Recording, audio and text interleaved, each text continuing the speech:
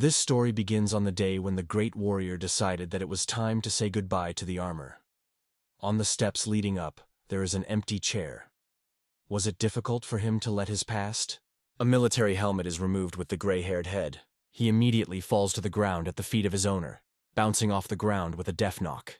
The old man continues to go, taking off his armor on the go. He walks through the lines of warriors who froze on both sides of him. They greet him with screams, cheers. The old man says they did a huge job. He continues to step forward, and the warriors include in front of him. Welcome screams sound from all sides. Suddenly, a person with the words is manifested on the steps. The order of the Emperor. The old man who has already reached the gate stops. He expects when a man reads the command of the ruler. A person who carefully holds a scroll in his hands tries to catch his breath. He begins to read an order in which the Emperor turns to the old man, as a mentor and ally who trained the best royal guards. The great commander Li Guan carefully listens to his speech. Together with other warriors, he kneels in front of the will of the Emperor. The man continues to read the message in which the ruler of the great Min compares the commander with his sword, and admits that the empire exists due to the fact that he defended it. The Emperor expresses regret that there will no longer be warriors like him. All those present are exchanged when they hear the words. The great commander is appointed state advisor and receives an amnesty. If he refuses the post, having resigned, then the order will not enter into force. Putting his head, the old man listens to the command of the Emperor, who wants him to forever remain a sword for the Lord and the great Min. Let the body of Gvolor on the verge. But this will never change the fact that he is an eternal mentor and ally of the Emperor. The old man rises from his knees, and the man reading the order looks at him in bewilderment. The behavior of the commander is alarming. He asks him to stay in place. The old man does not pay attention to him. He continues to go, clutching a sword in his hands. He is focused and immersed in himself. The commander goes without looking around. The gates were left behind. Then something inexplicable begins to happen to him. The old man's gray hair begins to get dark at the very roots. Once a white beard acquires a black color. He is surprised by the rapid rejuvenation and considers it interesting. Whether the GSOW is a little confused and asks the question, where does he go now? The blacksmith, holding a hot part by the tongs, lowers the hammer on it. He is focused on his work and thinks about the 4 divine guns of Muram. He mentally lists them. A bloodthirsty dark god, the king of infinity Muram, the collector of the bones of the Bui clan. And this man brought him an unbending sword. The guy radiated nobility, although he looked no more than 20 years old. And he looked like he had never held a weapon in his hands. He said that his name Li is GSU, and he asked to forge 30 swords with holes in the blades. The old man continues his work. Drops of sweat flow down his face. He thinks the last sword remained. The hammer with force drops into a hot metal. An unbending sword. Golden and purple light harmoniously pass through it. He shines like a star in the sky. Legends say, sharpness, not changing for millennia, is incomparable. The old man is immersed in memories. The sword falls, and a curse is heard. The blacksmith scolding whether Gvol, saying that he is not even a man. The son is surprised by his behavior. The old man asks the guy, does he really think that a sword is just a piece of metal? He says that the blade is a gun that saves and kills people. Then he adds, he would not tell him anything, be it a weapon acquired in the market. But he dared to make holes in the best sword of the world? Continuing to insult the guy, the old man invites him to tell the owner about this. He says that the blacksmith who accepted such an order will be as villain as he is. The guy silently unties the knot. The old man is intrigued. He is trying to make out what he wants to show him. The blacksmith says, even if there will be gold bars there, but he will not make swords with holes. But when he sees the contents of the knot, he cannot hide surprise. This is a meteorite iron obtained by processing a meteorite that has fallen from the sky. The old man asks, where did he find such a jewel? The guy replies that he would not have come if this work is not for the Chulvong. The blacksmith thinks that with so many meteorite iron, he will be able to make a sword that will not bend even with holes in the blade. He is surprised. Who is this youth? He carefully examines the guy, and it seems begins to guess who is facing him. The hammer falls into a hot metal. The old man again plunges into memories. He reminded him of one person. The blacksmith holds out the guy a sword, saying that even if he does not like it, then let him take. He, picking up the weapon, carefully examines him. He believes that the work is perfect. The old man, approaching the guy, stares intently into his eyes. He asks, why does he need 30 swords with holes made of meteorite iron, which is more expensive than gold? He replies that this is a gift. The old man is interested. To whom? But the guy says that he cannot say that. The blacksmith again carefully studies the sword and customer. He looks at the holes in the blade and at the handle. Then he peers again into the guy's face. His gaze is quite eloquent, but grunting, he continues to remain silent. The guy answers him with the same meaningful look. The blacksmith continues to process iron with a hammer, thinking that it doesn't matter how many times he looked. The guy was still indistinguishable from that person. The old man, not looking up from work, again plunges into his thoughts. In his youth, he did not know how to restrain himself and was eager for battle. His life took place in constant battles.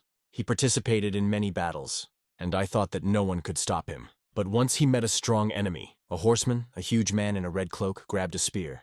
He prepared to strike, and with force he threw a weapon into the ranks of the enemies. The spear quickly flew in a given direction. The blacksmith, at that time a young and strong man, was busy battle, and could no longer reflect the weapon approaching him. He realized that death was inevitable, but did not manage to do anything. Suddenly, someone's strong hand stood in the way of deadly gun, and it pierced it. Passing through his palm, the tip turned out to be almost at the man's face. The defender's hand clenched into a fist, and the tip was scattered into small fragments. Only now the man was able to see the face of his savior. He recognized him. It was General Lee Gervis. The old man thinks that his customer has the same name as the person who saved him. The blacksmith and the guy are sitting at the table with a treat. The old man says that during service in the army, between battles, he heard a story. Pouring a drink in a bowl, he continues. It spoke of a great follower of one clan. He asks, does the interlocutor know her? He is interested. About the oldest of the followers? Looking at the bowl in front of him, the old man answers in the affirmative. Once the leader of the clan called him and ordered him to join the army instead of the rest. It was a thunder among the clear sky, but he was not a simple person. Other followers were for him as brothers, and Lee Glow with joy agreed. He went to war. The blacksmith continues the story. The interlocutor carefully listens to him. Lee Ji arrived on the battlefield. He did everything in order to survive, and waited for the day when he could return to the clan. Even wanting to die, he could not. The leaves are spinning, falling to the ground next to talking people. The old man says, but once thunder hit again. Then it recovers, or rather, lightning. Lee GSO realized why the head of the clan sent him to war. The leader wanted to convey the clan to one of the sons, and thus chose the best. The blacksmith believes that it was terrible, but the guy continues to silently drink the drink. The old man says that he was not present personally and cannot speak for him, but imagines what he was then. It should be very painful. When he heard about this, he could not say a word for a few more days. The blacksmith admits that he was thinking about that. Is he not the same follower? After all, he was called GSU, just like a guest. The old man says that this is nonsense. If the follower was still alive, he would be in 90 years. He does not know why all this tells him. The guy is so young. The blacksmith believes that he probably drank too much. He would like to repay whether to Gvol at a meeting. The blacksmith, waving his hand, reports that he will probably go. He promises to finish the last sword tomorrow. The guy remains to sit at the table alone. He is immersed in thought. Lee Gvol carefully looks at his palm. A scar can be seen on it. He recalls the name of the man, because of which he received him Chul Wong. Does GSOV ask the question? He did not disappear, because the blacksmith remembered him? The hot metal workpiece is lowered into a tub with water. On the threshold of the forge, whether GSUR appears. The old man, holding a sword in his hand, says that everything is ready. He holds out the blade to the guy, offering him to see. He carefully studies the sword. He is delighted. The old man asks, can he ask something about something? The guy agrees to listen to him. Chul Vong says that he thought about it all the time while he was working, but still did not understand. Why in the blade of holes? He asks the guy to share wisdom with the old man. Lee Gervis thinks, and then he offers him to move. Lee Ru, Russell. Even after many years, nothing could fill the void in his heart after he could not return to the clan. Then a man appeared who promised to repay him with his whole being. The man said that he was a blacksmith, and his skills can be useful. He promised to thank him somehow. Let him just come to the forge of the Wong family. He introduced himself, saying that his name was Wong Bakbek, and handed him a pennant with the coat of arms of his family. On the ground are packed swords tied with a rope. The blacksmith stands opposite the guy holding the blade in his hand. A third-rate person will defeat a first-rate warrior, possessing an unbending sword. This is how the legend says. The weapon in the hands of the guy is covered by fire aura. The old man continues to be perplexed. Why make holes in the blade? Lee Goldham's the sword to his face. Then he makes several waves with the tip of the blade. He freezes. Energy is scattered from the blade holes. A leaf cut into the ground falls on the ground. The guy continues to demonstrate the capabilities of the sword. A whirlwind that circle crushed leaves forms around him. He easily dissects the trunks of trees. The blacksmith is struck by these spectacles. He asks, "Are 18 holes designed to extract internal energy?" The guy answers, "So." Chulvong is surprised. To show such power, the guy needed to simply wrap the sword in a semicircle. He asks the question, "And if you turn it without stopping?" The blacksmith asks, can he name the sword? And whether GSWS allows him to do this. The old man is interested.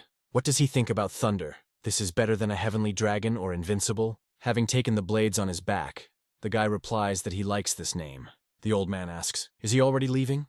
The guy looks at him, and the young warrior whom he saved many years ago stands in front of him. The blacksmith is interested. Where does he go? Suddenly, the young man holds a piece of fabric to him. He tells the old man to release debts of conscience. Having given him the fabric, Li Gvolu squeezes his hands with his palms. Then he releases him, and the blacksmith remains with a pennant with the coat of arms of his family. He recognizes him, and tears roll from his eyes. His hearing comes quietly, Wong Bak Bek. The blacksmith is unable to say a word. He looks after the removing guy, and he, without turning around, waves his hand in parting. The old man knelt down, but Li Glo no longer see this. He continues his way. To be born is to raise a sword to the sky. To die is to disappear with a sword without a trace. These words are written on a stone installed next to the Academy of Thousands of Swords located on Mount Xiang. Standing in front of the stele, Li Gvol. He have not seen each other for a long time. On the gravestone, the name of Jian Punga is carved. He ruled the 20th Generation Academy and became the Sword of Heaven in the Charonian battle. Putting the sword in front of the stele, the guy says that he was late and was able to prepare only this. He asks to forgive a great follower. He lets out weapons from his hands, and the sword on the very handle goes into the ground covered with snow. Li gnaws heavily. Then he looks around the surrounding area. Grave hills are visible everywhere. Pouring a drink from the bottle on the tombstone, he lists the names. Guan Oke, Soke H. Chun, Uji Il, Hyun. All of them died in the Battle of Cheonia. He recalls that this battle took the life of 15 of 30 followers. The guy wonders what happened while he wandered. He reads the name on the next stele. His teacher rests here. He says, if the heart of a man who expelled him was the same as always, then he would not have fought to the last with his students. Having knelt down, does Gvub ask himself, how could he not understand him? Then he pronounces, sleep calmly. 6 years later. The West Taik, the province of Jiangsu. The banks of the Wishan River, where there are inns and brothels. There are many places to enjoy life so far you have money, and only one tea house. In the tea house of Muj, customers themselves choose a cup, kettle, and of course tea. They themselves prepare it, and the price is determined after cooking. The girl holds a cup in her hands. She is unhappy with the drink. Looking at the visitors, she thinks that the tea house is not at all the same as it is described. The girl's name is Yun with Loon. She thinks, according to rumors, more than 100 women run after its owner. The Murim Union was convened for the first time in 15 years, and they should send a message to the House of Beautiful Mothers. The leader of the house asked the girl not to create problems. Yun with Loon believes that the mission entrusted to her is significant. For the vice leader of the House of Beautiful Mothers, it is natural to punish men who are fooling women. Looking at the visitors, she thinks that at night they will show their essence. It got dark on the street. Li GSUS addresses the girl with a question. She rejoices, he is here. Yun with Loon look at him. She believes that the guy looks charming and wonders how many ladies' hearts he stole. Mentally, she asks him to try something on her, but she pronounces a brief, what? The guy says he is sorry, but they are closing. The girl cannot believe what she heard. Is that all he wants to tell her? Li GSUS explains that the rule of the Muja tea house is to close after sunset. Yun with Loon, still not believing in what is happening, is looking for money to pay. She understands that her wallet is empty. She was in a hurry and forgot to take the coins. The girl is very ashamed. She thought that in front of her a man who was fooling women, and he understood it. Now she cannot pay for tea. What will he think about her? She is very offensive, but there is nothing to do. The girl asks for forgiveness, and rapidly breaks down. Running away, she screams, sorry. He puzzled looks after her, not believing that he was deceived. Then, smiling, he thinks, well, whom it cares. 6 years ago, after the transfer of scripture and swords of thunder to the clan, he met an old monk in a tomb on Mount Zuhua, Tea Master Gong Wai. He studied the art of a pulse, allowing you to control the body and mind while drinking tea, as well as the art of its spill. Muja's tea house was built to spread this skill around the world. Here you can listen to stories from all over the world, simply communicating with clients.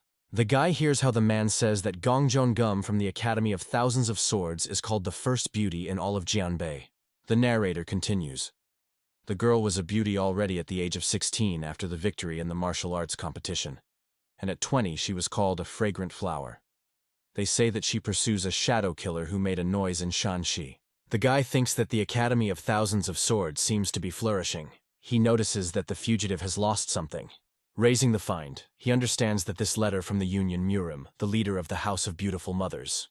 He thinks that the girl is the vice leader of the mysterious sect, which includes only women. He unfolds the letter. It says that in connection with important changes in the sect of bloodthirsty demons, the senders of the letter take measures to strengthen the union. They expect many participants from Junyan and Loyan. He says thoughtfully, bloodthirsty demons, Kanjin Financial Institution.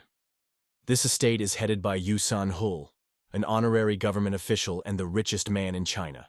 A man sits in the office at the table. He carefully studies the scroll. The red text is unpleasantly surprised by Yusan Hulia. For some time he reflects on the information received. Suddenly, a man appears in the doorway whom the man did not expect to see here, whether he is standing in front of him. He says that he needs information about what happened in the sect of bloodthirsty demons. The official clearly expected something else. The man replies that he surprises him every time. Starting to speak, he rises from the table. Yosan Hulof asks whether he knows that there is someone who dared to put his hands on his status and money, moving through the walls of the financial institution Kanjin. The guy is interested. Is it somehow connected? The interlocutor asks the question. Does he know about a silent sword? Does Gvol clarify? About Doc B? 40 years ago, this man was known for his knightly spirit, but after the loss of his hand, he began to commit murders and theft. Even rape includes in the list of his crimes. He became the enemy of society. Having stole money from the financial institution Kanjin, he abused 8 women in the capital. He cruelly killed 6 of them. 2 survivors were psychologically injured, so that they could not even speak later. He also attacked one of the capital's bars, while 23 people were injured. Yosan Hulof says there are many rumors about why he left the underground. But he thinks that this is due to the recent movements of the sect of bloodthirsty demons. Whether he is thinking about the connection of the sect and Doc B, his hand lies on the railing. He stands on the balcony, looking at the lights of the night city, thinking that even he wants to punish Doc B as a student of martial arts. But he knows that things in this world are not carried out of his own free will. She requires reward, and bad guys want to terminate these payments. And the process of breaking this chain is terrible. He asks a question. Is it different in Murim? He also had to pay a considerable price to stay in this place. He understands that the Doc of B cannot be caught even for 1,000 gold bars. He has a dream. He finds himself in some gloomy place. The guy hears the voice of the teacher who orders him to leave. A hand lies on his shoulder. Turning around, he sees in front of him the rebellious dead man. He tells him that he should leave for the Academy of Thousands of Swords. A battle unfolds in front of his eyes. He stares at a warrior, desperately fighting with enemies. Lee Gervis understands that it is he. In the jump, he attacks the enemy who instructed him a sword. Warrior Gawaln pronounces a few words. He screams that he is not going to die. The guy opens his eyes. He is in his bed. Lee Gervis rises from the bed. He sits at the table on which there are a cup and a kettle. The guy pours drink into a cup. He recalls the monk. 4 years have passed. As yes, the dream of gone. I taught him to hold a tea ceremony. The monk said that many people studied it to relax their mind and body. The old man asked him to remember the main thing. He saw through a divine eye, one of the 6 divine abilities in Buddhism, which gives the opportunity to foresee an outstanding figure in the future. He was a young man in a red, stained red mantle. He hears the voice of a monk, who believes that this is his future. Putting his head, the guy asks the teacher not to worry. The drink in the cup soars up when the guy makes a promise. He says that he will never return to his former I, from which it smelled badly instead of tea. That night, in the full moon during the Mid-Autumn Festival, the second most important holiday in China after the New Year, all people who visited the Muja tea house made a desire. They looked at one moon, but wanted different things. Some visitors wanted health and overcoming financial difficulties. Others wanted to get eternal love. Whether the desire for Gvol was simple, the success of the Academy of Thousands of Swords. An unexpected noise attracts his attention. For a while he is standing, listening. Seeing 3 thugs, the guy thinks that he smells of blood. At the table of an empty institution, a man sits. Two more people stand nearby. When everyone took their places and took measures that did not allow outsiders to eavesdrop on them, they decided that they could calmly talk. Doc B wants to discuss the issue of where they can hide for a while. One of the men offers to sit in Hainan Shen, but a person with a nickname as a silent sword immediately interrupts him. The second, a thug with a shaved head, believes if they are caught by the leader of the House of Beautiful Mothers, then their followers will burn all the ships of Hainan Shen to catch the master. The first man offers to kill two birds with one stone at once, going to Shangxi. A guy who is engaged in the preparation of tea hears how they are discussing the fact that the sect is bloodthirsty demons and Murim are fighting and always randomly there.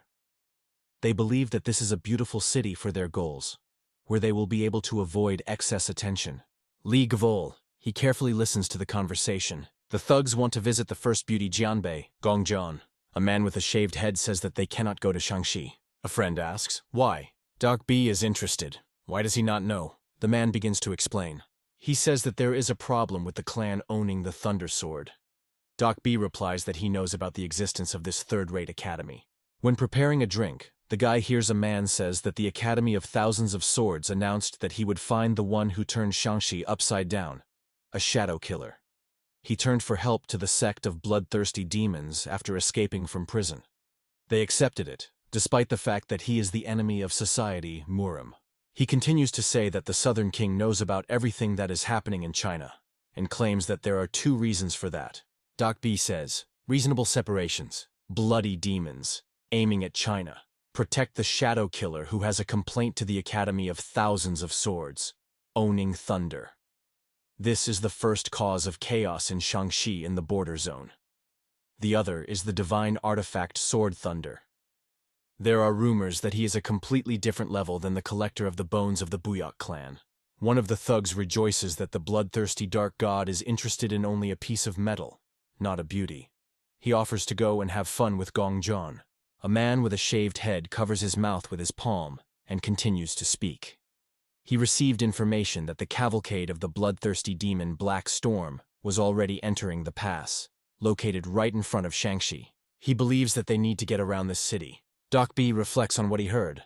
The question is heard. When did you find out about this? The surprised Doc B turns around. He thinks, despite the sound insulation, they were still overheard.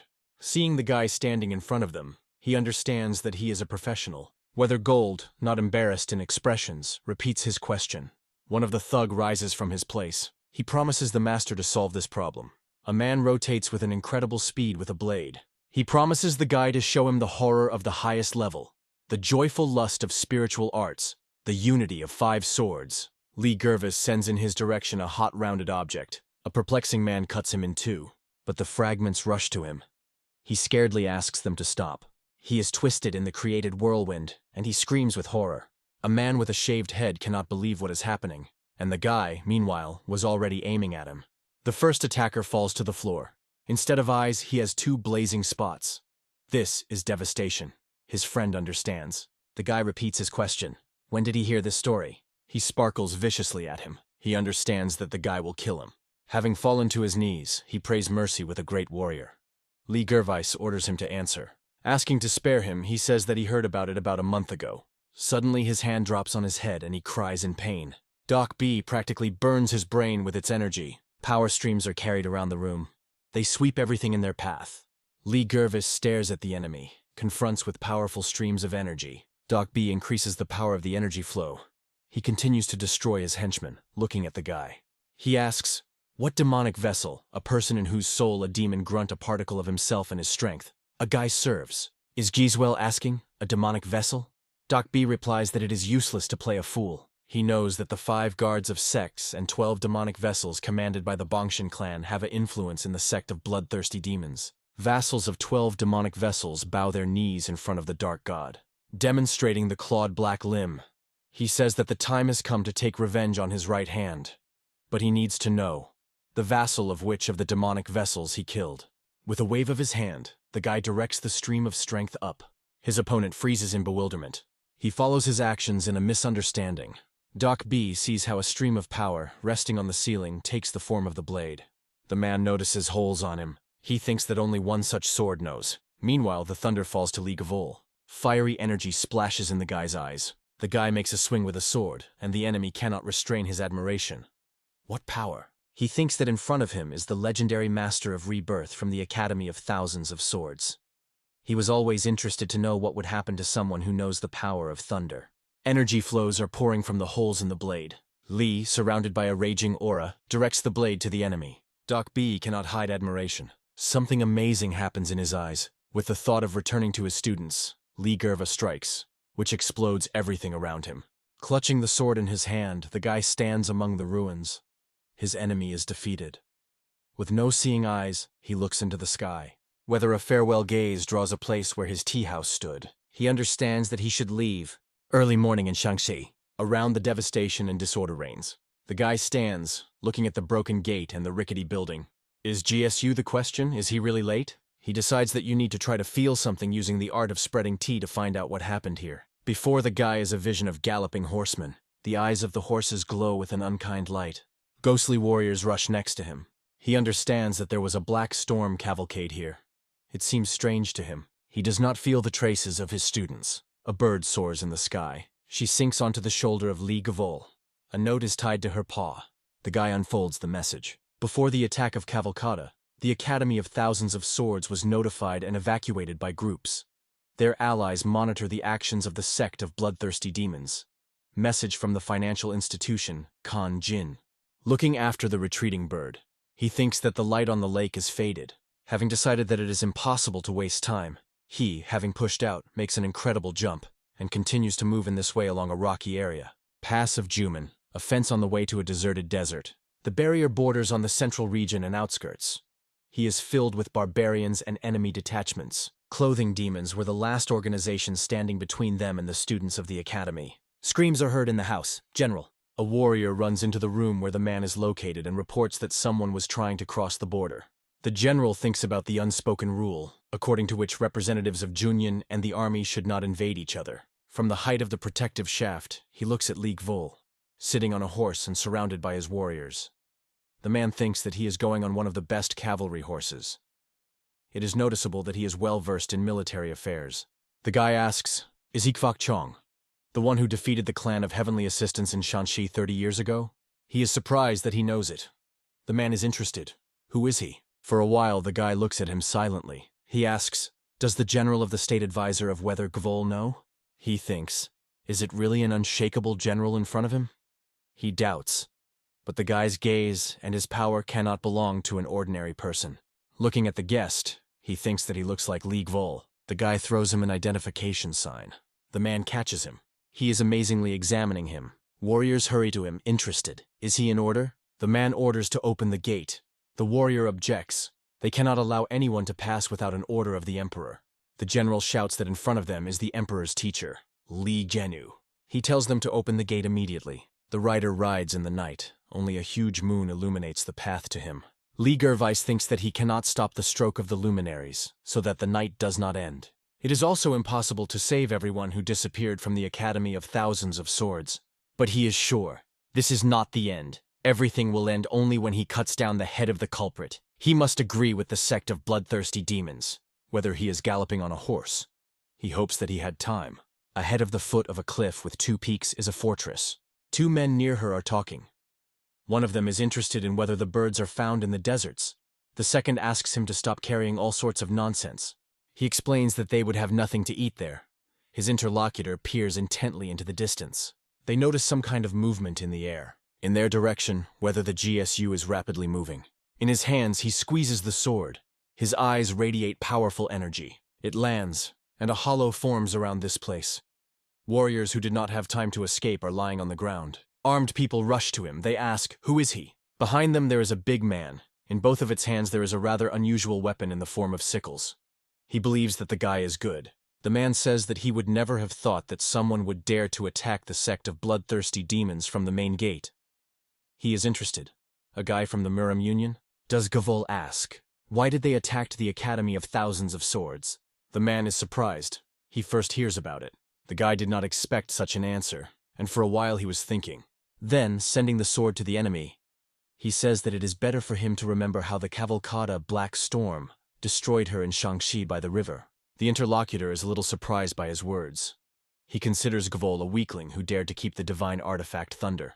He asks, "Does Lev need to look for a reason to eat a rabbit?" The guy is interested. Then the strongest survives? The big man laughs and then says that this is why the guy will die now. Warriors put forward swords, preparing to attack. Lee Gervis casts them with a dissatisfied look. He decides that he can no longer waste time. Rushing forward, the big man orders to kill him. Lee GSU, covered by the radiance of a powerful aura, shouts that he needs to meet bloodthirsty demons with the leader of the sect. His enemy is somewhat discouraged. The guy's figure envelops an unbearably bright radiance, and he directs power to the soldiers surrounding him. Incredible power hits men. Lee Gvolis hides the sword in the scabbard. The scorched earth is drilling around him, and dead warriors are lying. He goes to the fortress. The order is heard. Stop immediately. The guy tells the people who met him to bring his leader. One of the 12 demonic vessels, Suramagun, replies that they do not have it. There is only a dark god to whom they pray. The old man says that their god is not someone who can be seen at will. He explains that the guy must defeat him and other demonic vessels, and then win over 10,000 of their followers. And only after that he will be able to meet him. Lee Jiasao's is looking unkindly at Suramaguna. He rushes on the attack, saying that if you have to go so far, then... Having not yet finished the phrase, he decreases the enemy with one wave of the sword and is far behind him. The body of Suramagan falls to the ground. The warriors surrounding them are at a loss. They cannot believe that in one fell swoop he chopped off the head of one of the demonic vessels. Lee, who squeezes the sword in his hand, says that he will make a dark god appear before he finishes them all. An incredibly huge man comes forward. One of the 12 demonic vessels, by the name of Han is a bloody blade, states that the glory of the defender of the 5 sects was denied. He will be honored instead of him. Having licked his sword with his tongue, he says that he wants to see how the guy can cope with him. Lee Gervais measures the enemy with an appraising look. A scream is heard. "Back! He is too tough for you!" A voice is heard, ordering 10,000 demons to bow and lower their heads. Their god descended to them. Men hastily execute the command. The order is repeated. Everyone except Lee Gvol, becoming in a kneeling pose, bow their heads. A dark figure descends from heaven. The guy thinks that he had not felt this for a long time. The dark god, Beonilguan, descends to them. The kneeling men are respectfully pronounced. Our god has come down to us again. Li Guv boldly meets the dark god. Han, bowing his head, says that he is all at the service of the Lord. Beonilguan asks, "Did the guy talk about the Academy of Thousands of Swords?" Li Gvolu replies that his sect wanted to destroy the Academy in pursuit of her treasure. He is interested. Does the dark god know about it? He answers negatively. A man is approaching him. Beonilguan will listen to his words. He says that one of the demonic vessels desired the sword thunder, as well as revenge for the insignificance with the nickname of the Shadow Killer.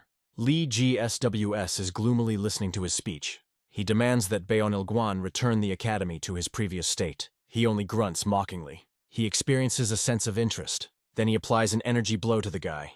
But Lee Gervais reflects the attack, and energy rushes to the dark god, however, without inflicting any damage to him. Beonilguan says that God does what wants, and he should not obey a person. Hearing in response the promise of the guy to prove that he is worthy of the fulfillment of his desire, the dark god frowns in response. Lee Gvolu believes that this is the only way to save his brothers and sisters. He offers to change the place. The guy rushes to the tops of the cliff. One of the men named Muen asks Beonilguan not to stir. He tells him to silent. He goes after Lee Gvol. Opponents are on tops opposite each other. Beonilguan asks, "The thunder of the Academy of Thousands of Swords?" He says that there are holes in him, as the legend says. Bellowing in a combat rack, the guy replies that his sword is also good. The enemy laughs at his words and then asks, how does he dare to call the Dark Soul just a good sword? An unusually bright aura flashes at the top of the mountain. Lee GSUS offers to start a battle. His enemy agrees. Finally, the Unbending met with a Dark Soul. The struggle of the two AURs flashes on the bifurcated top of the cliff fiery and blood red. Muen and other warriors are watching the battle intensely. A man cannot believe what is happening. He, the commander of the defense detachment under the sun, Daejo Muen's Steel Blood, is stunned by the fact that this man is fighting with their lord in Kanho. The battle continues, the glow goes out. The team is heard, all in place. Daejo Muen is in a hurry to my lord. He remembers the order of Beonilguan not to follow him, but he cannot leave him alone. Moving forward, he thinks that this is not a simple bloodshed, but a battle that will go down in history. He freezes when he sees the picture that opened before him. The man considers it incredible. Blinding energy illuminates everything around. Through her radiance, two silhouettes are vaguely visible. Lee, who putting forward the sword, rushes to the enemy. Dajomwena is approaching the battlefield.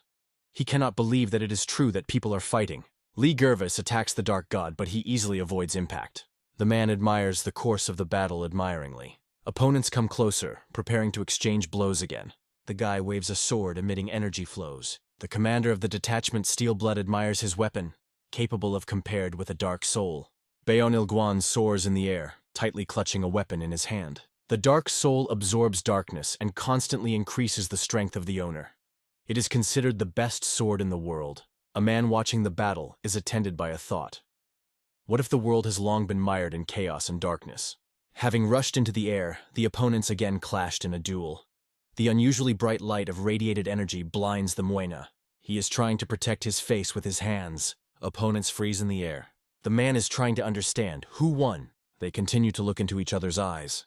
Bayon Ilguan makes a decision. He hides his weapon. His gaze is promising. He turns his back to the enemy. The worried Muen is in a hurry to him. The men who are waiting below hear the words addressed to them. The respected submission of 10,000 demons, the second coming of the generation of Sangin. They hurry to fall to their knees. The words are repeated again. Bayon Ilguan descends to the ground in front of them. One of the men thinks that everything went as expected, not a scratch on the master. The dark god tells them not to move.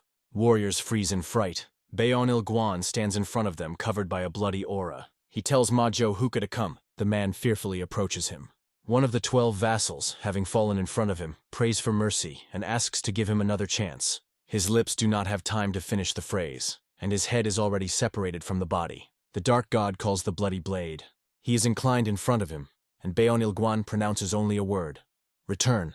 The man asks what he has in mind. He replies that he must return the Academy of Thousands of Swords to his previous state.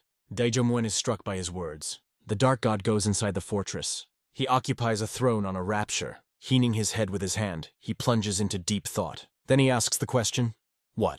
At the foot of the throne in a kneeling pose stands Daijomuen. He says that he was looking for a dark god. Bayon Ilguan believes that he wants to know a lot, but does not ask. The man replies that his presence clarifies everything.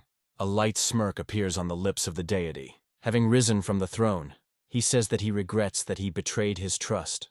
In the eyes of Dajomwena, a question and distrust are read. Bayon Ilguan says he goes to training. He tells the general to give him to extend the festival in honor of his second coming. The man answers, I obey. Getting to the hilt of the sword, the dark god adds that he still goes to Kanho. Dajomwen is interested. Why? The dark god tells him to find out as much as possible about the past of his opponent. League Vol. The man is in a hurry to fulfill his assignment. Bayon Ilguan looks at his sword. His body and weapons again radiate a blood-red aura. He pronounces the name of the enemy, Lee Gervais. His words are echoed among the rocks, whether G.S. out in the lotus pose meditates high above the peaks. Opening his eyes, he mentally responds, pronouncing the name of the dark god, Bayon Ilguan, from the sect of bloodthirsty demons. All currents, waves, and flows eventually become one. C. Although these are different types of martial arts, the dark god thought that having reached the top, the route would be the same. Today, he realized that he was mistaken. The enemy's energy was too clean and not angry. But fighting, he felt that he was fighting with pitch darkness. League Volu understands. Let him win. But this is definitely not the end. Bayon Ilguan promised him to return the Academy of Thousands of Swords to his previous state. Although no one mentioned this, another promise was given. The guy believes that this is fate. Looking down at the house glowing in the night, he thinks that, like a person living under the same heaven and in the same generation as Bayon Ilguan, he will fight again. Going on the road, he mentally plunges the time when he was a great commander. The Emperor's sword and the legend of the Academy of Thousands of Swords. Moving with incredible jumps, he wonders, were all his efforts really in vain? His will is too weak? Standing forward, the guy complains. How could he forget about it? Because, along with force, responsibility grows. Now he understands what stupidity it was to think that the Academy of Thousands of Swords would flourish if he transfers them the technique of owning a sword and thunder itself. Millions of soldiers and government officials are in the same boat. All of them are associated with the rise and fall of the Empire. Academy of Thousands of Swords is one of many in Murim. Her fate is incomparable with the fate of the Martial Arts Alliance. If a small clan is too strong, then others will devour it. He scolds himself for overwhelming this from sight. It should be because he lived as a general of the Imperial Palace longer and more than a member of the Academy. Finally, he stops. He understands that now he needs to make a decision. Is GSU the thought? What to do next? The moon illuminates the mountainous area. On the hill are people who are staring at the darkness. Gyun Chan, the captain of the 3rd Detachment of the Cavalcada Black Storm, rejoices that they finally come off the chase of the Murim Union. Looking at the lights in the camp located in the valley, he says that this is the left wing of the military base. He understands that they asked for help from the Murim clans, not the military. Warriors, among whom are a gray-bearded old man, move between the rocks. The captain continues to consider what is happening in the valley. He decides that here they will stop. A group of people is located in the forest. The 21st leader of the Academy of Thousands of Swords. But Il tells a girl sitting on a huge dog that she coped well. The younger student of the Academy of Thousands of Swords, Gongjon Gum, hesitantly addresses the master. She says, "It is not good that traces of sects from MANHUA and the South Territory are lost." It seems to her that they are pursuing the Cavalcada Black Storm. The old man believes that everything is in order because they do not hunt them. The girl asks him to relax and promises that he and Sa Ren are leaning at night. The old man agrees with her. Warriors fall asleep, sitting on the ground. The girl listens to the night silence. Together with the dog, they depart from the place of the night. They are approaching the river. For some time, Gongjon Gum is looking into the distance. Then she dares to sit on stones by the very river. The girl sighs tiredly. Looking at the reflection of the moon, she thinks, why did the Academy of Thousands of Swords be on the verge of disappearance for no reason? She sighs again. If the brother of the master, Lee Gervis, who handed her the sword 6 years ago, was here. The girl tells the dog Serena that he is probably tired too, but still asks him to help her. Gongjon Gum laughs. She tickled. The dog licked her cheek. The girl says that now all their lives are under her responsibility. She does not have time for weakness. The dog barks. Alarmed, Gongjon Gum asks, "What is it?" She understands that there is someone here. The girl and the dog rush through the forest. Gongjon Gum, noticing a glow in front, stops. She takes out a sword from the scabbard, and in the blink of an eye, the girl finds herself in the clearing where the fire burns. She looks warily around. A man with a lantern in his hands peeps out of the bushes. He says that the girl does not worry. He took her friends. The voice seems familiar to her. The bound Vun, but ill, who is among the captives, tells her to run away. The girl calls the master. The shadow killer chuckles at her. It all seems funny to him. Gongjon Gum sees connected warriors. Preparing for the attack, the girl proclaims the motto of the academy. Life is to raise the sword to the sky. Death is its disappearance. She rushes into battle, wishing to death to the enemy. The man also exposes the sword and rushes forward. He says that he did not want to cripple her, but she left him no choice. Opponents approached each other. Their blades are crossed. Gongjon Gum, furious, waves his sword. Her opponent makes an incredible somersault. A scream is heard. "You are open!" Warriors exhale alarmed. "Sister!" The shadow killer strikes, but the girl beats off his attack. The man's sword is broken. He is at a loss. How so? He had an advantage. Raising the blade, the girl says that the battle is not only gross power. She wants him to burn in hell. Gongjon resolutely hatches his sword on the enemy. Her actions are watched by Gyunchan and his warriors. The girl asks, why didn't they help? Isn't the shadow killer at the same time with the sect of bloodthirsty demons? The captain asks. At the same time with these animals? He believes that she is good for her years. Probably even better than those insects from sects on Mount Hua in the South Territory. The girl understands that this is the Cavalcade Black Storm. Their mentor was killed by their snake spear. The captain says his name is Gyun Chan. Vun, but Il and his warriors also guess that they have a Black Storm cavalcade in front of them. Looking at the weapon in the hands of the captain, the old man thinks, if they are pierced with this snake spear, then their organs will simply explode. Looking at his tip, he understands. Even if they will not die, they will remain disabled. Many martial arts of Murim and fellow practitioners of the Academy of 1,000 Swords were killed by this weapon, including the father of the old man, the leader of the academy. Vun realizes that their only hope is Gongjon Gum. He wants to save her, even at the cost of his life. His sword lies very close. One has only to reach out, and he will be able to stand up for his student. One of the warriors tells him, if they last a little more, then the Murim Union will find them. The captain advises them not to hope for help. He reports that sects from Mount Hua and the South Territory tried to agree with them, but no one in the Union Murim dared to fight them. Vun, but Il and warriors cannot believe it. The captain believes that it would be better if they rely on the military. Gyunchan asks the old man, Is he the leader of the Academy of Thousands of Swords? The man believes that he is pretty good. The girl, clutching the sword in her hand, carefully watches what is happening. The faithful dog is next to her. She drops the cloak, preparing for battle. The captain, looking at her frowning, says that no one would intervene.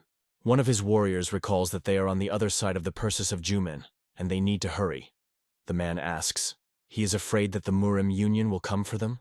Gyun-chan is interested in, does the warrior think he will lose thunder? He denies it. The man states that from now on he does not fight as the captain of the cavalcada, but as an independent master of martial arts. He rotates the spear, preparing for battle. The captain turns to the girl, offering her to show him thunder. Becoming in the combat rack, Gong-jon-gum answers, of course. The man says that he will allow her to start first and offers to attack. The girl weighs the balance of power. The battle of the sword with a spear.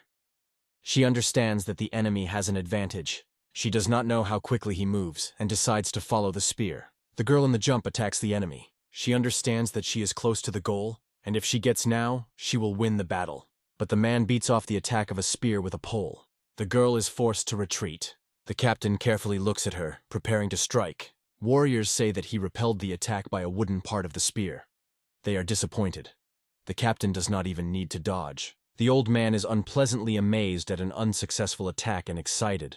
The girl thinks that she fought against the best warriors in different sects at competitions in Murim. But this enemy is at a completely different level. Looking at the captain, overwhelmed by sparkling greenery with a strong aura, she feels that he is somehow connected with the leaders of the sects of the Great Nine, the best of the best. Gyun-chan mocks her. A girl cannot even cut the tree with a sharp blade. The man attacks, saying that now his turn, and asks, can she dodge? He adds, if not, then die. The girl barely manages to dodge. She makes a somersault and counterattacks. She barely manages to avoid a blow again. Energy Gong-jon-gum curls with a spiral around her body. The captain again attacks the opponent. His spear is aimed at the girl. She waves her sword, preparing to reflect the blow. Gong-jon-gum is forced to dodge again. She thinks that the blows are becoming more frequent. She mentally keeps an account and understands that here he is, her chance. The girl decides to increase the distance. Jumping back, she curses. The captain asks, is she trying to keep a distance against the spear? He again approaches Gong-jon-gum. She understands that she will not be able to reflect the blow. Behind the captain appears a Vun, with a sword in his hands. The girl screams scaredly, Master! The old man, hitting a spear and taking a mortal blow from her, orders her to escape. The captain swears and says, that means he does not know how to give up, right? He beats the old master with a pole, and he, bent over in pain, flies to the tree. The girl screams scaredly and wants to run to the Vun but the man tells her not to be distracted and look at him. Gong-jon-gum asks, why? He still does not fight in full force. Even with such an advantage, she could never hit him. He believes that she did not lay out to the fullest. Gyun-chan knows that the technique of their academy is not so simple. He asks, is it so difficult to fight in full force to death? The girl looks at him for some time silently. For the academy, thousands of swords to crush mountains with the help of special technology are art. The stream connects one position on the other. This technique of owning a sword, which has 8 positions, is based on smoothness. Each pose must correspond to her. The girl understands that she forgot about the stream, which includes half the crushing technique. She waved her sword like an amateur, so her attacks look dull and not aesthetic. She thanks the enemy for the lesson, and again becomes in the combat rack. The captain tells him to bring him a black spear. Warriors are in a hurry to fulfill the order. Gyun-chan tells the girl that he had no need to use him before her. Gong-jon-gum realizes that the time has come to give all the best. She is sure that now she does not dissipate, and decides to apply the crushing, the 13th reception.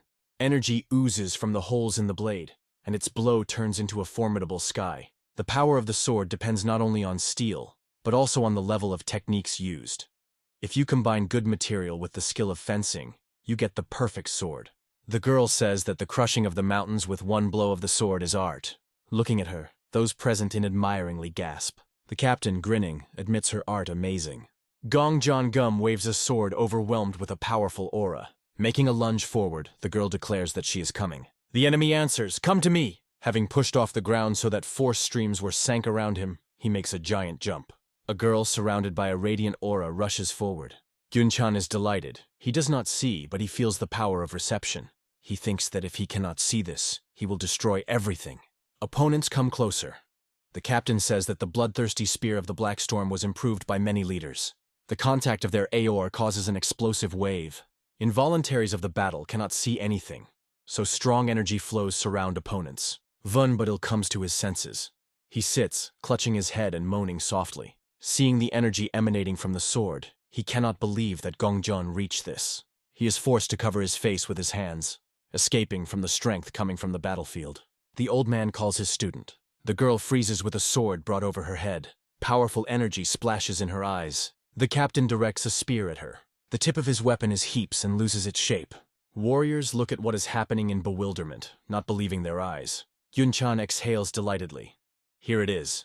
The real technique of the Academy of Thousands of Swords? The girl nods back. In the night sky, a bird is visible. One of the warriors turns to the captain. He extends a man from a sect of bloodthirsty demons. Yunchan reads a note. The girl continues to stand opposite him, clutching a sword in her hands. He carefully peers into the written lines. Then he looks at the opponent, and thinks that he should strengthen the enlightenment of this girl. Behind the frozen gong, John, a warrior, appears. But the captain tells him to leave the girl alone. Finally, she lowers the sword. Gongjon slowly exhales. Approaching the girl, the man asks, "She finished?" His recent opponent responds in the affirmative. Having moved away, Yunchan promises that they will continue when they meet again. People do not understand what is happening. The captain shows them a message from a sect of bloodthirsty demons. One of the men is outraged by his words. He says that the battle is won, and they, the clan of Shining Pegasus, cannot accept, but he does not have time to finish. The captain, with one wave of a spear, makes him shut up. Yunchan says this is a divine will. He asks, someone else wants to object to something? The soldiers silently look at their commander. He says that they return to the base. The detachment is hidden in the night forest. The 21st leader of the Academy of Thousands of Swords, but Il and his warriors look after them. Looking after the captain, the girl thinks about his technique. She saw thousands of swords similar in the academy. She reflects on his connection with the sect of bloodthirsty demons. The old man asks, "Is she in order?" Recall her, the girl draws attention to the master. Grabbing his arm, Gongjon asks, "Is everything good with him?" To which he receives an affirmative answer. The girl says that she is also fine, and they can move on. The old man is interested. What was it? She replies that she cannot explain this.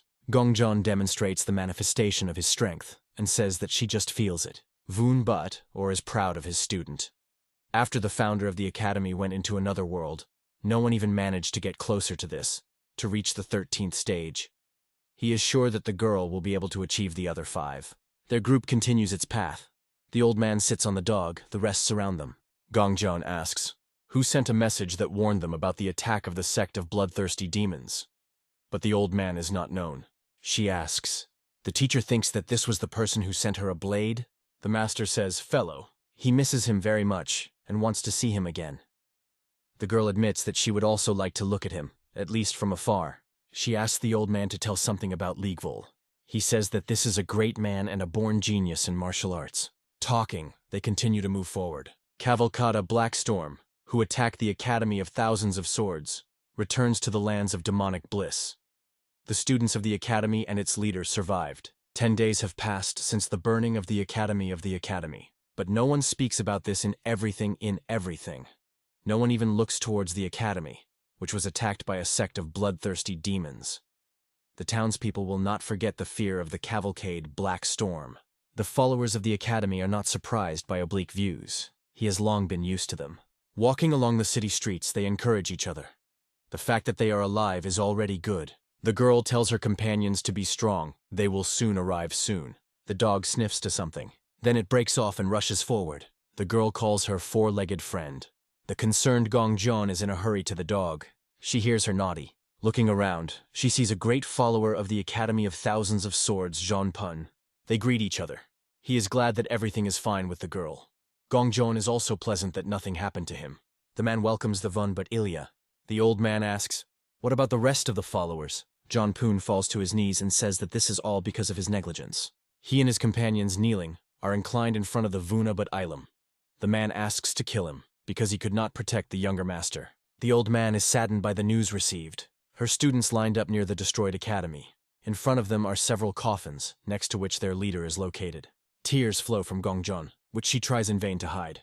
The old man falls to his knees near the coffins. The words that the younger master kept to the end are brought to him, and gave the students the opportunity to survive. Someone says that all the traces of the demons disappeared 3 days ago, and only after that the students were able to return to search for bodies. Bitter tears roll from Vuna but Ilya. Jonpun says 5 swords have disappeared. The old man cannot hide the tears of bitterness and disappointment. He not only lost his brother, but also could not save his favorite swords. But there is no time to grieve, because he is the head of the Academy of Thousands of Swords.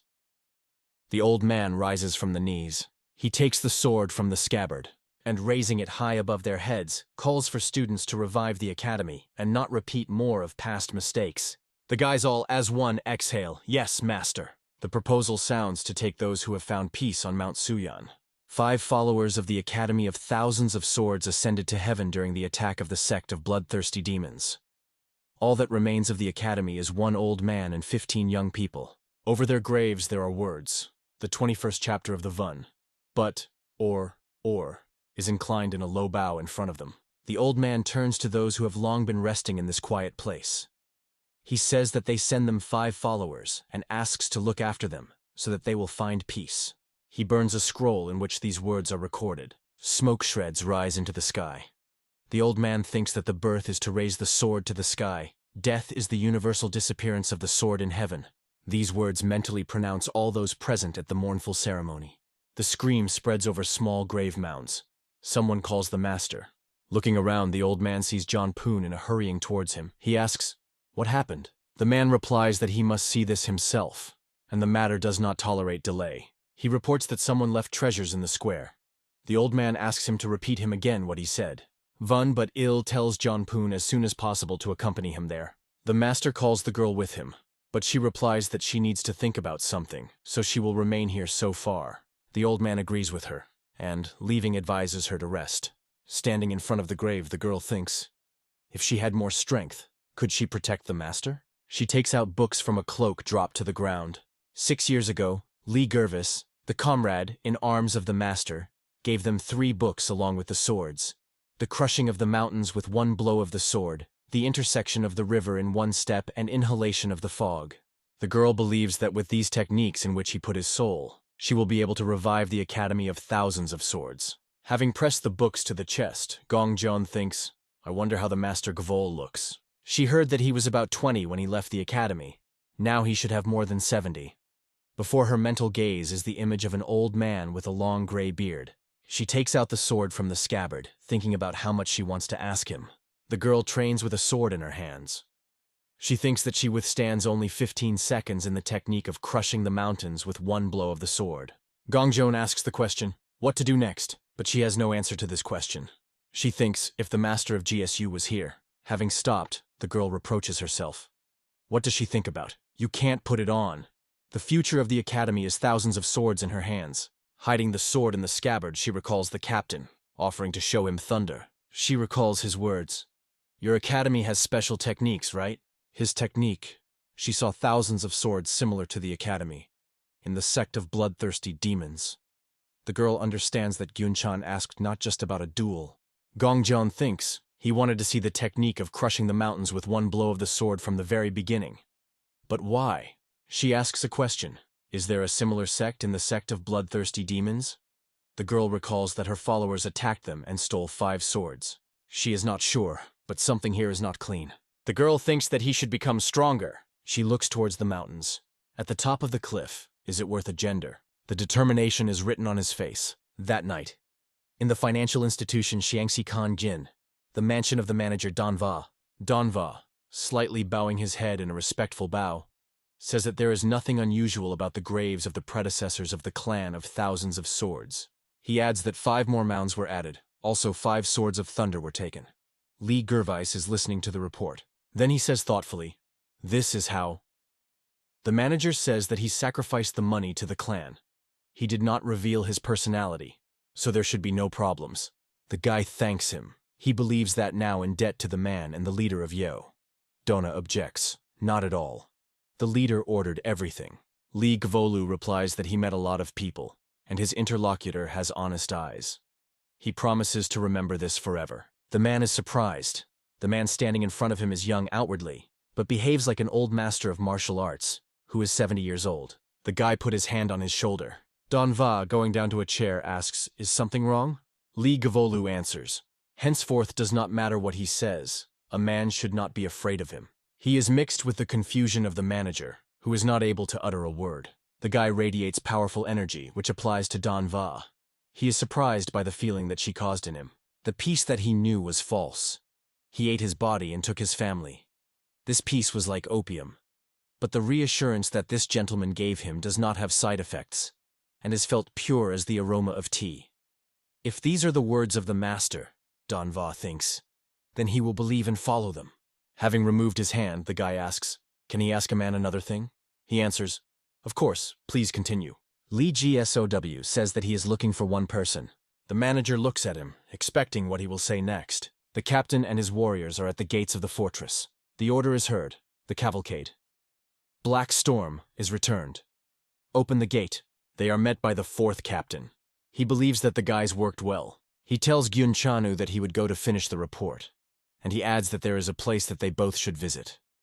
The man is surprised that he should go somewhere with him. The interlocutor asks, "Is it really not curious why God the Demon was restored by the cavalcada Black Storm?" Gyunchan looks around, evaluating the situation. She surprises him. The interlocutor asks, "Isn't it fine?" He says it happened in one day. The man came here and turned thousands of followers into a pile of ash with one wave of the blade. Gyunchan cannot believe he did all this himself.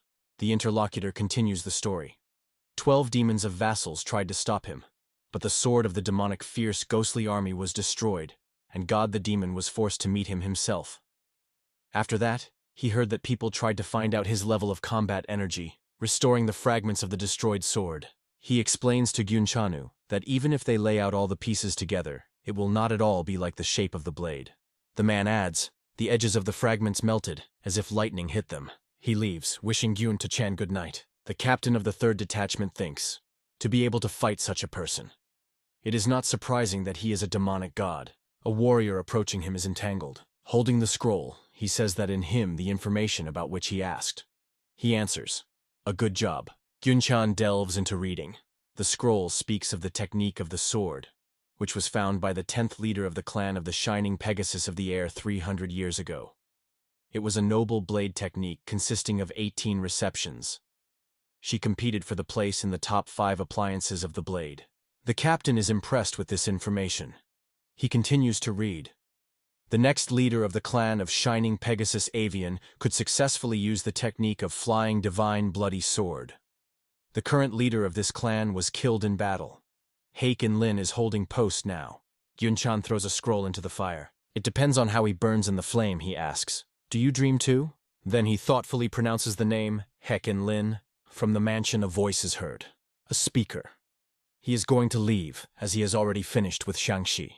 A man sits in the hall at the table. He says, "Since the unification of Murim emphasized that this case is not special, the police will not intervene."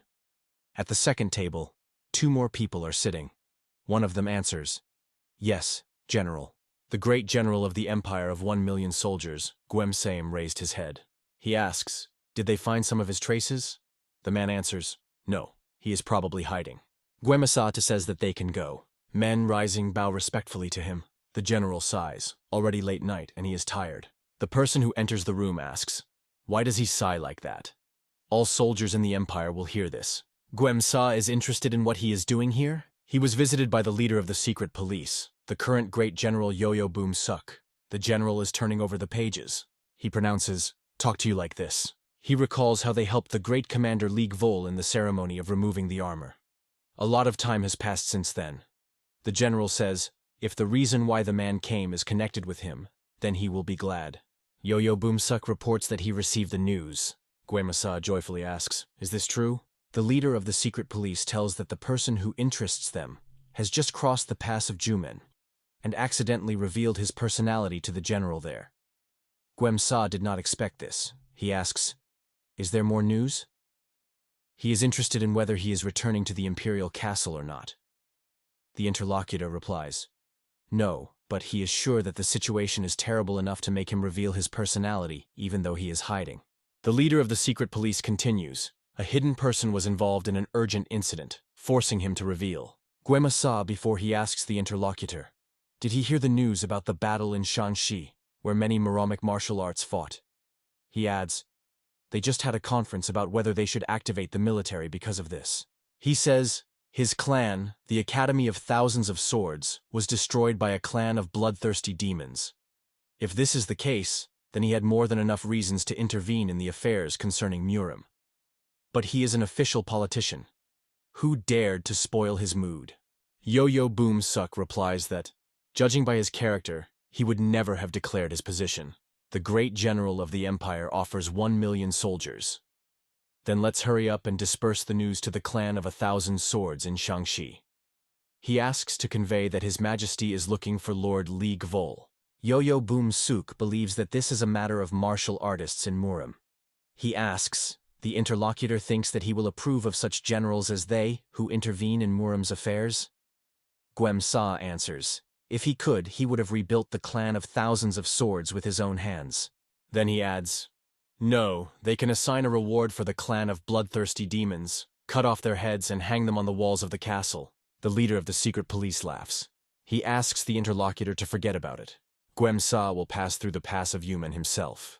Then, becoming serious, he says that in fact there is something else that he must say about.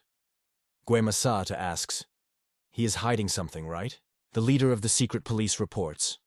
Lord Li Gervis again gained youth through rejuvenation. The interlocutor is so amazed at the news that he is not able to say a word. 2 warriors stand in front of the fortress wall. One of them says that for a long time he did not drink so, and the sky is spinning. The second asks him to behave quieter. If they are caught, they will strictly punish him. The first, turning to him, asks, does he remember? He is interested in what the interlocutor is talking about. The man continues. He has in mind the young grand of the general, who passed through the Juman Pass. The interlocutor hastily closes his mouth with his hand. He is outraged. Why is this chatting about secret information? Having pulled back, he explains that he talks about it, because here they are only together. Can't he talk when his mouth is open? The interlocutor expresses dissatisfaction and unflattering about his mental abilities. The talker attacks the friend, grabbing his hands by the point of his helmet. He continues to swear. They start a fight, deciding to continue it all night. Suddenly a huge shadow looms on the wall and someone's voice sounds, as you said his name? The brawls are frightened. A man in a helmet falls to the ground. His friend, looking at the skin-headed healthy man, stuttering, says, the great General Li Gold. Bar in Shanxi. Night, the terrain illuminates the crescent visible in the sky. In the room at the table, several men absorbed in the game are sitting. In the middle of the table lies a lot of coins. Looking at the planks, one of the men laughs. The guys are not lucky. This time luck is on his side again. He spreads the planks on the table. Having moved the coins to him, he says that it's too late, and he should go. Someone grabs his hand, preventing him from picking up money. He is outraged. What does this person allow himself? But the big man only squeezes his wrist stronger, forcing a man to shout from pain. Suddenly, a blade appears in front of his face, and he freezes in fright. The big man says that he uses dirty tricks. The man turns to visitors sitting at the table, looking for support. But they carefully turn away from him, pretending that nothing is happening. He notices a tag of a cup sitting nearby in his hands. The man turns to him. Hey, you are there. The guy is demonstratively turning away. The man is furious. He insults him and asks, shouldn't such young people help the old people who are in trouble? He replies, he himself brewed this porridge, even if he is disgraced. Li Jiasao does not understand why he should help Leo, hunting a rat. A man is perplexed. The big man asks. He calls him a rat, and a man with a lion? His sacrifice complains that the guy ruined all the fun of him. He wanted to play a little more, but it seems that fun is over. A person with a sword does not understand what is happening when his victim pushes his weapon with a plank. Handing out his hand to the coins, the man says, this is his reward. He heard many times how people talk about scam after losing. This is just skill. The big man, waving his sword, shouts that he has gone crazy. The man looks at him intently. Then, with one finger, he sends a plank towards the man threatening him. She crashes into his solar plexus, and his face is healed in pain. The big man falls to the floor. A man going to Li Gvol asks, isn't that cruel? Lion? Does he look like a monster? The guy replies that he recently saw a dragon, so for him he is a maximum of a lion. The interlocutor is interested in his words.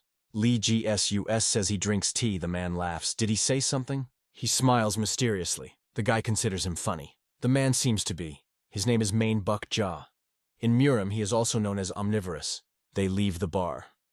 Lee Gavolu heard that he was rather eccentric, but he himself considers him crazy. He replies that he entered the world of gambling, because such guys like to talk during the game. Walking along the night street, they continue to talk.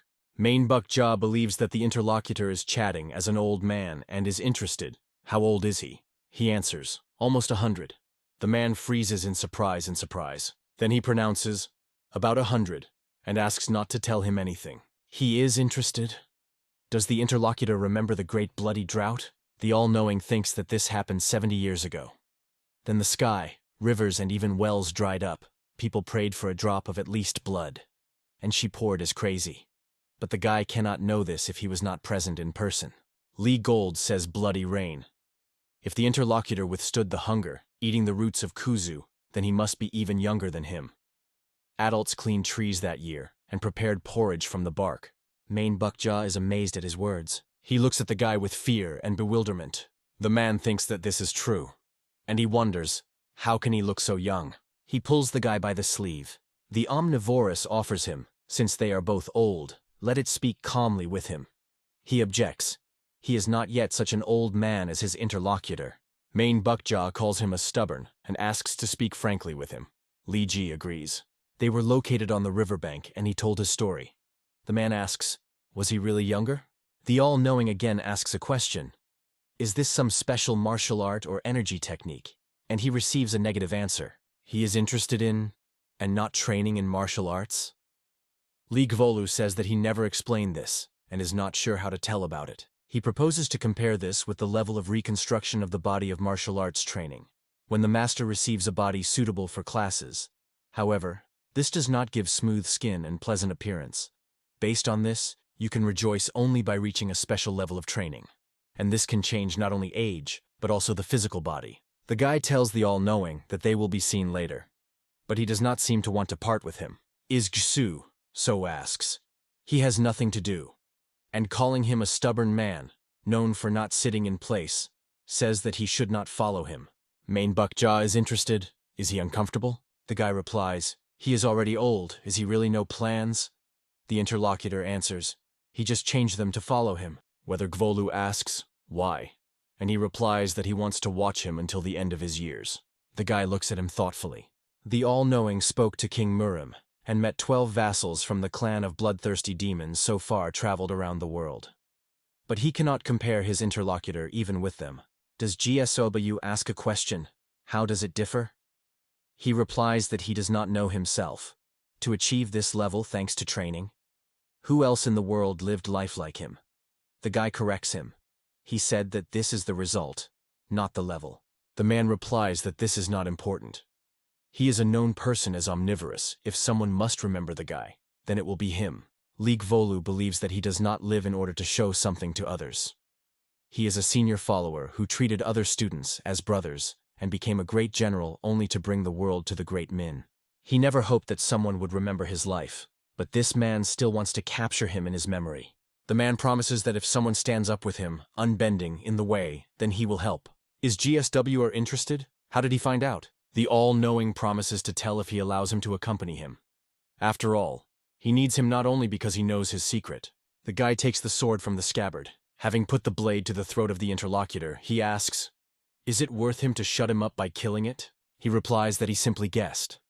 After all, the unbending has long disappeared, and his sword seemed like him. The guy hides the sword in the scabbard. Turning away, he reports that he was joking. Turning to the man, Lee Gervis says, let's go. He admits that the all-knowing his first friend from the moment of rejuvenation. Dawn. The graves of the ancestors of the clan are thousands of swords. Voices are spread over the plain. The all-knowing says that he heard about his past last night. Why does he still doubt? The guy asks.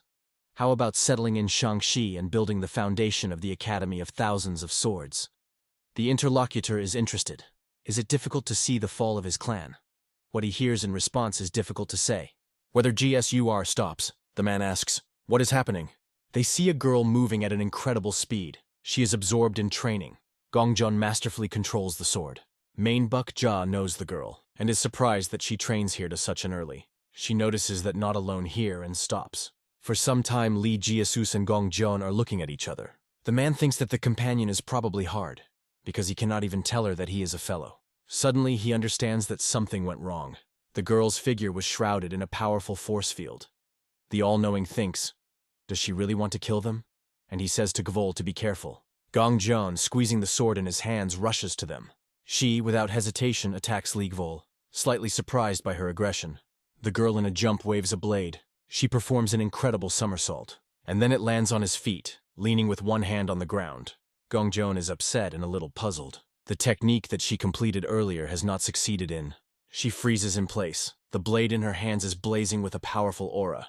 The sword should flow like water. He needs to rotate freely, like a whirlwind, not stopping for a moment. Everyone who possessed a thunder knows that the last position of the technique is the crushing of the mountains. With one blow of the sword gives the sword with lightning.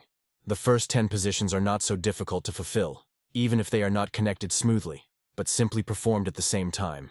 But these further positions are like mixed hot oil and water. The ability to perform 2 different movements simultaneously determines the level of technology. The girl sighs, thinking that although she had fulfilled them for 10 years, she still lacks something to go to the next level.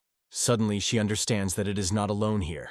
Looking around, Gong Jeon sees those who are watching her training Lee Gvol, and they all know. The guy's face does not express any emotions. The girl notices that he has a thunder on his belt. She decides that he is one of those who stole their weapons, and he believes that this is unforgivable. The girl rushes on the attack, using the 13th position of the technique of the mountain crowning with one blow of the sword. A divine blow. Lee is surprised. The all-knowing is struck by such a reaction, and Gong Jeon is full of determination to punish the insolent. She is not sure whether she succeeded in doing everything correctly. The guy is waiting for the girl approaching, rushing to him. Gong Jeon dashes mentally. She was mistaken. She understands that she had to first ask how he had thunder, and not to kill right away. Lee Jsus makes pass with a hand that the energy field envelops. The girl's weapon goes aside. She does not understand how he did it. The guy says that the body can be a sword. Main Buck JJ, watching opponents, thinks that the tension is growing. He decides to intervene and clarify the situation. The man coughs slightly, attracting attention. He says that there was a misunderstanding. His nephew is not the way she thinks. The girl asks in surprise, "Nephew?" The omnivorum winks to Gvol, and he replies that his uncle knows the ancestor of the Academy of Thousands of Swords of Wangjan Chon. Gong Jeon still doubts and does not know what to do. She asks, why does his sword look like a weapon of her master? Main Bukja explains that he received him as a gift from an old friend, and then gave him to his nephew. The man is interested. Did he hear the right thing that the girl called the sword thunder? Gong Jeon accepts his explanation. She thinks that 15 swords were sent by the Academy by Master Lee Gvol. Do these people are related to him? The guy says that he would like to talk with his uncle, if she allows, of course. The girl is inclined in a polite bow, answering that she understands everything. Gong Jeon moves away, leaving them alone. Lee Jiesao says that the omnivore came up with some miserable excuse. But he recalls that he himself did not want to reveal himself. He reproaches the guy. He should not have shown the Gong of John of the Negbus. Main Bukja believes that the girl decided that they were related to Lee Gvol. They are approaching the graves. Lee, who was kneeling, says one of them, says that this miserable follower was not able to protect the academy. The guy continues. He thought a lot on the way from Shanxi. His companion is interested in his words. Clutching his hand in a fist, Lee Gervis says he was thinking about what he would choose. A new life, or his destroyed academy, a clan. He wanted the Academy of Thousands of Swords to be strong enough to protect themselves, but in the end, they lost 5 thunder units. He is sure that Beonil Guan will not violate his promise. Looking at the clouds floating in the sky, Lee Gervis says that it is later. He raises his hands over his head. His palms are surrounded by radiant energy. He says that in the sect of bloodthirsty demons, the focus of 1 million devilish abstracts, and the imperial palace, protected by 1 million soldiers, he realized that they were also not perfect, like the academy. Power streams surround his figure. Lee GSWS promises that one day he will pay them the same. Main Bukja is recoiling from the raging force field. Together with clods of mud, swords rise from the ground. Lee GSO makes a gesture with his hand, and the ropes on the box burst and the lid rises. Swords are laid in a box, and the ropes braided again. The all-knowing is amazing management of things in the air, and not only 15 swords, He has never heard of a man of such power. Li Jiasao says that now they are leaving.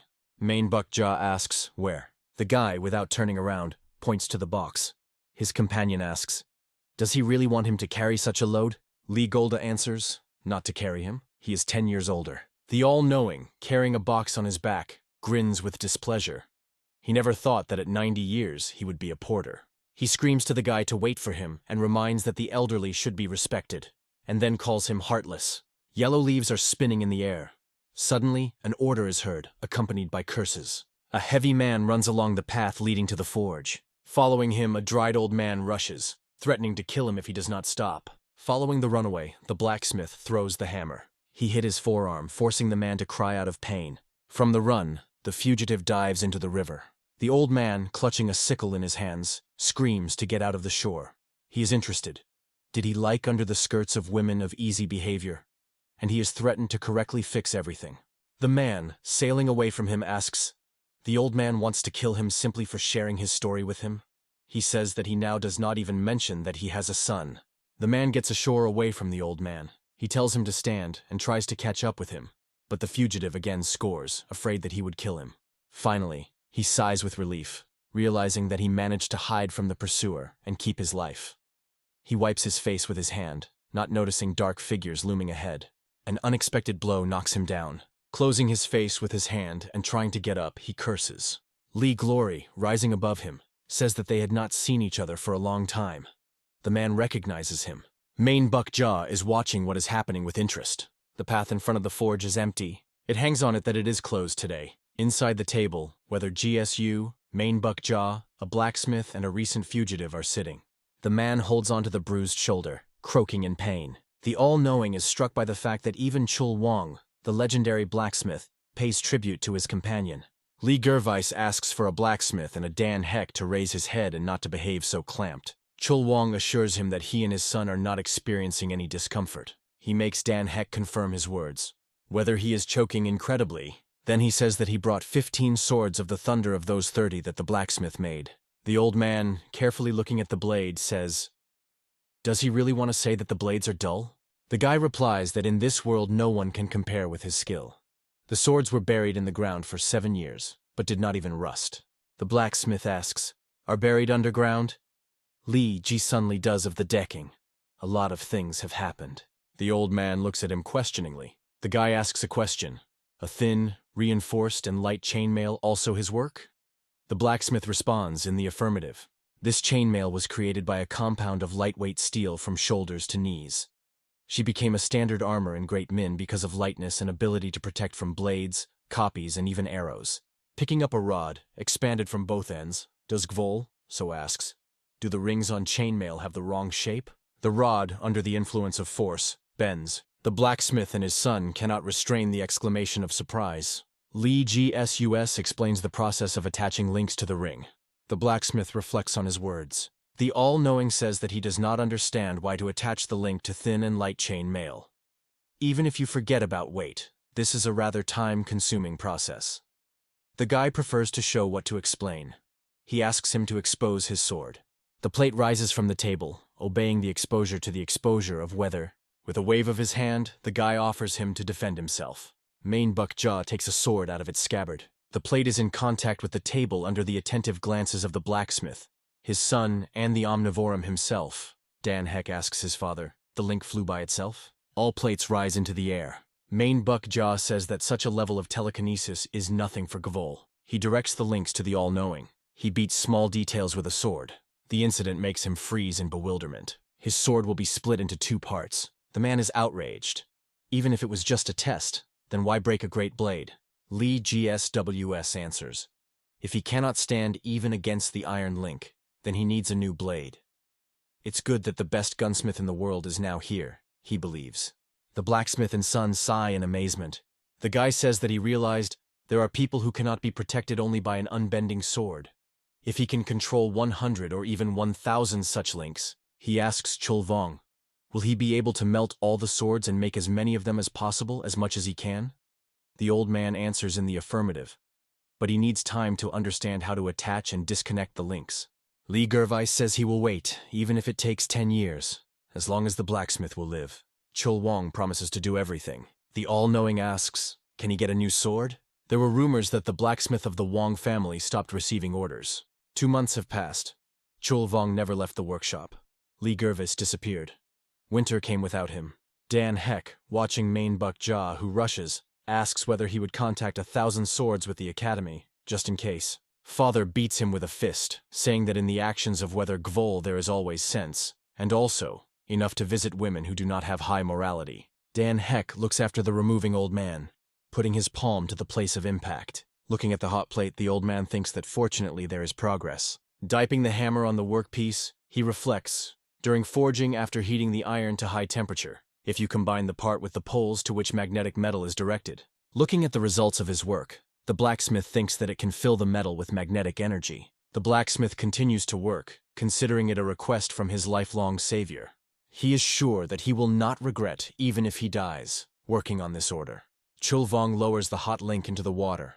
The old man sighs tiredly.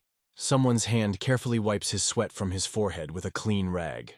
Lee, GSU, handing him the fabric, asks him to forgive him for making the blacksmith to worry. 4 men gathered at the table again. The guy says they can start now. He invites them to achieve their heart and control the heat of 5 organs. Then discard unnecessary energy penetrating through the bones. People sitting at the table follow his recommendations. Lee GSUS tells them to focus on tea. Men jumping in surprise from their places, looking at the fluid boiling in a cup. The guy believes that Chul Wong achieved success in the art of tea first. The old man thanks him. The omnivorum is interested. Did he give a little energy to the old man? Gister asks. He is jealous? Then let it get out at least one link. The guy comes out of the forge. He reflects on the information received about the academy from the manager of the financial institution Kan Jin in Shangxi-Dan VA for the last year. Other followers of the Academy of Thousands of Swords have an element of lightning in swords. But she disappeared from the thunder belonging to Gong Jian. Lee Gervis understands that the girl has reached enlightenment. The omnipotent who approached behind is interested in... He thinks about the academy? The guy says he is like a ghost. Main Buck Jia heard that they have a grand opening now. They rebuilt the destroyed buildings and hired new workers. Lee Gun's glad to hear it. He reports that there is one place that they should visit. A sect of bloodthirsty demons, the clan of Shining Pegasus. A man runs with all his feet. Flame flares up behind him. Warriors run behind him screaming, "Hold it!" The fugitive makes a gigantic jump, thinking that he should inform the Buyok clan about this. No matter how, he thinks. One of the stolen divine guns of the Buyok clan, the Collector of Bones, was found. The soldiers are given an order to pursue a man to the edge of the fortress wall. A man driven to the edge stages in a combat rack. Looking down, he understands that about 9 meters to the ground. But if it is desert sand, then you can jump. Standing face to face with opponents, he decides to die better than falling into their hands. Screams are heard. He runs away. Threats sound. Does he really think that he can escape from the sect of bloodthirsty demons? But the man does not pay attention to anything. Behind the soldiers, a man appears in a red cloak. He says that he will follow him. The fugitive, falling from the fortress wall, opens the bottle. He splashes its contents. It seems to be slowed down. The pursuer shouts, "What did you just do?" He is already near the fugitive, grabbing the sword. The man beats his palm, overwhelmed with a scarlet aura in the chest. The fugitive quickly flies down. When he falls to the ground, a man in a red cloak lands nearby. He carefully looks at a person lying on the ground. The man recognizes him and is unpleasantly responding to him. He tells the arrogant soldiers to take care of the corpse. One of them, bending in a respectful bow, answers, "Yes, Lord Zhou Wang." A person wrapped in a long dark cloak stands at the doorway, behind which you can see a night landscape. He asks, "Did the Buyok clan send another spy?" Lord Zhou Wang, standing in a kneeling pose, asks to forgive him. There are 6 swords on the table in front of him. Some are visible holes. Half of the face of the second commander in the clan of Shining Pegasus, hidden by the cloth. The current leader of the clan Shining Pegasus tells him to stand up. He believes that this is not his fault, not just to derive weeds. Lord Zhou Wang obeys the leader. He, sitting himself, tells him to sit down. He asks, "Do you understand what this means?" The second commander says that the swords were standing the life of the leader of the leader. The man believes that this answer cannot be called incorrect. On the table is a bone collector and part of Thunder. Haik In Lin, picking up a blade with holes, says that Thunder is an interesting sword. The same applies to the bone collector. But they have a common feature. He is interested. Does his interlocutor know what is being discussed? The captain answers, the title of divine swords. The man agrees with him and adds, the reason why they are called so is that the swords were pierced from pieces of a meteorite that fell from heaven. They are not from this world. The dark soul of the god of demons, the infinity of the leader of the unification of Murim, the collector of bones, who is here and unbending, hidden in the distance. Putting the sword on the table, he says that suddenly parts of thunder appeared. 15 swords made of a meteorite. The man believes that this is strange. He is interested in the interlocutor. How is it possible? He replies that he has no idea. The leader says that he wants to know this to death. The hand, the wrist of which covers the handcuff, hangs limply. A man stands on his feet, only due to the fact that his hands are held by shackles attached to the wall. Hyken Lin says that they have already finished today, and is interested. How is their prisoner before Ma? The interlocutor replies that he is barely breathing. The order sounds alive. It can come in handy. Lord Zhou Wang answers, yes, sir. The leader is in no hurry to let him go. He says that there is still something. He tells the Lord to spread rumors in the Bui clan. He must tell that the thunder of the Academy of thousands of meteorite iron swords. He does not know how it happened, but 4 divine weapons are not unique. The Lord asks, do you need to put the Academy into a disadvantage? The leader answers, namely, they, destroyed by Cavalcada Black Storm, recently rebuilt several decent ones in the appearance of buildings. He is sure that they paid a lot of money for them. He orders that Cavalcada suddenly returned and that this happened because of the dark god. Zhou Wang is interested. Should he say that the sect of bloodthirsty demons secretly helped the Academy of thousands of swords? The interlocutor believes that the truth does not matter. They will only believe in what they want. And with such an opportunity, he aims at the Murim's infinity sword. He is sure it will be fun. The captain promises to try and create suitable conditions. He leaves. The leader looks thoughtfully after him. The man believes that infinity will be him. He thinks, what to do with a dark soul? On the table in front of him are 6 swords. Hubei, Mount Yingmen. The Omnivorum says to Gvol that the Taigero bamboo sword Sab Kanga this year is already 72 years old. He answers, 10 years younger than his companion. They go in a mountainous area. Behind them, Dan Hike is walking from the Luggles. The man continues to tell, he lasted 100 seconds against Bayon Ilgvan. Probably he is stronger than they think about him? The guy asks. How do others describe him? The all-knowing answers is as good as himself, whether he is laughing. Manhwa Jaw sighs heavily. The dark god laughs, then says, they ask if there are other swordsmen of his level in the district? Then he will ask them the same question. Are there other swordsmen of their level in this world? Only 3 come to mind. The man whom he met in the forest at the peak of Yunnan lasted 100 seconds against him. A man from Mount Tai in Shandun lasted 1,000 seconds against him. He met a sage on Mount Jinmen with the same level of energy as that of the dark god. Manhwa Jaw is interested. What will GSU do if Sabakenga meets? Will sparring? He replies that he does not yet know if it will sparring, conversation, or tea party. The all-knowing is conceived. Dan Heck weaves behind them, puffing under a heavy load. Manhwa Jaw asks the satellite, the chainmail made by the Chul Vong is not heavy? Doesn't it weigh at least 25 kilograms? He answers negatively, and says that everything is in order. The son of the blacksmith asks to arrange a short break. The all-knowing scolds him. He advises a man to behave respectively, his age. Mount Yingmen, Yunnan Forest. From the cliff, the satellites look at the abyss that opened at their feet. They see a small house. Li Gvolu believes that they found a place where Sab Keng retired. Assessing the building, he says that it is more like a conclusion than solitude. Dan Heck asks, how did he move to the other side? A girl comes out of the house. Seeing the travelers, she freezes on the threshold. The girl is surprised. The guests are rare here. She immediately pays for her inattention. Her leg slides. Unable to hold equilibrium, she flies into the abyss. Men screaming scaredly. She falls, and it seems her fate has already been a foregone conclusion. Weather Gold, in front of the eyes of amazed satellites, immediately hurries behind her. He flies down rapidly. In his eyes, determination and concentration are red. Lee Gervis flies into the abyss after the girl. She, closing her eyes with fear, rapidly falls. The guy holds out his hand, trying to catch her. Long bundles consisting of links break out of his sleeves. They rush to the girl and weave a bedspread under her, where she falls. Now she rises up. The all-knowing is dangling. Dan Heck, leaning over the abyss, observes what is happening intensely. Lee Gervit is in the air, in anticipation of when she reaches him. Seeing a guy, a shocked girl, loses consciousness. He is somewhat surprised by such a turn of events. Having taken her in his arms, Lee Gray rushes up. He carries her to his companions, in whom everything experienced is reflected in the views and on their faces. Lee Gervit says that they will wait until this child wakes up. Determining the fire, they boil water in the kettle. The girl is offered a cup of hot drink. She gratitude accepts the treat, and then with pleasure takes a sip from the cup. Dan Heck thinks that she even drinks tea beautifully.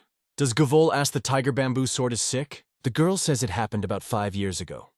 A man with a black sword visited her father. The Omnivorum understands that we are talking about the owner of the dark soul, Baonil Guan. The girl continues the story. At first they argued. Then they talked about many techniques of the sword, and then fought, singing the movements of the legs and racks. Even just listening to this, and it was unbearable. Her father lasted against the leader of the sect of bloodthirsty demons of 100 seconds.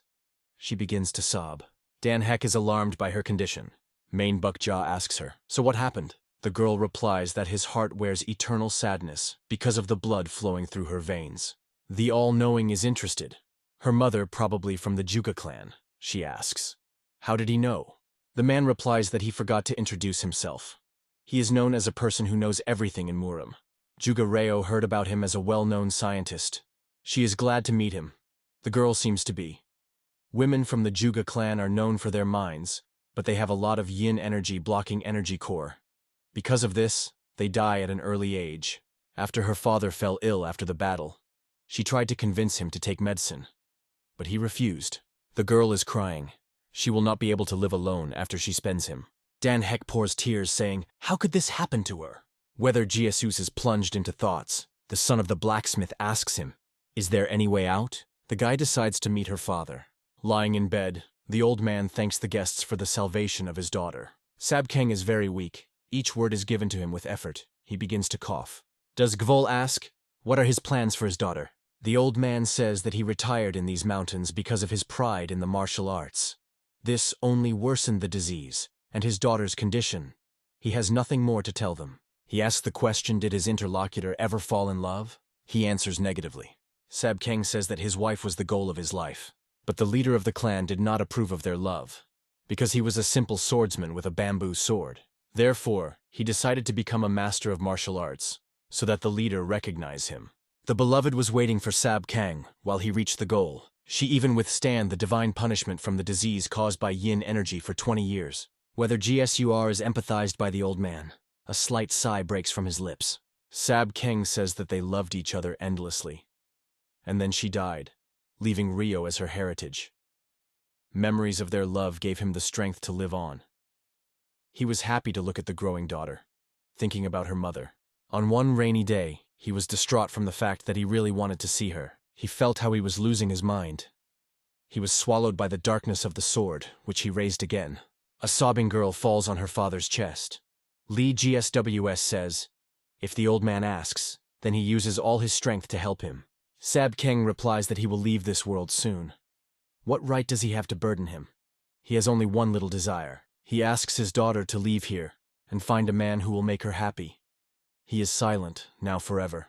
The girl sobs uncontrollably. Men are not able to help her. Tears pour from the eyes of Jugareo.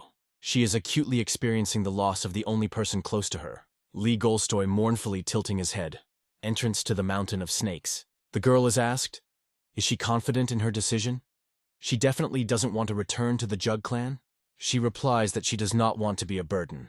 She relies on a mountain of snakes, where he may find a way to cure her illness.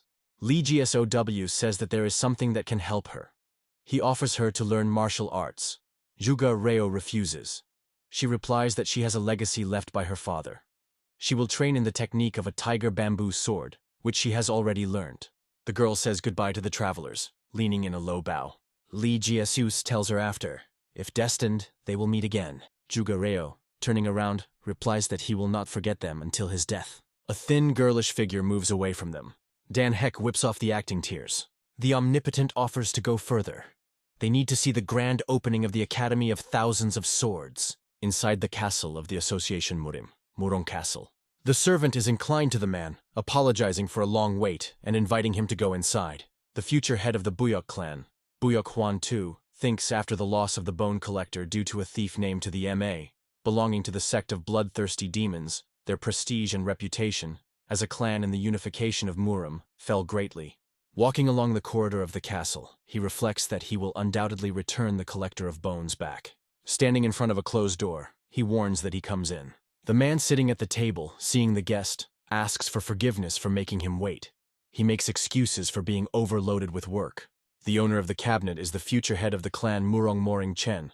The guest considers himself guilty of such a late visit. Moring Chen is interested. What is happening? Huan hands him a scroll and asks to look at him. The man, having launched the document, carefully studies it. He says thoughtfully, "So the thunder of the Academy of Thousands of Swords are made of meteorite metal?" He continues to read. Meteorite metal was found in only 4 divine guns. Moring Chen asks, "Is it possible that they melted a stolen collector of bones?" Further, the report says that suspicions do not end there. How could they rebuild their buildings so quickly after they were completely defeated in the incident a year ago? What is the reason for such a sudden return of the cavalcade Black Storm?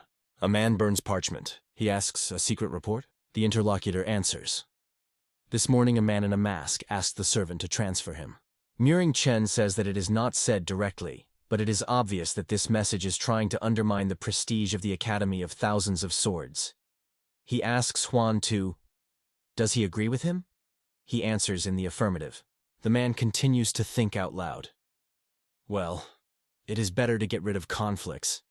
It will be problematic if the Academy turns out to be a seized sect of bloodthirsty demons, right? Kavan believes that he is right. They still have 4 days before the opening of the Academy. The interlocutor says that there is very little time. Kvan replies that the sect of bloodthirsty demons can lead a noise in Shanxi using the grand opening of the Academy. Moring Chen is interested. Will it not be fun if they visit them as representatives of the Alliance Muram? Kvan thanks him for deciding to go so far. The man replies that he will receive permission from the Senate and secretly use the destroyers. The interlocutor is surprised by this decision. Moring Chen says, "Everything is for the prosperity of the world in Muram, and now they need to prepare." The next day, entrance to the Association of Muram. Moring Chen goes on a horse accompanied by a girl. Kavan Do, also riding a horse, reports that all the destroyers gathered. The man looks around those present. Then he turns to the girl. He heard that their clan filed a request to accompany them. The coming head of the house is beautiful mothers, a black snowflake. Yun with Loon is interested in. Why does he ask if he already knows everything? Huan says that in front of her is the coming leader of the Murong clan, and she needs to think about her manners at least a little. The man laughs and says that everything is in order. Moring Chen again turns to the girl. He has heard about her beauty. He is very grateful to the unification of their clans and questions about the Academy of Thousands of Swords. The black snowflake replies that it is only interested in the Academy. She is not worried about men. She decides to continue her path, and the man remains in place looking after her. Huan says that all attractive women are bad in nature, and he advises Haiktalina to forget about her. He laughs back. He was waiting for this chance, and believes that everything becomes much more interesting. Moring Chen thinks that after so many years he finally sees the Gong of John and the Sword Thunder again. Xiangxi, the second floor in the Angan's bar. Sitting at the table, Thunder thinks that he will be able to return to the sect after the grand opening. Everyone calls this person Steel Blood, although his name is Dejo Muen. He thinks that he finished collecting information from all possible sources about Li Gavol. Now he knows that he was a follower of the Academy of Thousands of Swords, and then joined the military. It is good both in martial arts and in education. He became the great advisor and general at the same time. He received the nobility from the emperor. Then he suddenly resigned. Its location is unknown. After 6 years, the law suddenly appeared on the pass of Jumen, invaded the sect of bloodthirsty demons, faced Bayon Ilguan. The location of whether the Gavol after the incident is unknown. Muen thinks that there is quite a lot of information, but where he is incomprehensible. His gaze falls on a man, eagerly absorbing food. A person is focused on food. Muen thinks that he looks about 30, in the very dawn of his strength. But he looks miserable. He thinks, Li Xu was an old man with white hair, but suddenly they became black. Does the man ask the question, achieved rejuvenation? He decides that everything will become clear tomorrow. Having finished the drink, he sets the cup aside. A member of the Imperial Secret Police of DAP Vun, a floating cloud, finished with food and raised his head. A year has passed since he penetrated into Shangxi, hiding his identity by order from the Imperial Palace. His mission has only one goal, to find out the location of the head of the national security of Lord Li Gvol. Dap Wong thinks that the solemn opening of the Academy of Thousands of Swords takes place at perfect time. He believes that Li Gold should appear here, so he has no time to even sleep. He has been sitting here for 3 days. Looking at the academy, he sighs heavily. Both men, longing admiring the scenery opening from the windows, think, where does this great general wear? Baran Kong and Shangxi, the first floor. Li sitting at the table, Gvol, carefully looks somewhere to the side. All-knowing, looking up from food, is interested. Is something wrong? The guy replies that he feels as if someone was looking for him. Li Gvabel looks through the open window at the academy. In a crowd of people, he notices a familiar face, Vun but Ilya. Main Buckjaw says that he cannot understand how the Academy of Thousands of Swords was able to rebuild so quickly. He asks the question, do they have at least something in the treasury? Li Jiasabu says that there was someone who helped them. The omnivore is looking for someone with a look, then says with annoyance where this is Dan Huck. Sparks of energy flare up in the guy's eyes. He rises from his place. The alarmed omnivore also rises, interested. What happened? Li Gervais replies that he feels a follower of the sect of bloodthirsty demons. He will take care of this. Muin's eyes are closed. Someone's touch makes him open them. The man does not understand what is happening. He remembers that he was waiting for 3 days in a row. But what happened later? Then he realizes that he was dug up on the ground, and a person standing in front of him is interested in... He is from a sect of bloodthirsty demons?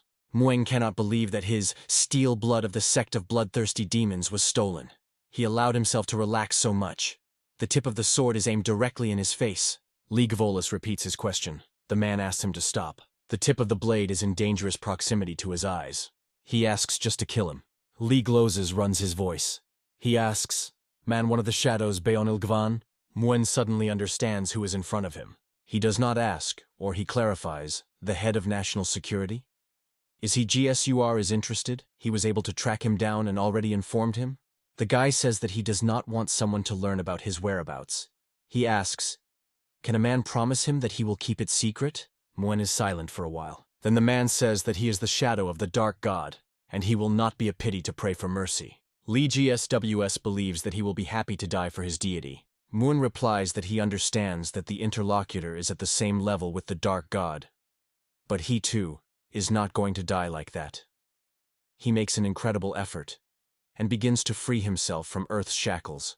With the help of internal energy, he is freed, saying that he is the second after the dark god, and they will not give up so easily. A secret blade appears in his hand. Li Gold looks at the enemy appraisingly. A man in a jump attacks him, but the guy stops his blade with his fingers.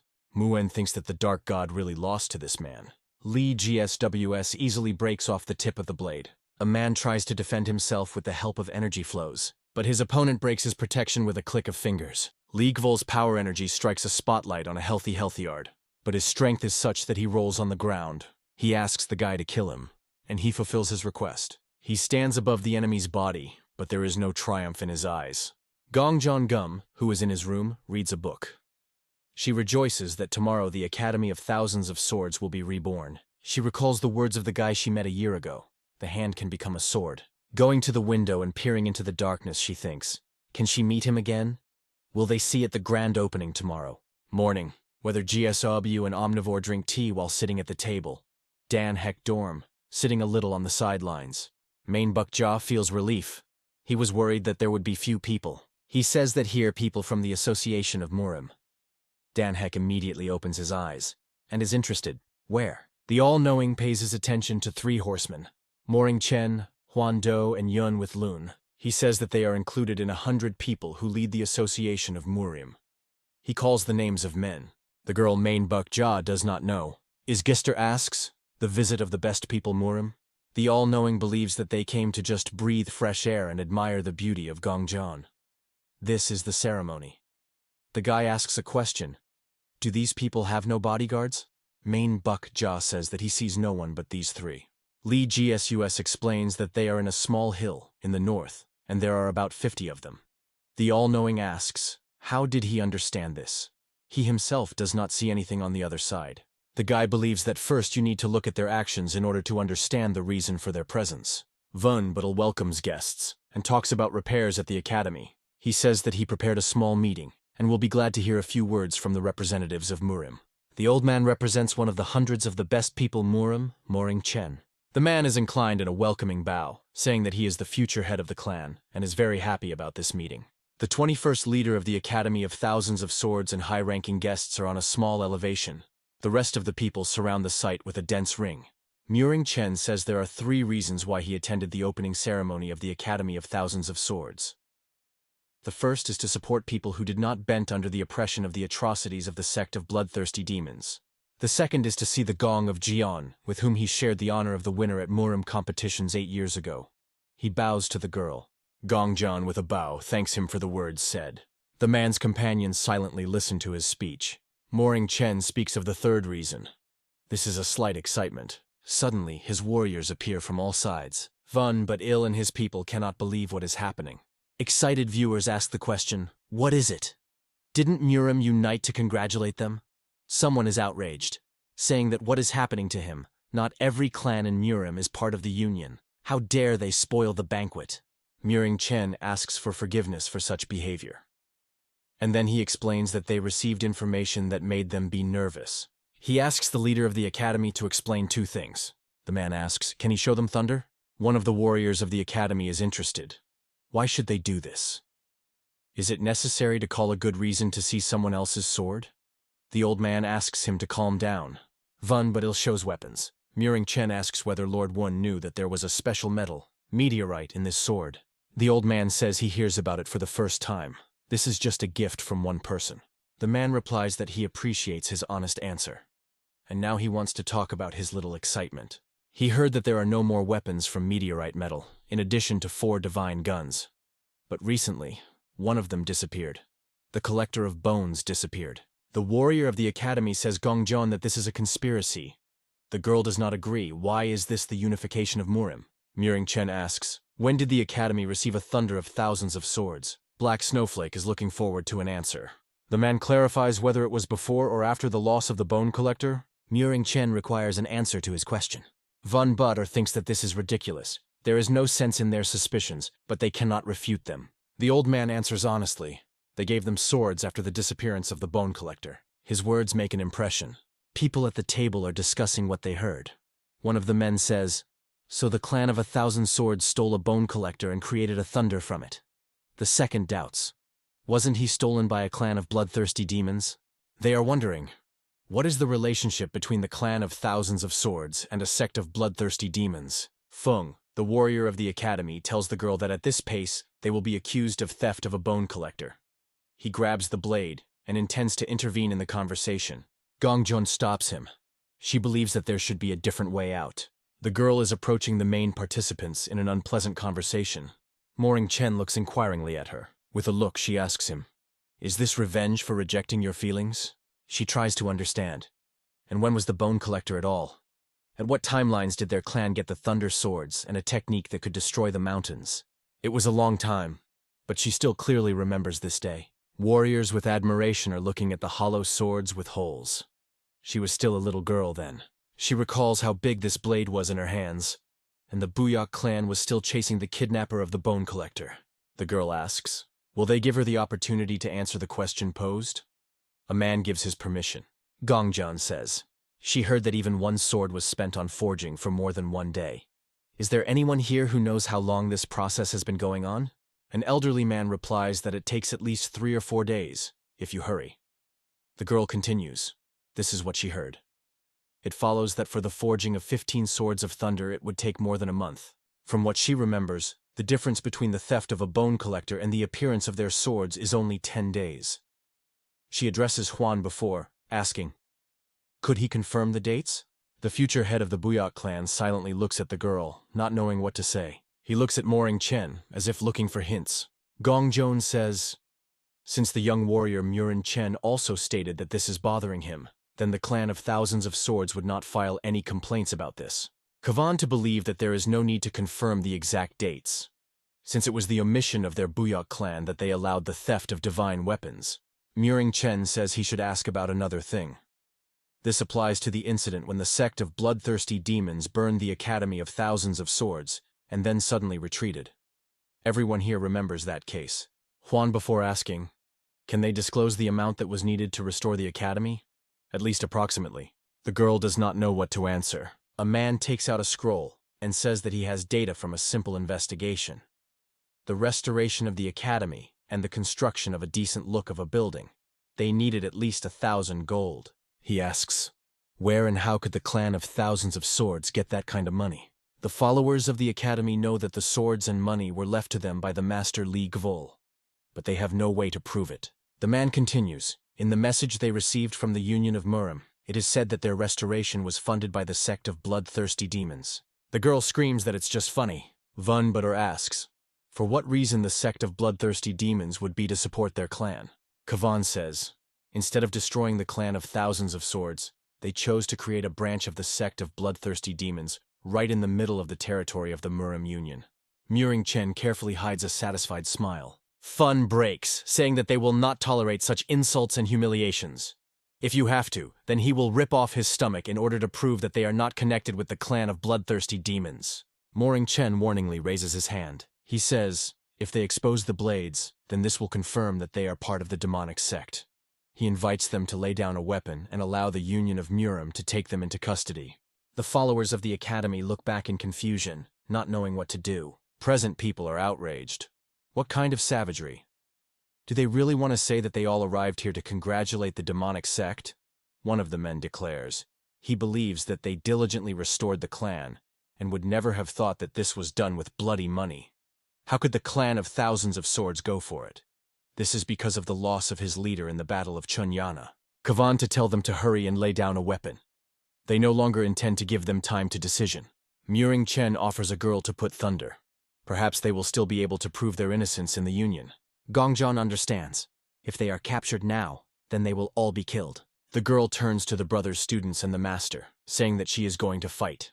She believes that they must survive to prove their innocence. The old man invites her to run. They will open her way. He believes that she is the only one who can take revenge on them. Gongjian replies that she cannot. They will fight together. Muring Chen tells them to bind them. His people put swords to the throats of the followers of the academy. The girl is taken in the ring of 3 warriors. Gongjian understands. If she fights, then her brothers will die. They are knelt down in front of Muring Chen. The man says that there is no need to underestimate the killers of demons. They fought with the cavalry Black Storm for 100 years. The future head of the clan Murong orders to take the captives. Those present are looking at the sky. One of the men says that something is approaching there. The second believes that this is perhaps a bird. But from heaven a man is approaching them. In the radiance of a powerful aura, whether GSUS appears in front of them. Morning Chen cannot resist against his power. Huan shouts that this is a bloody demon. Li Gvabel looks at him with a heavy look. His eyes are full of incredibly strong energy. Its power is felt even at a distance. Vun but Il and Gongjian freeze, unable to take his eyes off him. Muring Chen keeps calm. Huan is following his reaction. One of the warriors instructs the sword on the Vun but Ilya. The old man asks, who is he? Li Guan quietly pronounces the name of the old man, but Il. In the past, the boy trains to control the blade. He hears his name by name, but Il. The boy sees that young GSU is in a hurry to him. He thinks that even after many decades, he will never forget a strong voice of the eldest of the brothers and his broad back. The old man does not understand why this person is so casually calling him by name. Rising, he peers into the face of a guy standing in front of him. Then he lowered his head upset, thinking that this is only an empty hope. It cannot be that this young man was his older brother scientist. Vun. But Or asks, why did he call him that? Li Gervis thinks that the clan of thousands of swords in a serious danger. There are not only demon destroyers here, but also many different Murim clans observe what is happening. Muring Chen, looking at Li Gvul, thinks that he is good and seems to be at the master level. He believes that this does not change anything. They have 50 worshippers of demons, which together can even crush the leader of the clan. The man turns to the Vice Captain Chan Kana with the question, why are they inactive? He answers, since it is not clear whether this person is a follower of bloodthirsty demons, they are not going to take rash steps. This man is known to everyone as a person that he does not make mistakes made of hastily. Muring Chen mentally curses, not knowing what to do. Li Guam declares that he will prove they are not from the clan of bloodthirsty demons. The people present at the banquet carefully listen to him. Muring Chen and Huan look grimly at him. The black snowflake seems to be amused by the current situation. Vun, but Il and his student with hope, look at Li Gvul. Chan Ken is interested. How is he going to prove it? The guy claims that he is from the clan of thousands of swords. Muring Chen shouts that this does not prove anything. Vun but Or again kneels. He asks, is the guy and really his older brother? Feng, losing his balance, sits on the ground. He cannot believe that they were gender in front of them. The girl has tears in her eyes. A guy, surrounded by a strong aura, stands proudly straightening. Those present glances in surprise. Muring Chen requires silence. He says that the leader of the clan must report the source of funds and confirm the personality of a person who claims that he is a student of the clan of thousands of swords. He warns, if nothing clears up, then the killers of the demons will not remove the shackles from them. The man thinks, if the clan of thousands of swords can prove his innocence, they will not have to take responsibility. If anything, he simply declares that the information came from the Buyok clan. Does Jiasao turn to him? Is he trying to relieve himself of all responsibility? He considers him very young and arrogant. The guy is interested. This is because the man supports the Murim Union? Muring Chen is angry. Black Snowflake says a lot of time has passed. Li Gervis draws attention to her. She bowed in a respectful bow, saying that at that time she did not know who was the owner of the Muja tea house, and showed disrespect for the student and Sona. Those present are surprised. A student of a tea master and a dream gong? One of the men says, since his student, then there cannot be from the sect of bloodthirsty demons. Muring Chen is clearly not satisfied with what is happening. He says that the coming head of the House of Beautiful Mothers confirmed the personality of the guy. But the clan leader still did not open them with a source of funds. Li Jiasao told to hit with words, stop ranting. He is in a hurry to the kneeling Vun but Ilya. Li Jiasao says that he will help him. He adds that the older brother came to help him out and helps him to rise from his knees. The old man cannot hide the tears of joy. The guy goes towards the academy. He knees and falls to the ground. Then he says that the 19th chief student Li Gvol appeared before his dear ancestors. Those present cannot hide surprise. One of them asks, the 19th? Does this not mean that he was him 50 years ago? The second replies that he once heard that during the heyday of the clan of thousands of swords, they had a genius of martial arts. Muring Chen requires silence. He says that the clan of thousands of swords cannot prove from where he received such huge funds, so he must also throw his weapons and give up. The man asks, how dares a third-rate clan challenge to the Muron clan? He takes out something from the folds of clothes. Chanken is surprised that he demonstrates him. In his hands there is an identification token, vesting the owner with all powers in the territory of the Union of Murim. The man orders the destroyers of the demons to pacify the clan of thousands of swords. The vice-captain duties his head. He accepts the order of the Union of Murim. Warriors again instruct swords on the followers of the Academy of 1,000 Swords. They tell everyone to move away. No one should step over the threshold of the academy. The blades are instructed to Li Gvol. Fiery energy flashes in his eyes. Black Snowflake chooses the role of an observer. She stands, folding on her chest, and skeptically looks at what is happening. The leader of the clan of thousands of swords says that they will protect the place where their ancestors rest. Gong John Gum takes the sword, preparing for the battle. Li, who was concentrating, thinks that he just needs to accept it. If, for the sake of his clan, then even in such circumstances it will be pleasant to act. He makes a gesture with his hand. The sword of one of the warriors flies out of the scabbard. He performs a revolution in the air, and it turns out in the hands of Li Gvol. A powerful blazing aura forms around it. He demands that the soldiers retreat back. Vun, but ill watches the actions of the older brother. Chanken resolutely squeezes the sword in his hand. Muring Chen and Huan are closely monitoring what is happening. Li Guan warns the warriors. If they are approaching, then he will show them the strength of 1,000 swords. The great commander stands, squeezing the sword in his hands and waiting for the attack of demon destroyers. Chanken thinks, how can he face the destroyer's face and not to move by an inch? He understands whether the GSW is not one of those whose power can be underestimated. The guy tells the vice-captain that he has a good sword.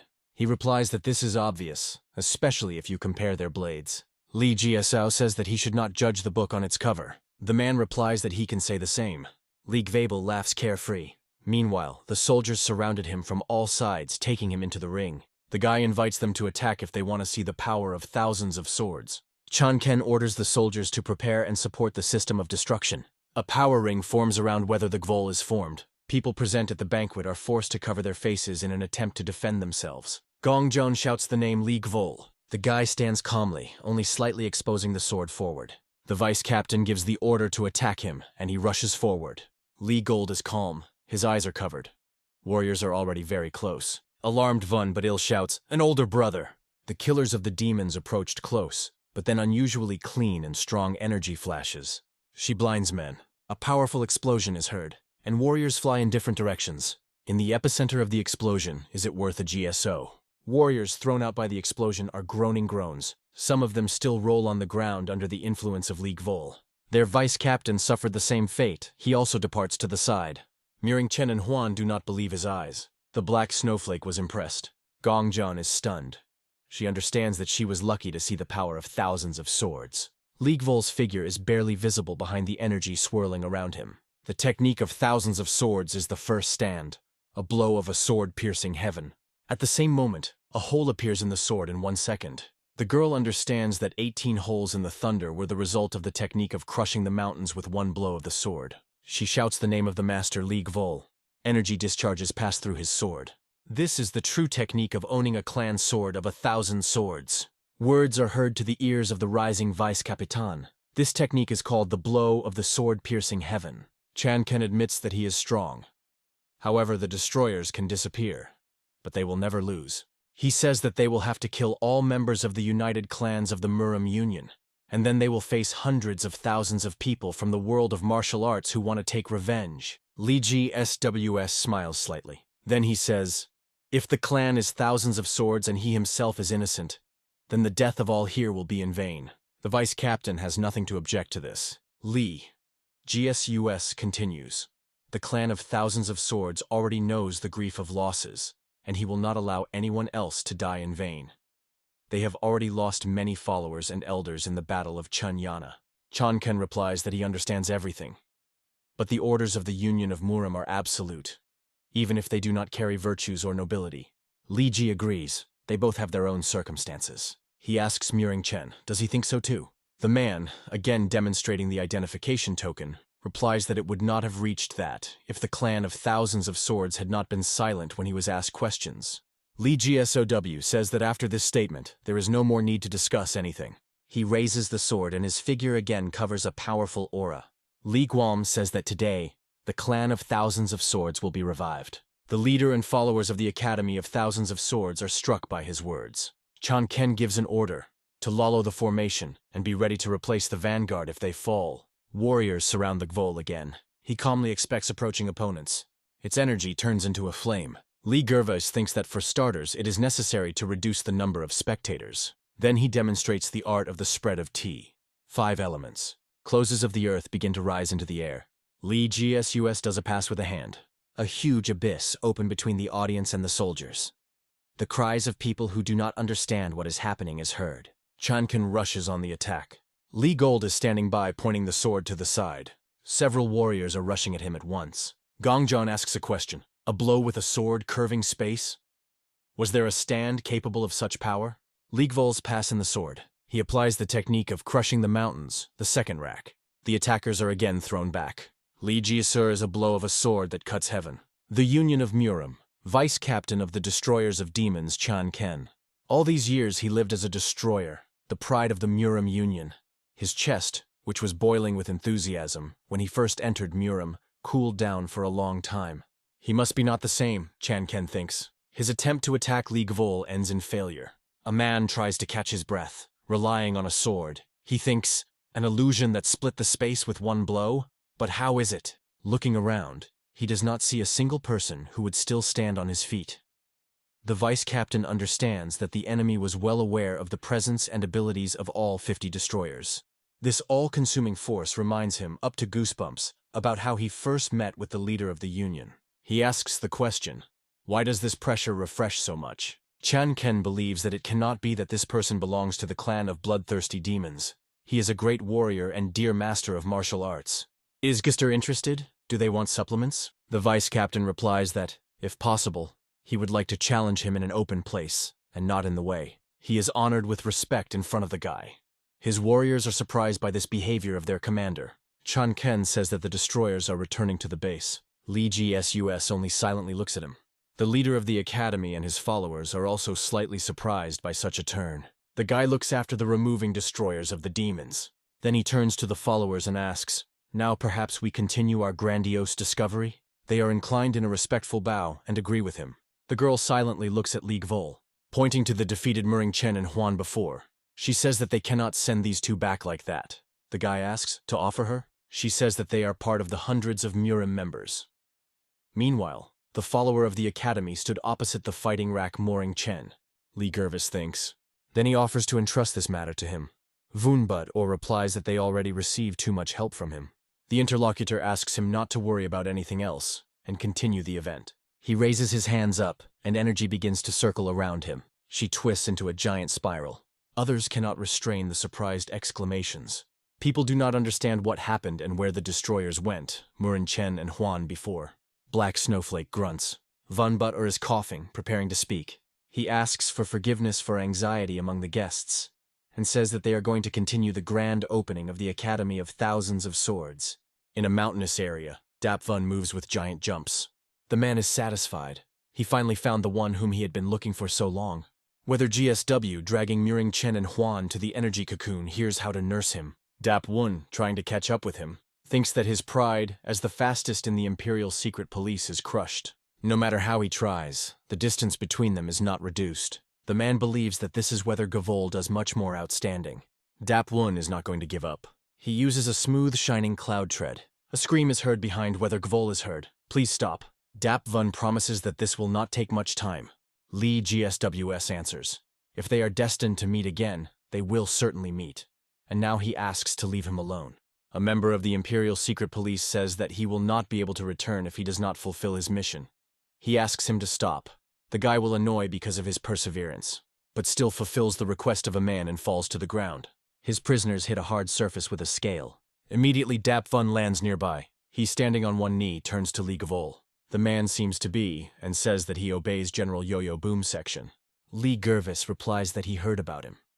He is the only soldier who took possession of the art of cloud steps. He is interested. What is the man's business? Dapwun holds a scroll to him, saying that he was ordered to give him General Yo-Yo Boom S. He recalls how he took him from the general's hands. The old man lying on the bed said that he would like to see Lee Gavol again. He ordered him to find him, even if Dap the Vun had to turn the whole world inside out. The guy's eyes express sadness. He tells the man to return and convey that he will soon visit the general. Member of the Imperial Secret Police bow respectfully. Then he looks puzzled at the place where a moment ago, whether GSUR stood. He, rising from the ground, sighs in relief. DAP Vunna is not believed that he had just met with Master Lee Gavol. He takes off his tier, under which magnificent armor is hiding, and thinks that the life of the tramp in Shangxi was quite funny. Murring Chen comes to his senses. He grabs his head and makes a groan. The man sees the Huan lying nearby. He hears the question, has come to his senses? And looking around, he sees his back to him, sitting on a stone. He says that he will ask questions, and it is better for him to give him the correct answers. 8 years ago, competitions in the Union of Murim. Girls talk among themselves. One of them says that Mr. Chen today looks as amazing today as always. The man, looking neither them, guesses that we are talking about him. The 21-year-old Murong Chen will annoy you, have to face it every year. Huanto, who is also 21 years old, says. As expected, the young master of the Murong clan is popular with the ladies. He replies that it is so burdensome that he does not even want to hear about it. Laughing, Huanto pours the drink and asks for forgiveness from him. He continues to say that even if you take all 100 members of the Murim Union, then only 5 great clans are special. The guy believes that if the Buyak clan did not have a bone collector, they would probably not be able to maintain such friendly relations as it is now. Murong Chen asks him not to say so. They are friends since childhood. The interlocutor thanks him for such words. He continues to say that he would not want to burden himself with thoughts about the power of his clan. The guy believes that he differs from those who address him only because of his status. Mentally, he adds, I would like to meet a woman who will understand his true nature. Suddenly, something attracts their attention. A blade turns over in the air. The girl stands over a defeated enemy. A voice that declares the winner Gongjon from the clan of Thousands of Swords is heard. The girl at that time was barely 15. Murong Chen even got up from his place, so he is amazed at her beauty. He cannot hide his admiration. Huanta says, Is it not strange that such a talented person comes from a third-rate clan in Shangxi? He continues, Unlike ladies from other clans, she is not interested in anything if it is not connected with martial arts. But Murong Chen does not seem to hear his words. The guy cannot take his eyes off what is happening in the arena. The girl notices his interest. She was the first to make his heart beat more often. Li Gsus is living in the story of Muran Chen, and then he asks the question when and from what source they received information. The man is thinking. He persuades himself to remain calm. There must be a way to overcome it. He replies that he does not know the source and received the information 10 days ago. Muran Chen says that the swords at the academy appeared exactly after the collector of the bones of the Buyak clan disappeared. He quotes the message received. What money could the clan of thousands of swords be able to recover? This is very suspicious. The man explains that he suggested that the clan of thousands of Shangxi swords would not be able to resist the forces of the sect of bloodthirsty demons. Li Gav listens carefully to the story. Muran Chen continues. Would it not be misfortune for the Muram Union if the clan of 1,000 swords became an auxiliary base for a set of bloodthirsty demons? Whether he is asking, that means they tried to stop the grand opening to find out the truth. The man says, if their clan was moved to the Muram Union, then they would only be temporarily limited. But this would be a small fee for the opportunity to destroy the conspiracy of the demonic sect. He was never going to harm anyone from the clan of thousands of swords. All this was just for the sake of the clan and the union of Muram. Li Gvabel looks at him with a subject look. Then he passes past the perplexing Muran Chen and leans over the Huan too. He presses on a point on his neck. A moan breaks from the man's lips. He comes to his senses and looks at Li Gvol with distrust. Huan to pray for mercy. The guy asks to name his exact time when the Union of Muram received information about the clan of 1,000 swords. He advises him not to lie. Muran Chen is clearly dissatisfied. Huan To, looking at him, does not know how to answer. He says it was 4 days ago. Li Gvol's hand stretches forward, and he digs into the throat of Muran Chen. Then he throws him to the ground with force, and he squeezes more strongly, which makes the man wheeze. Li Gsu, holding him by the throat, tends to him. Muran Chen, rolling his eyes, asks just to kill him. He continues to closely look at him. The man says that for the past 8 years, he tried to forget that she had rejected his feelings. But each time the past continued to stick into him, into his heart, as if it were only yesterday. There was no way to heal him, so he tried to see it again in any way.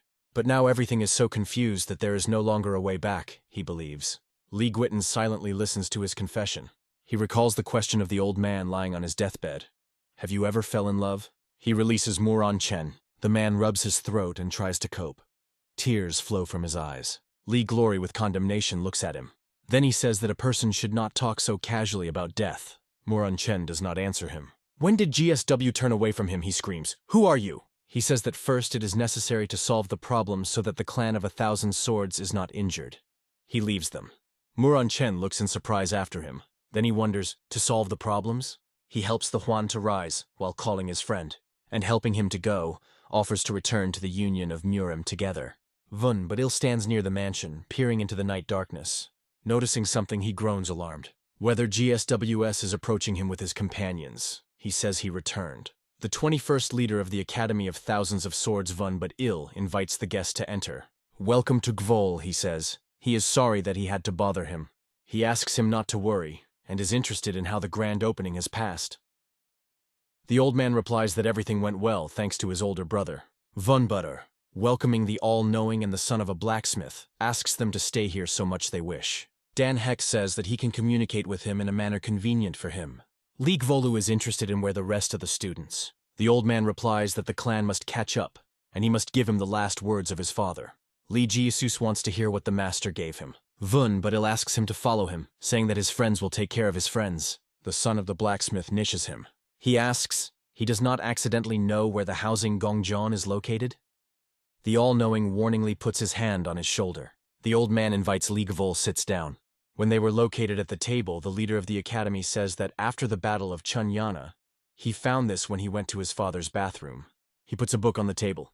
Izgster asks, this is a diary? The old man admits that after his departure, he was offended for a long time at his father. He wipes his tears, trying to say something.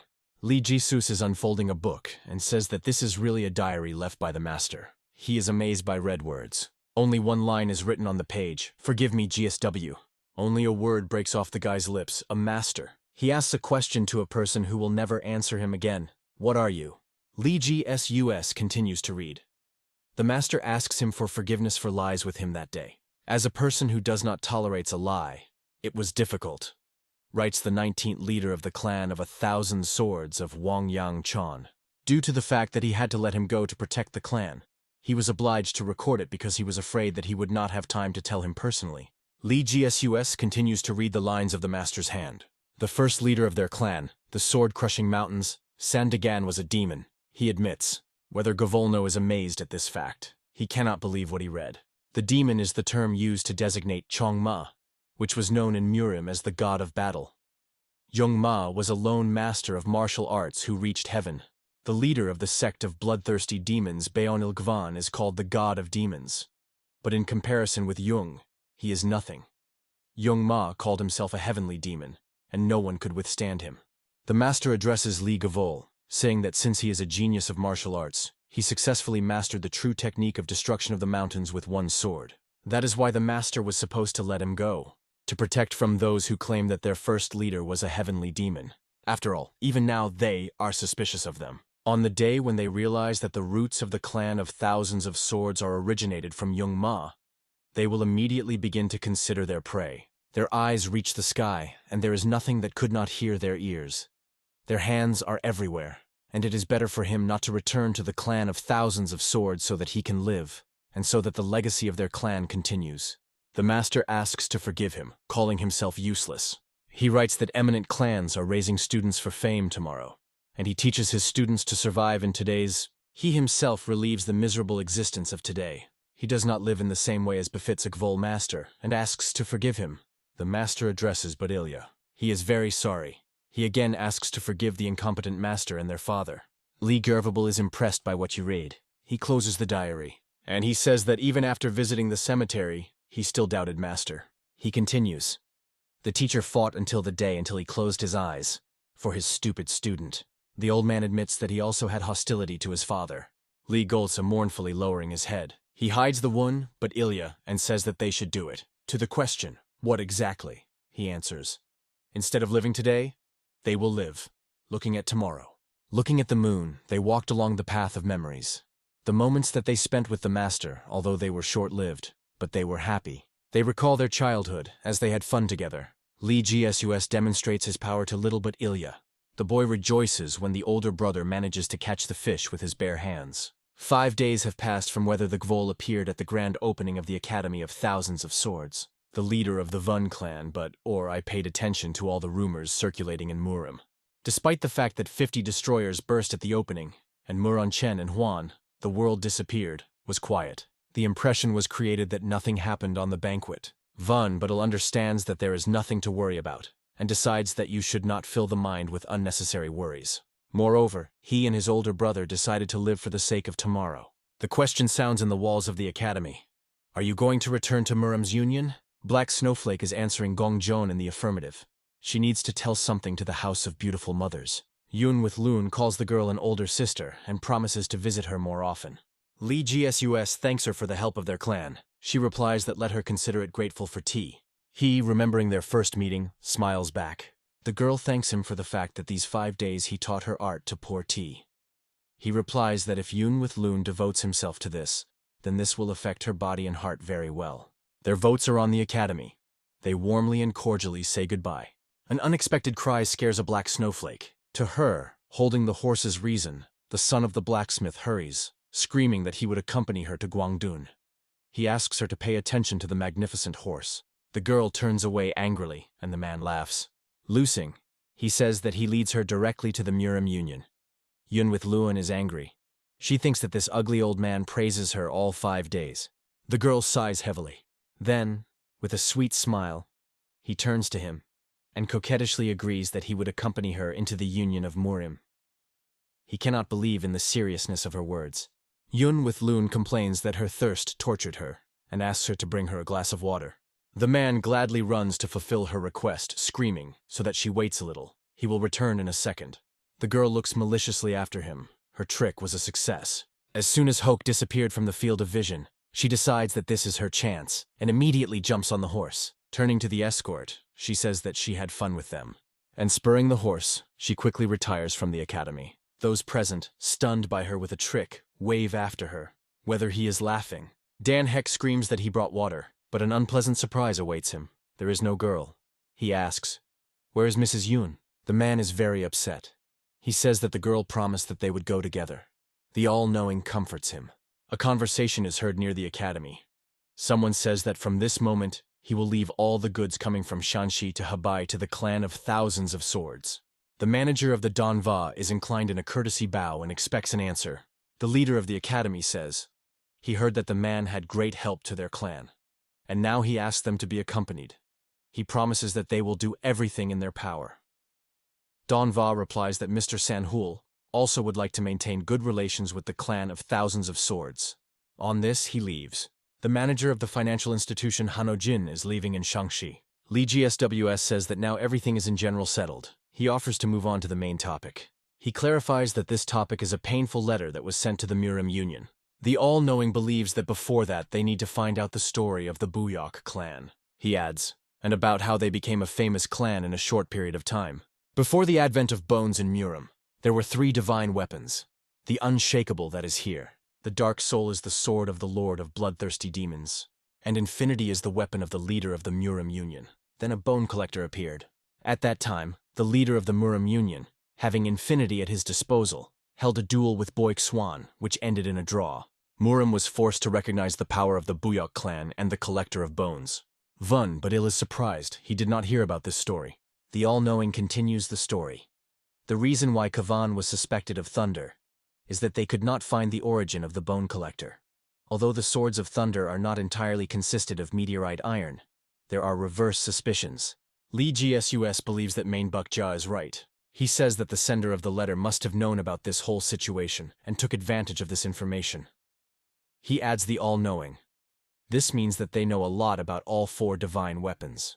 Vun, but Ilya is illuminating the guess who can be people who wrote the letter. Li Gervais confirms his assumption. These are those who stole 5 swords of thunder. Gongjon sits on the riverbank. The faithful dog is near her. The girl sighs heavily. She asks the question, why does the master GSU not talk to her? She recalls how at the place of the burial of the ancestors, the master hid his personality and offered her his teaching.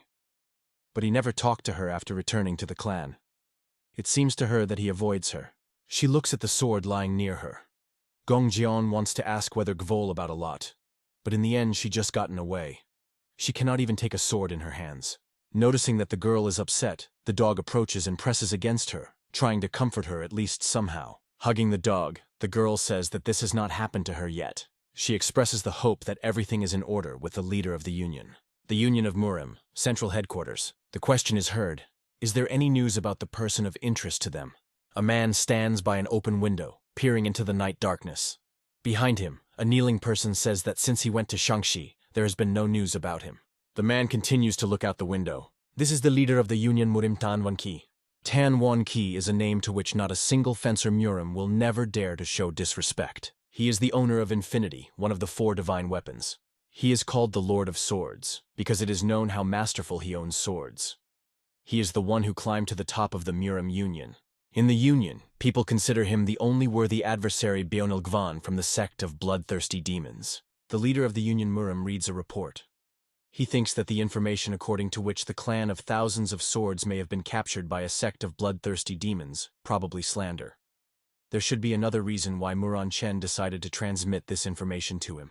He thinks, nevertheless, the council did not object to the fact that Muran Chen used the destroyers. That is why he wants to listen to Chan Qian, the only person in the union to whom he trusts. He thinks, is Chan Qian now at the council? Tanwan Kai says he goes to the bedroom and asks to cook something from drinks and snacks. He walks around the yard, accompanied by 2 servants. But thoughts still do not leave him. On a low table is a bottle and plates with food. Tang one on the floor in front of the table. Looking at the cup, he asks himself a question. Alcohol, then? Then the man drinks the drink. Hubei Castle, the area of red lamps. In this place, there is as much light as in the castle itself during the feast. Many martial artists come to the brothel at night. Here men have fun with women. The mansion of the 1,000 best houses. A girl named Ilvol is asked, is she ready? She answers, I'm already going. An elderly woman tells the beauty that she meant is a particularly important guest. He chose her instead of young girls, so she should take care of him well. Ilvol answers, of course. She goes along the corridor, accompanied by 2 men.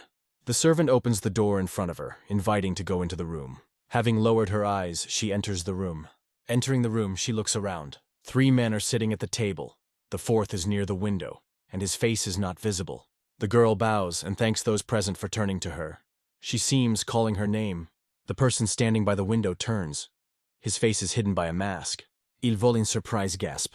She does not understand why the man needed to hide his face. Sitting at the table, he tells her to fill his glass. She fulfills his order. At this time, he addresses those present with the question, "So, Tan 1, he drank poisoned alcohol?"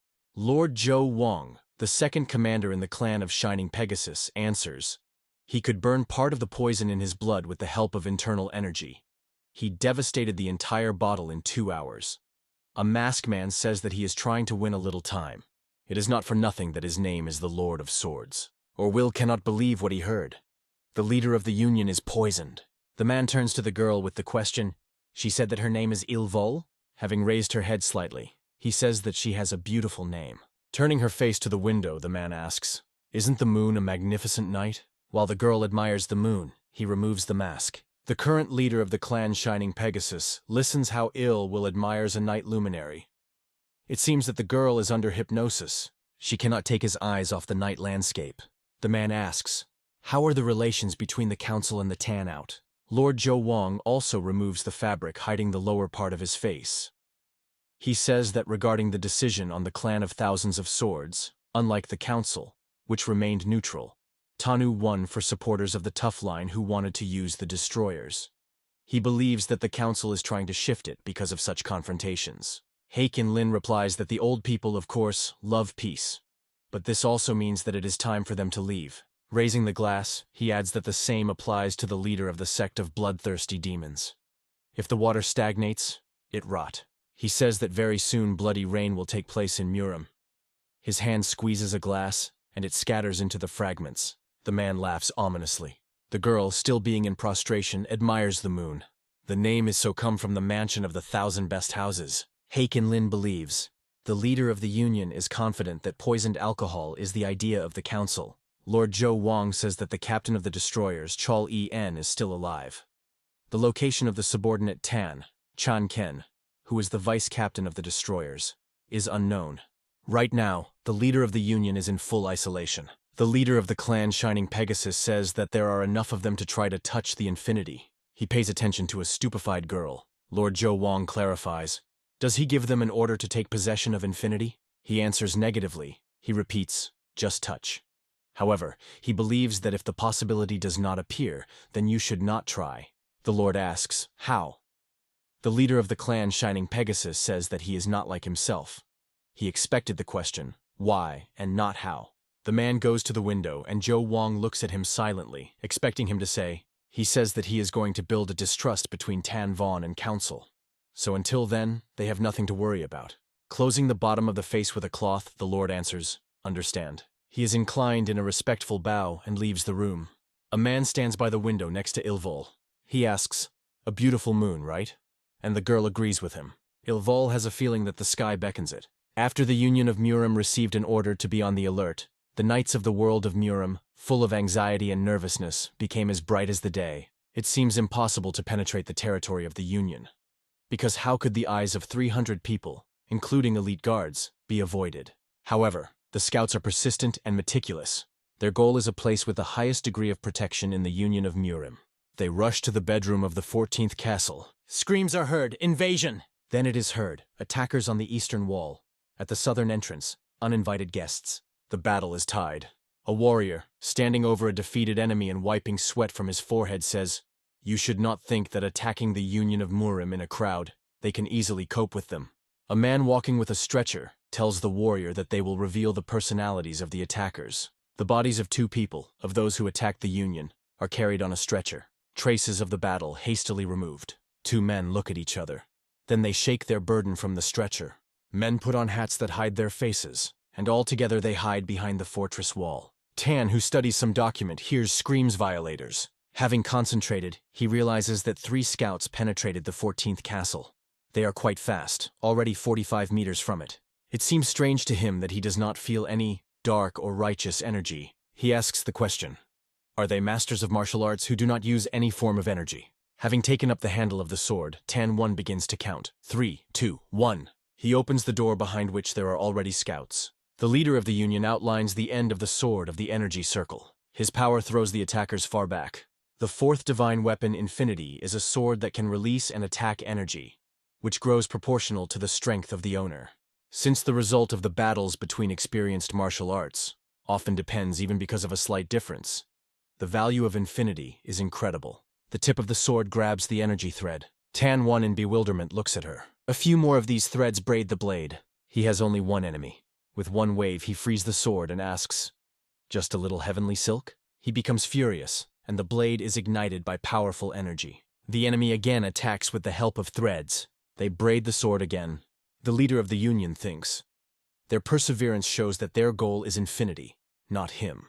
A person continues to manipulate threads. With one lightning-fast movement, Tan-One is next to a man and grabs him by the throat. He squeezes his hand greatly, forcing the enemy to wheeze.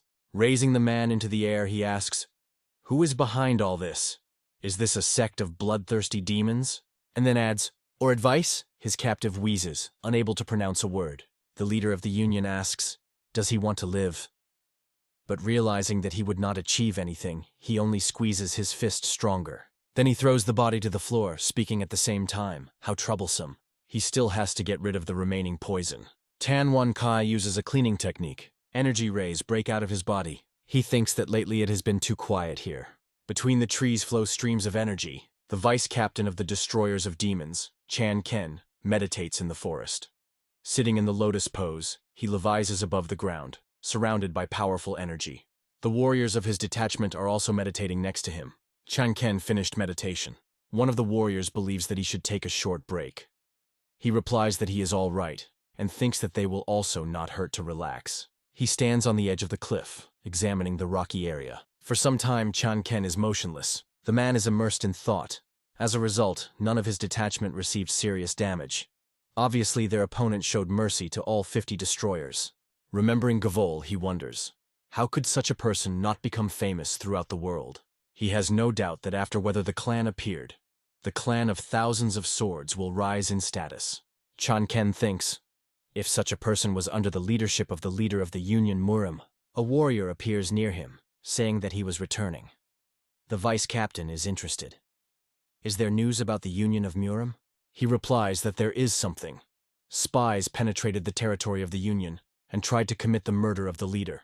Chan Ken is furious. The warrior asks him to behave quieter, and he agrees with him. The vice-captain asks, did the spies identify? The man replies that they did not work out to identify them. The council intends to send all resources to investigate this incident. Chan Ken thinks about what he heard.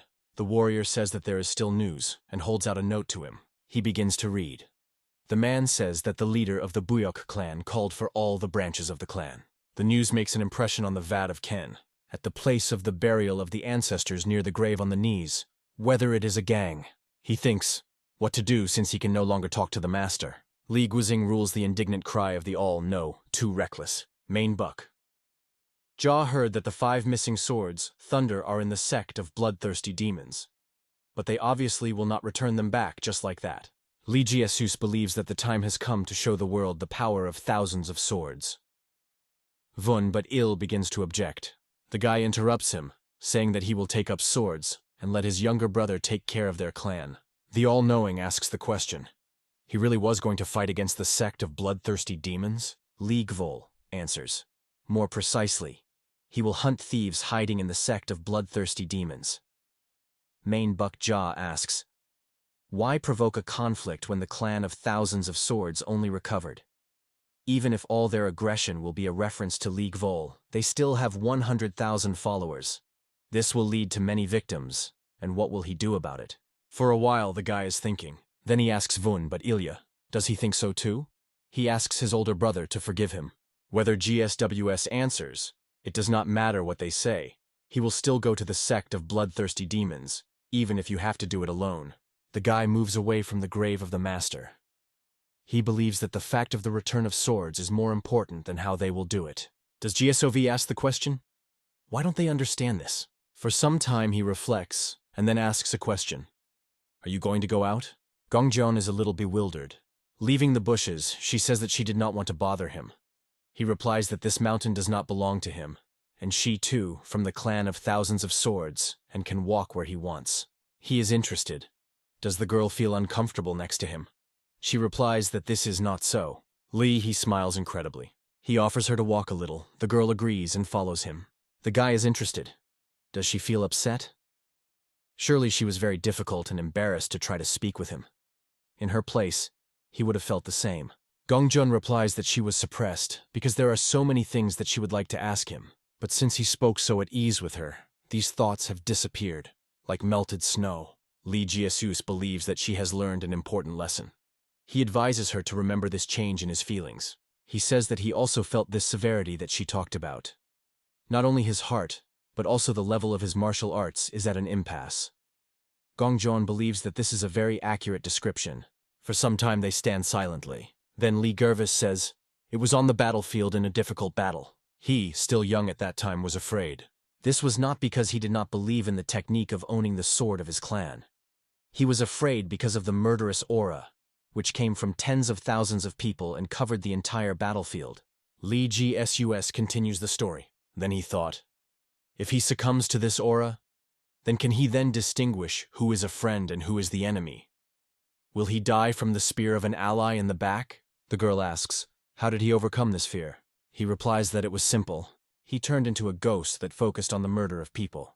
Those who enter the battlefield lose their ability to leave it, because their hearts and bodies freeze with excitement. This will be the end if they die in the first battle. And they also understand that if they run away, then their surviving friends will come for the escaped underpants. So, surviving on the battlefield for several days and nights, the warrior becomes a ghost that will not calm down without spilling a blood river. The girl is impressed with his words. Putting her hand on her shoulder, Lee Gervis says that she should become a ghost. He believes that this is a path that will not be able to avoid, and he asks, can she go through it? Li Gual and Gongjun are walking along a nightly deserted street. The girl thinks why the master said that she should become a ghost. She thought many times about becoming stronger. Now she is thinking about how many situations on the verge of life and death the master has overcame over the past 60 years. Mentally she adds, although he looks as young as she. Isgvolu asks, what is on her mind? The girl, settling slightly, asks the question, how did he manage to preserve his youth? She says that she still cannot believe it. A smile appears on the guy's lips. He is interested. Did she hear about eternal youth? The girl heard about it, but she always thought that she was only a rumor common in the world of Murim. Lee Gsow says that it exists. He says that he learned about eternal youth from his master. For some time he lived as a ghost, who only knew that to kill people. Until one day, he has not returned from the battlefield the only surviving person. He took the lives of hundreds, thousands of people. Looking at his hand, he says that the heaven gave him a new body. He clenches his hand into a fist and adds, it means that the sky itself wants it to continue to live. The girl is quietly hiding him. Lee Gsus says that he plans to return all 5 swords of thunder. And he asks, is she with him? He explains that he can come to terms with his own regrets, but he is unbearable to see the regrets of other people. He asks, what about her? The girl weighs the words that she wants to pronounce. Then he says that he wants to go with him to return the swords of thunder. Looking around, the guy with a look at her eyes looks into her eyes. Lee Gervis offers Gongjun to discuss details tomorrow. She agrees. Saren runs up to them. The girl hugs the dog, wondering, is he here in order to spend her? The guy says, so who gets all the love of the first beauty of North Shangxi? Gongjun says that the dog is called Saren. The leader of the Union Murim Tan One Ki personally gave him to her. Lee, smiling, says that means his name is Tan One Ki. The girl replies that he is already in his 70s, but he looks like a middle-aged man. When he sees Gavol, he will be very surprised. The guy believes that sooner or later they will meet with him. Gongjun thinks that he wanted to ask the master about something else. She recalls what exactly she was interested in. In her memory, a meeting with the cavalcade Black Storm pops up. The skill of owning a sword of Li Gvol seemed to her similar to the martial art of a sect of bloodthirsty demons. She recalls the follower of Gunchan's bloodthirsty demons. The girl remembers that he claimed his belonging to the sect of Shining Pegasus. Gongjun nurses the master. Looking around, he asks, what happened? The girl asks her question. Can there be such that his technique of crushing the mountains with one blow of the sword has something to do with the sect of bloodthirsty demons? He clearly did not expect to hear these words from her. Ichan, headquarters of the Buyok clan. Kavan reflects on the order he received on the convocation of all followers of the Buyok clan. He understands that he had problems because he is responsible for the matter with the clan of thousands of swords. He thinks, what to say to his father? The servant says that the leader of the clan is waiting for him. and he can enter. The doors in front of him open. He is surprised to see the number of people in the room. Juan carefully looks around them and begins to understand what is happening. Some men are busy with weapons. Others consider cards. He thinks that the Buyok clan seems to be going to war. Once again, he carefully looks at the people present here. One of them is Gonsong-ki, the second is Yomvulian, the third is Suryangon, and the fourth is Gvakchu-il. He thinks that all these people are well known in the world of Muram. The man goes deep into the room. He is welcomed by an elderly person. This is the leader of the Buyok clan, Buyok Kwan. He asks his father, "What is happening here?" He, knocking his palm on the table, claims to be a war. He says that they oppose the clan of Shining Pegasus from the sect of bloodthirsty demons. Juan is struck by this news. A man cannot believe what he heard. He clarifies, "Do they oppose bloodthirsty demons?" The father replies that their followers, scattered around the world of Muram, decided to follow the path of their clan. They are ready for complete destruction if necessary. Kwan points to Gonsong-ki, Yomu Lane, Suryangona, and Gvakchu Ilya, and he says that the 4 skillful masters of martial arts volunteered to join them in order to help them and act correctly. Juan asks the question, "Isn't it extremely dangerous? Gvakchu is interested. Is he afraid of followers of bloodthirsty demons?" He objects. He says that this can lead to Muram's second great war. Gvakchu asks him not to worry so much. He will save him if he is not lucky to be in danger. Gondream Ki contemptuously calls him a green youth. The leader of the clan demands to stop the parasite. For a while, complete silence reigns. The old man says that Wu Chan was killed. His son is amazed at this news. Wu Chan secretly penetrated the sect of bloodthirsty demons. He had a task to determine the location of the bone collector. A year ago, he reported that he had discovered traces of the kidnapper. The last thing they heard about him was that he was going to penetrate into the clan of Shining Pegasus. The old man says 10 days ago. He is interrupted to get some object from the folds of clothes. Then, he continues, the poultry, which he prepared, was able to detect his signal. This spilled the light on what Wu Chan sacrificed himself. From a small case, he takes out a note and puts it on the table. It says that the sword in the clan of Shining Pegasus. Those present are shocked by the news. Juan's face was darkened. Mu Quan says that they cannot risk unleashing Muram's great war with bloodthirsty demons. The whole operation will be secret, and they will lightly strike at the clan of Shining Pegasus. Gonsong-ki says that the followers of the clan of Shining Pegasus are worthy of being his opponents. Yomwu Lian believes that he simply repels his debt to the Buyok clan. Sir Jangon is determined to follow them to the end. Gvakchu only grunted, expressing his attitude to the current situation. Kavan says that he will put his life on the con. The leader of the clan shouts that their lives will not be enough. They must take a chance with their souls. The academy, meanwhile, has an equally important conversation.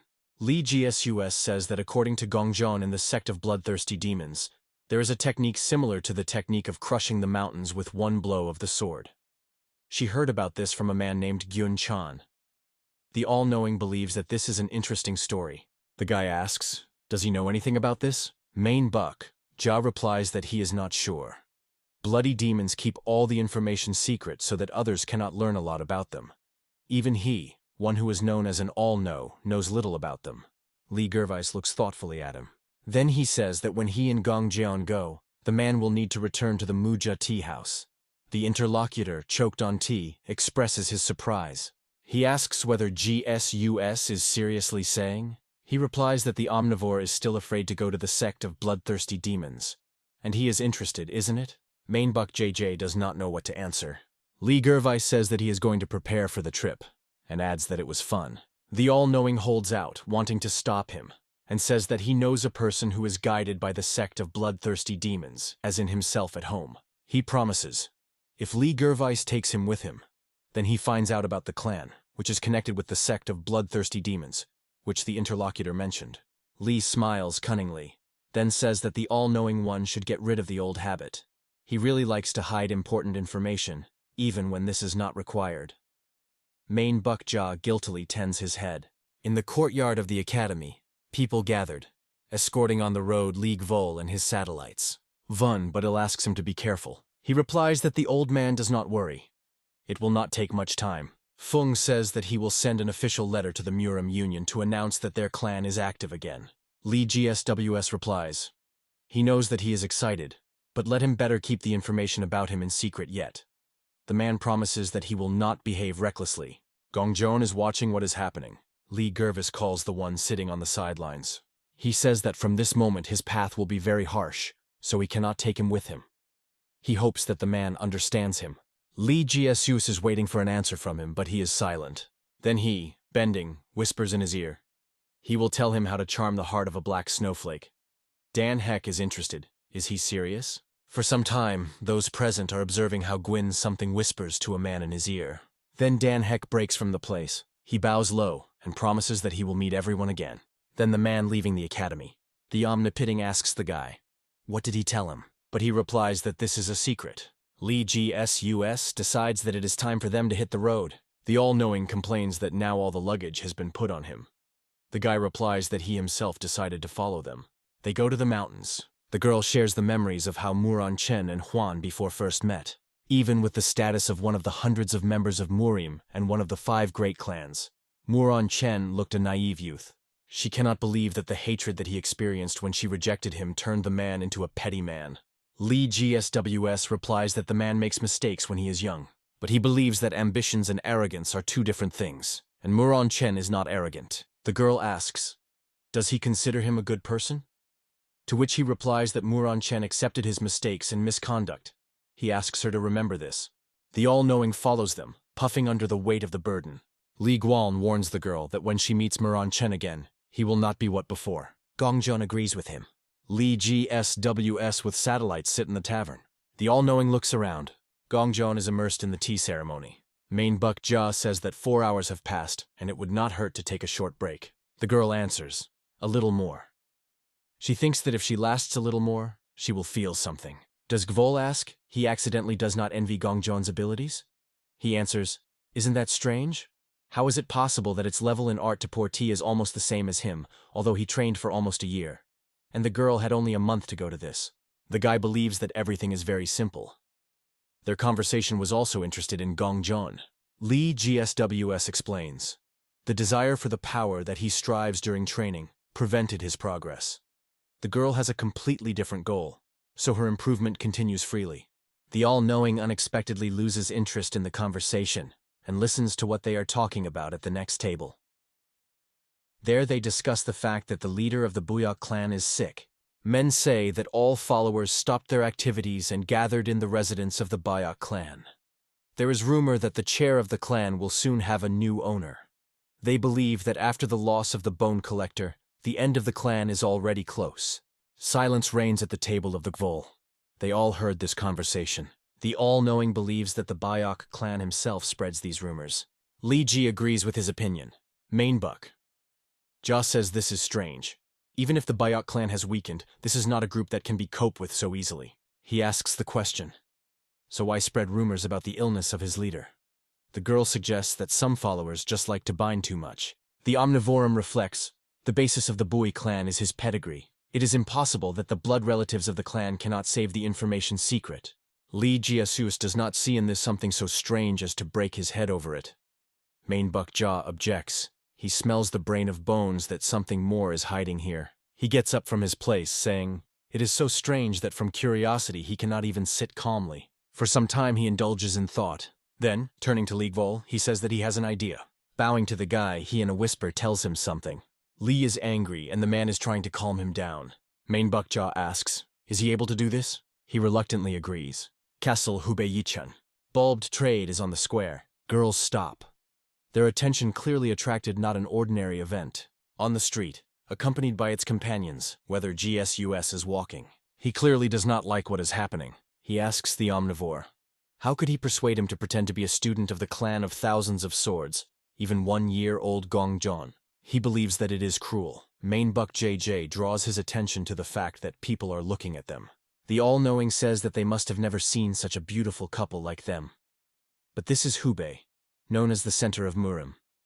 They must show local people who they are and denounce their activities.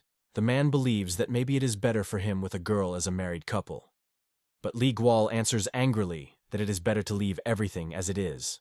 Standing in front of the mansion, Manhwa says that the Buyok clan was founded about 300 years ago, almost at the same time with the clan of thousands of swords. The collector of the bones of the Buyok clan is like evil art, because he collects the energy of the death of corpses. but the founder of this clan is known that he alone destroyed more than 100 masters of demonic martial arts. Having absorbed their energy, he opposed thousands of masters of demonic martial arts. Therefore, even despite the fact that they have such a demonic sword as a collector of bones, the Buyok clan is still recognized as Murim as a clan of righteous martial arts. Gongjeon says that she still does not understand how their precious heritage was stolen. The all-knowing replies that this is all before M.A., a demon of the blade. Is GSW are interested? Is he really so good? Manhwa says he is not simple, since he was awarded this title. The bloodthirsty demons have the reason why they do not touch it. A person who received the title of Demon of the Blade inherits the title, sacred close to bloodthirsty demons. Regardless of how many guards will be, if before M.A. appear at the gate, they will already be open. The inhabitants of the mansion pay attention to them. One of the warriors going up to them asks what brought them to the Buyok clan. The man says that he is omnivorous, and arrived to visit the leader of the clan because he heard that he was sick.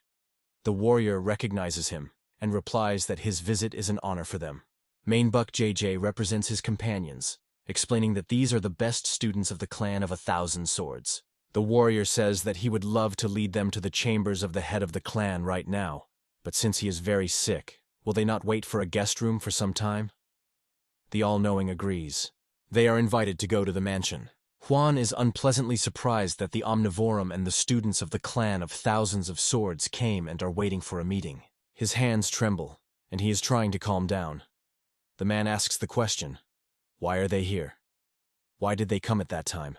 The warrior asks, "What will he order them to do?" Juan is thinking about the answer. He says that he will take care of this, but for now they must win a little time for him.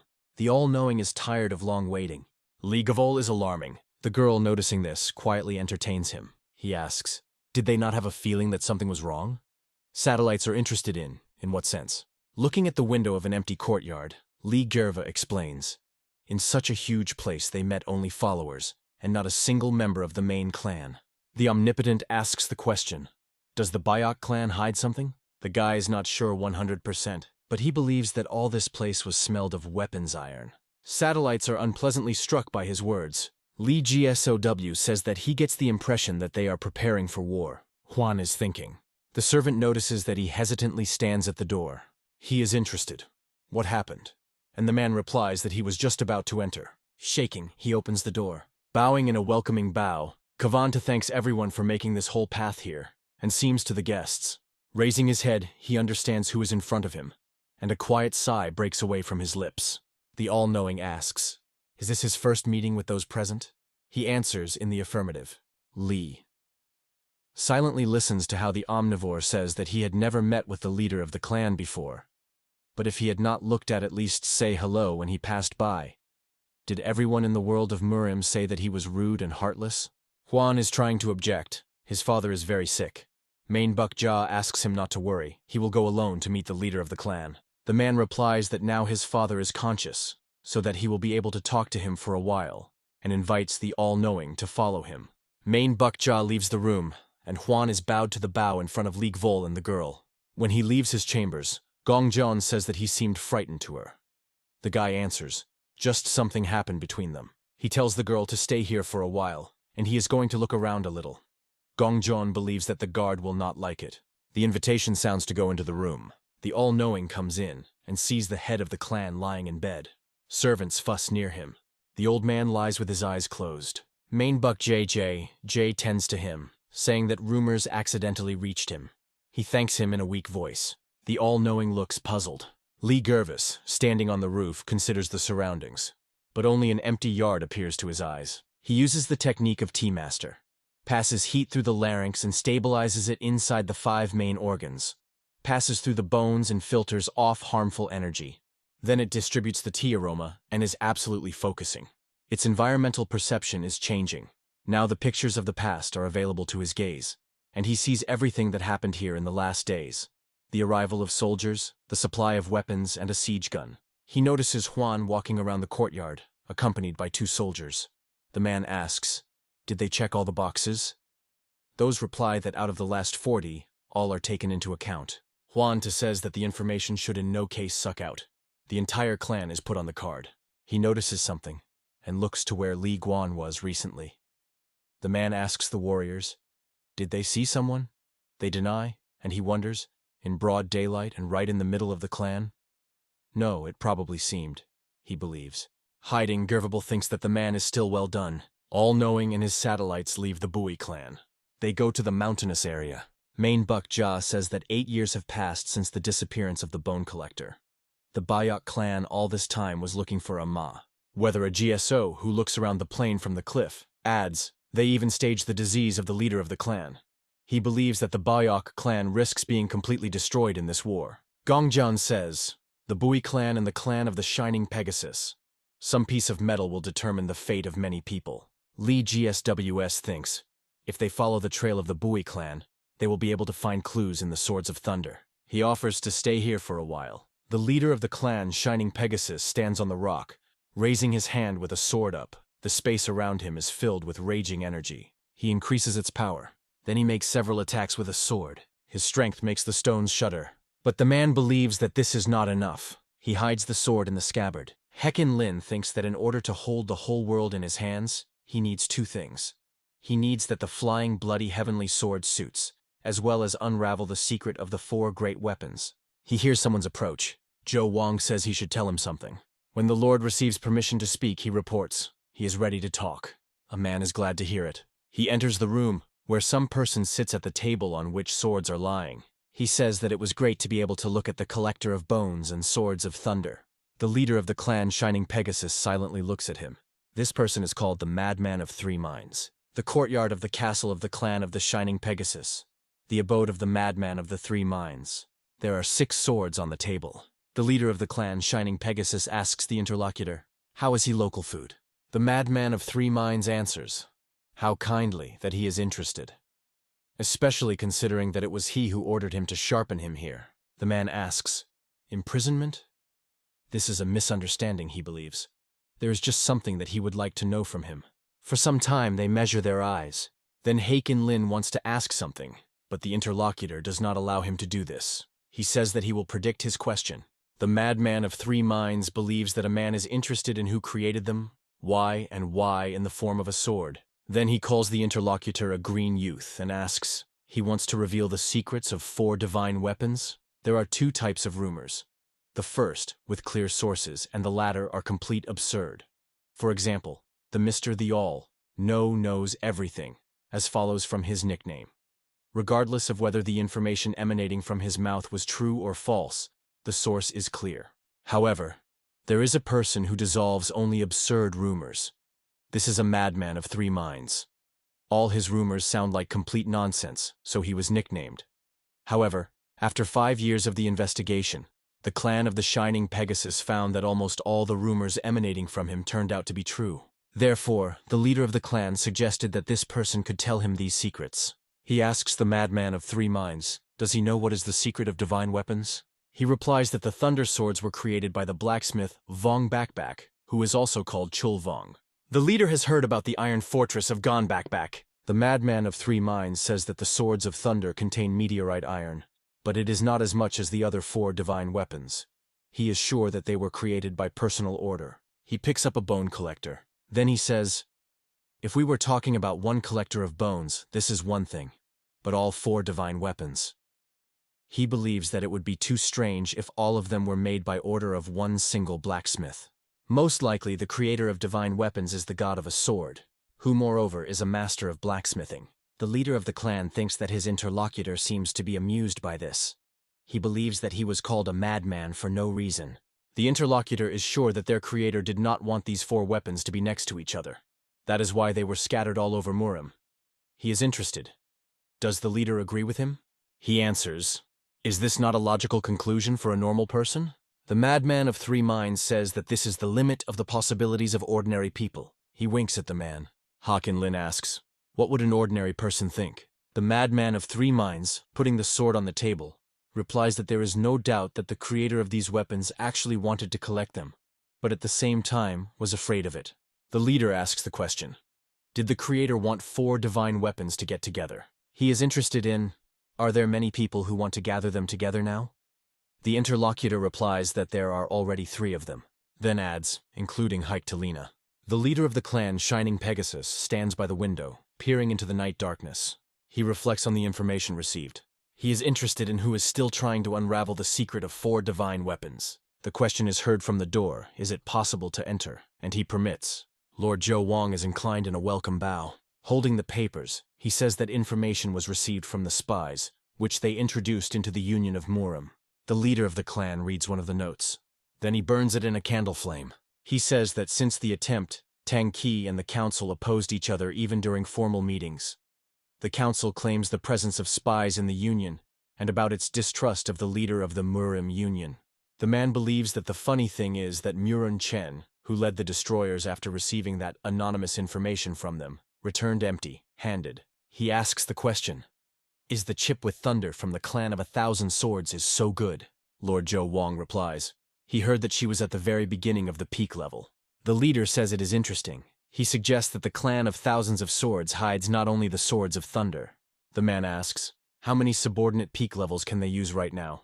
The interlocutor answers, 13. The leader orders to take them and provoke the Tan over again. He demands to get him infinity.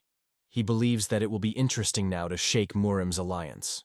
The Lord is in a hurry to fulfill the order. The leader, looking at the swords, stops him. With the help of internal power, he throws the swords of thunder, and they stick into the floor right in front of the Lord. The leader tells Zhou Wang to pick them up.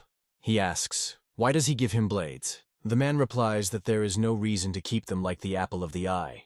The leader of the clan tells them to take them to the places they talked about.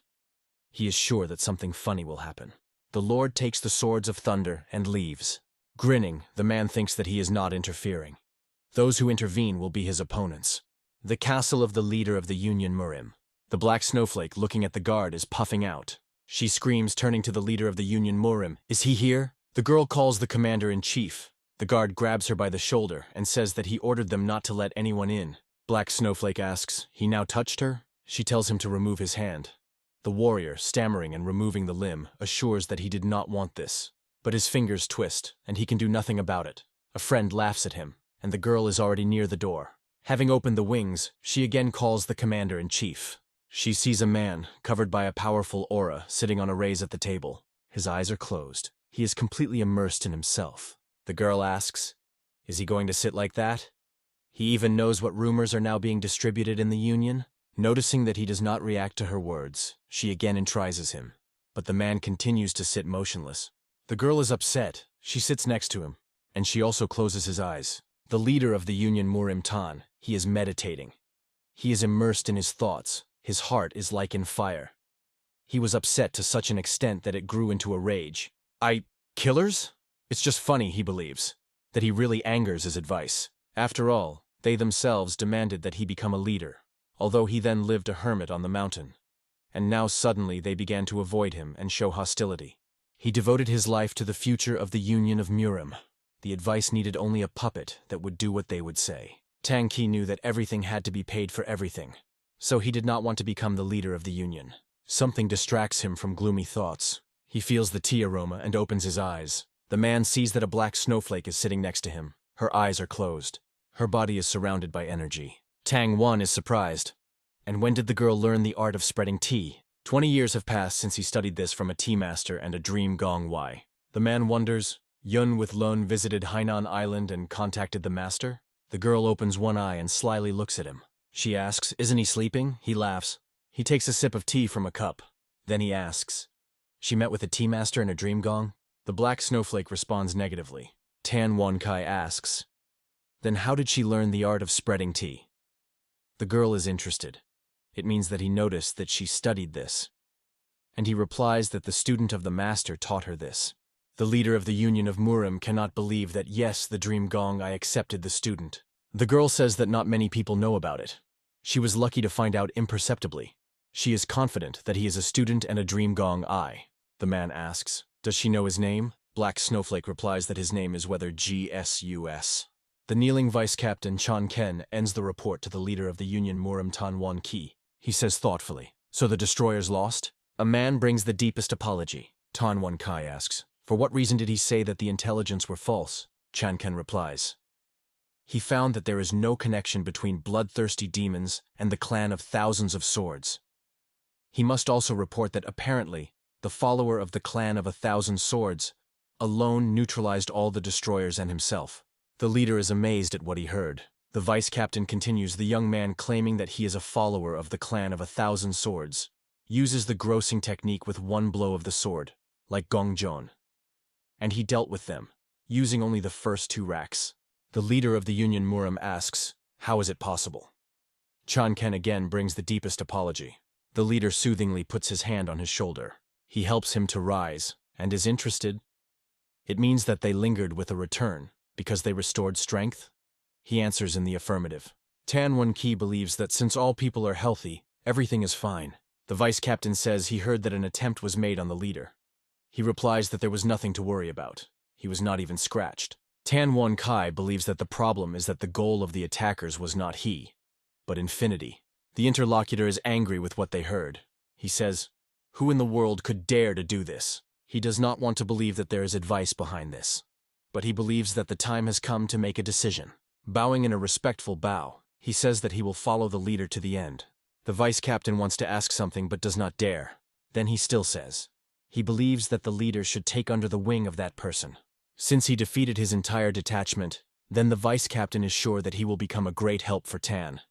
The man is interested in, and what is his name? Chan-ken replies whether there are thousands of swords from the clan. Tang Won, immersed in thought, sits at the table. He pronounces the name of Li Gavol several times. A man recalls the speeches of a black snowflake and Chan-ken about this man.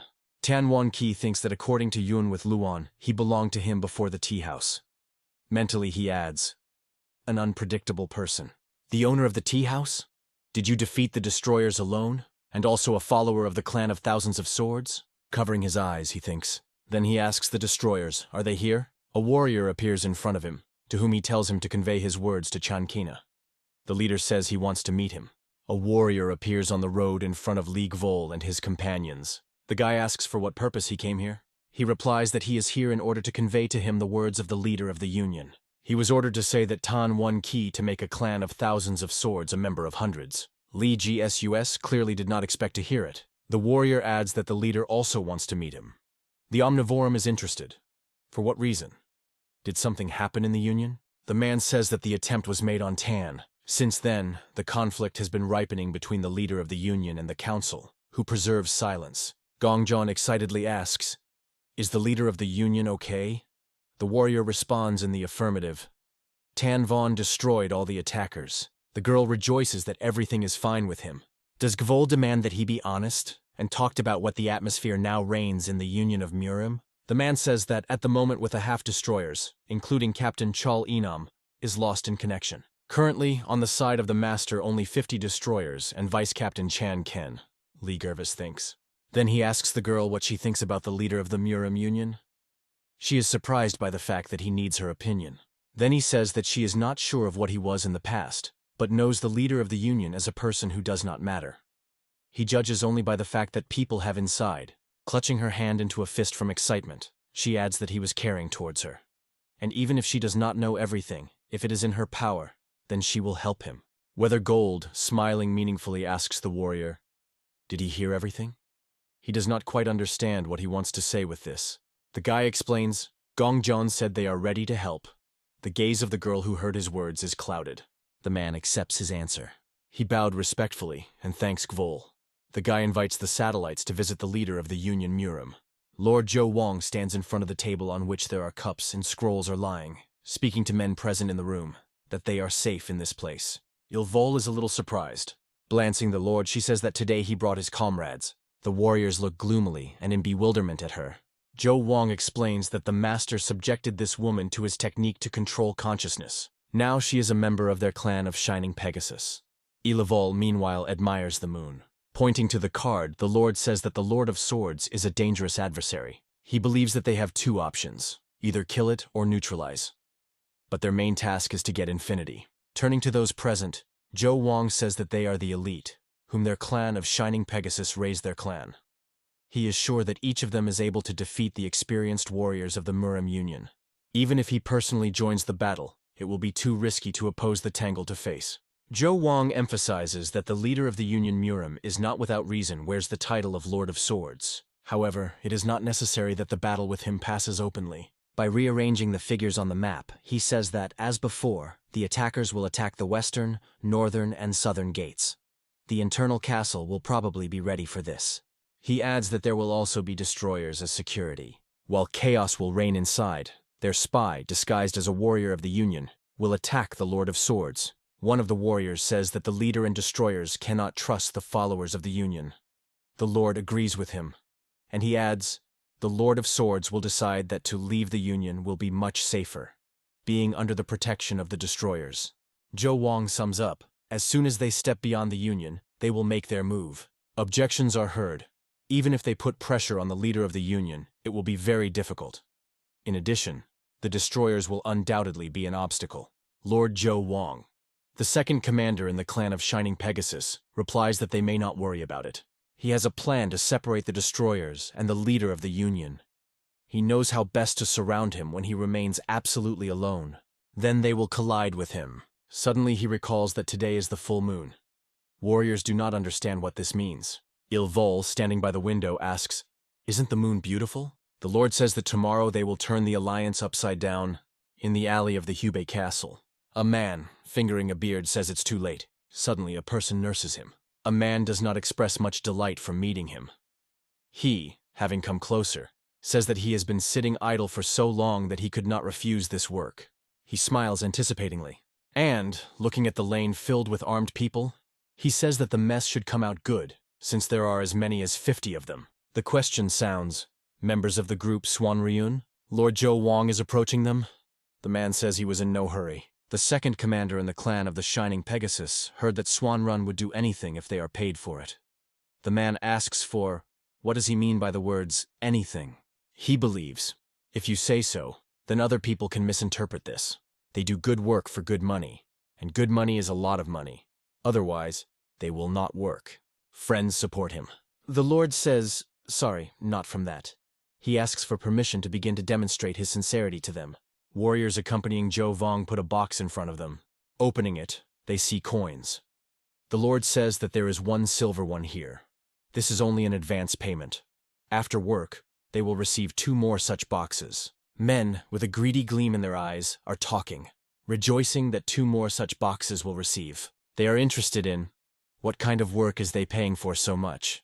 They should know what they will have to do. The Lord replies that they have nothing to worry about. He says that in fact everything is very simple. Mentally he pronounces, the Lord of Swords, you will end. The leader of the Union, Murim Tan, standing in the yard, thinks that the sun is as bright as yesterday. He believes that it will be hotter today. A familiar sound of steps is heard. Looking around, he sees a man approaching him. He welcomes the master Yongvuna, asking, almost 3 years have passed? The representative of the council from the Kunlun Chungvun clan says they had not seen for a long time. He adds, every year he, an old man, is more difficult to move. The leader asks him not to speak like that, because they are almost the same age. Yung Wang expresses regret. He thought that as the leader of the Union, a man would be unshakable, and still thinks so. He believes that the abolition of the council would probably be a good idea. He is sure that the leader does not like them. Tan Wan Qi replies that he's offended to hear it. The interlocutor asks him not to keep such a distance. He is here to talk. Everyone in the council has their own plans. But what does a man count on? Protecting himself from the public, once he is aware of the benefits of their efforts. He asks, can the leader hold out to this point? Tan Wan Kai does not know if he should believe him. He asks for permission to treat Yongvuna next time with tea, and he asks to visit him when it will be convenient. The leader of the Union turns his back to a sad old man. Yung Wang asks him to protect himself. Council and Tan, Vice Captain and Destroyers. Li Gvol, who is heading for the Union. The killers of the clan of Shining Pegasus. The thoughts of all these people are intertwined into an increasing ball. There is a quiet sunset of the Murim Union, the post of security, the Union of Murim. The guard says, the eastern gate, everything is quiet. Everything is quiet on the western gate, another guard says. The destroyer reports to the vice captain that everything is calm. Chanken grunts incredulously. He orders to continue to monitor the situation. The vice captain hopes that everything will remain calm and no problem will arise. Silence reigns on all 3 gates. One of the guards complains that it becomes cold. The second asks, how does he think the guys from the other side of the gate could not doze off? He replies that he does not judge by himself. They are responsible people. The guard shouts, how are you there? Did nothing froze yet? Nobody answers him and he begins to worry. Warriors expose swords, and they open the gate to see what happened there. They prepared to fight, but they freeze in surprise. The yard is empty. They cannot believe it. One of the guards says that the destroyers must be reported. At this moment, he is permeated by a sword. Opponents attacked from the back. The dead guards lie on the ground. Lord Zhou Wang says that scouts work further. Those instantly fulfill his order. A scream is heard. The eastern gates were attacked. Protect the castle of the head of the Union and the council building. A fist with force drops to the table. The face of Tan Wan-Ki is skewed with rage. He screams, "Already twice!" He believes that they are mocking him. The strategist of the Union, Murim Gonsong, says that he is very sorry. The leader demands that he find out who is behind it. And if he cannot, he will take on all responsibility for this incident. He goes to the door. The strategist says it is too dangerous and asks him to return inside. Destroyers are facing the vice captain. He turns to the leader of the Union of Murim, welcoming him. He asks what the situation is. Chan Ken reports an attack was made on the gate on each side. They successfully fought off. General losses amounted to 35 people. At the moment, the followers of the Murim Union and the destroyers are looking for the remaining violators. Strategist Gon Song Pen says to the vice captain a good job, and he asks the leader of the Union to leave all the troubles on subordinates and return. There is a scream. "Invaders! Protect the leader of the Union!" The guards are ordered. Guard the castle. The vice captain tells the strategist to lead the leader inward from Tan One with meaning. "I leave everything on you." He turns around to leave. Feeling the danger, he grabs the sword, and turning around, fights off the attack. His power hits the opponents dressed in the form of the soldiers of the Union. The strategist and the vice captain scream in amazement, but Tan One is already on the roof. He says that there are spies inside the Union. The warriors killed by him lie on the ground. Tang One asked, "Was this their plan?" And then scolding. The strategist understands that this is a conspiracy to pursue the chapter outside the Union. They cannot protect the leader because they do not know how many spies have penetrated into the Union. He hides Tan Wan-Ki, and seeing his gaze, he wonders, they really cannot do anything, even knowing their intentions? The leader of the Union, turning to the strategist, orders him to take care of everything here. In a giant jump, he rushes forward. The vice captain tells the destroyers to follow him. They move through the air with the leader. The strategist tells the soldiers who are not related to the destroyers to stay in place. Anyone who moves out should be ready to die. Lord Zhou Wang stands on a hill surrounded by warriors. He pronounces finally, "Here is the leader of the Union." Turning to the armed men, he tells them to wait for the signal. Chan Ken is alarmed at the Tan. They stop near a small dilapidated structure. The vice captain believes that they are already far enough to be safe. Tan out of key says, because they do not know who their enemy is, it is better to constantly move. Near them appears a warrior, nullifying a leader. Tang Wan-Kai asks, "Is the Union okay?" He replies that the council castle was attacked. The vice commander is surprised by this news. The leader of the Union says thoughtfully, "Did the invaders aimed at the council?" Chan Ken is interested in, what is the point of attacking the council building? The warrior says this is a trick. In the pocket of one of the attackers, there were evidence indicating his involvement in the destroyers. Tang One is struck by his words. He continues, "Now the council is suspected of the very leader of the Union. The Union of Murim, council building. The inscription says, 'Protect the Union.' Warriors ask the elders, are they in order? She makes them freeze. Powerful energy took in the ring of attackers. Young Wang with a sword in his hands confront enemies. Another elder in the clothes of the monk Shaolin, calmly sorting out the beads on the rosary. Several warriors with blades attack him, but he does not even notice this. The old man does a pass with his hand, and the poisonous green aura spreads around him. The attackers throws back far. Flying away a few meters, they fall to the floor. Murim's warriors laugh. The Council of Elders is still strong and invincible. Yung Wang believes that other elders are safe. The representative of the council from the temple Shaolin heard that the leader of the Union managed to avoid the attack. While the warriors examine people lying on the floor, he continues to speak. They must have been aimed at infinity. He thinks that it was not for nothing that he had a bad dream today. Yung Wang believes that poor foreboding rarely deceives when it comes to such situations. They must help. The monk assures that he will do everything in his power. The representative of the Council of Kunlun thinks that the enemies are trying to bring turmoil from the inside to the Union of Murim. He hopes that these are not the people he thinks about. The warrior tells the elders that they need to look at it. He shows them a token of destroyers. And he says that all the killers have such signs with them. The elders look gloomily at the find. Yongvun had questions to the leader of the Union. Chan Ken and the destroyers knelt before the Tang. He says they should return. The man believes, If you do not take care of the misunderstandings and suspicions as soon as possible, the Murim Union will begin to fall apart by itself. The vice captain believes that this can be part of the enemy plan. The leader of the Union with a shout breaks him. He does not want to listen to any objections. He accuses Chunken of that he does not believe in him. The Lord of Swords of Tan One Key.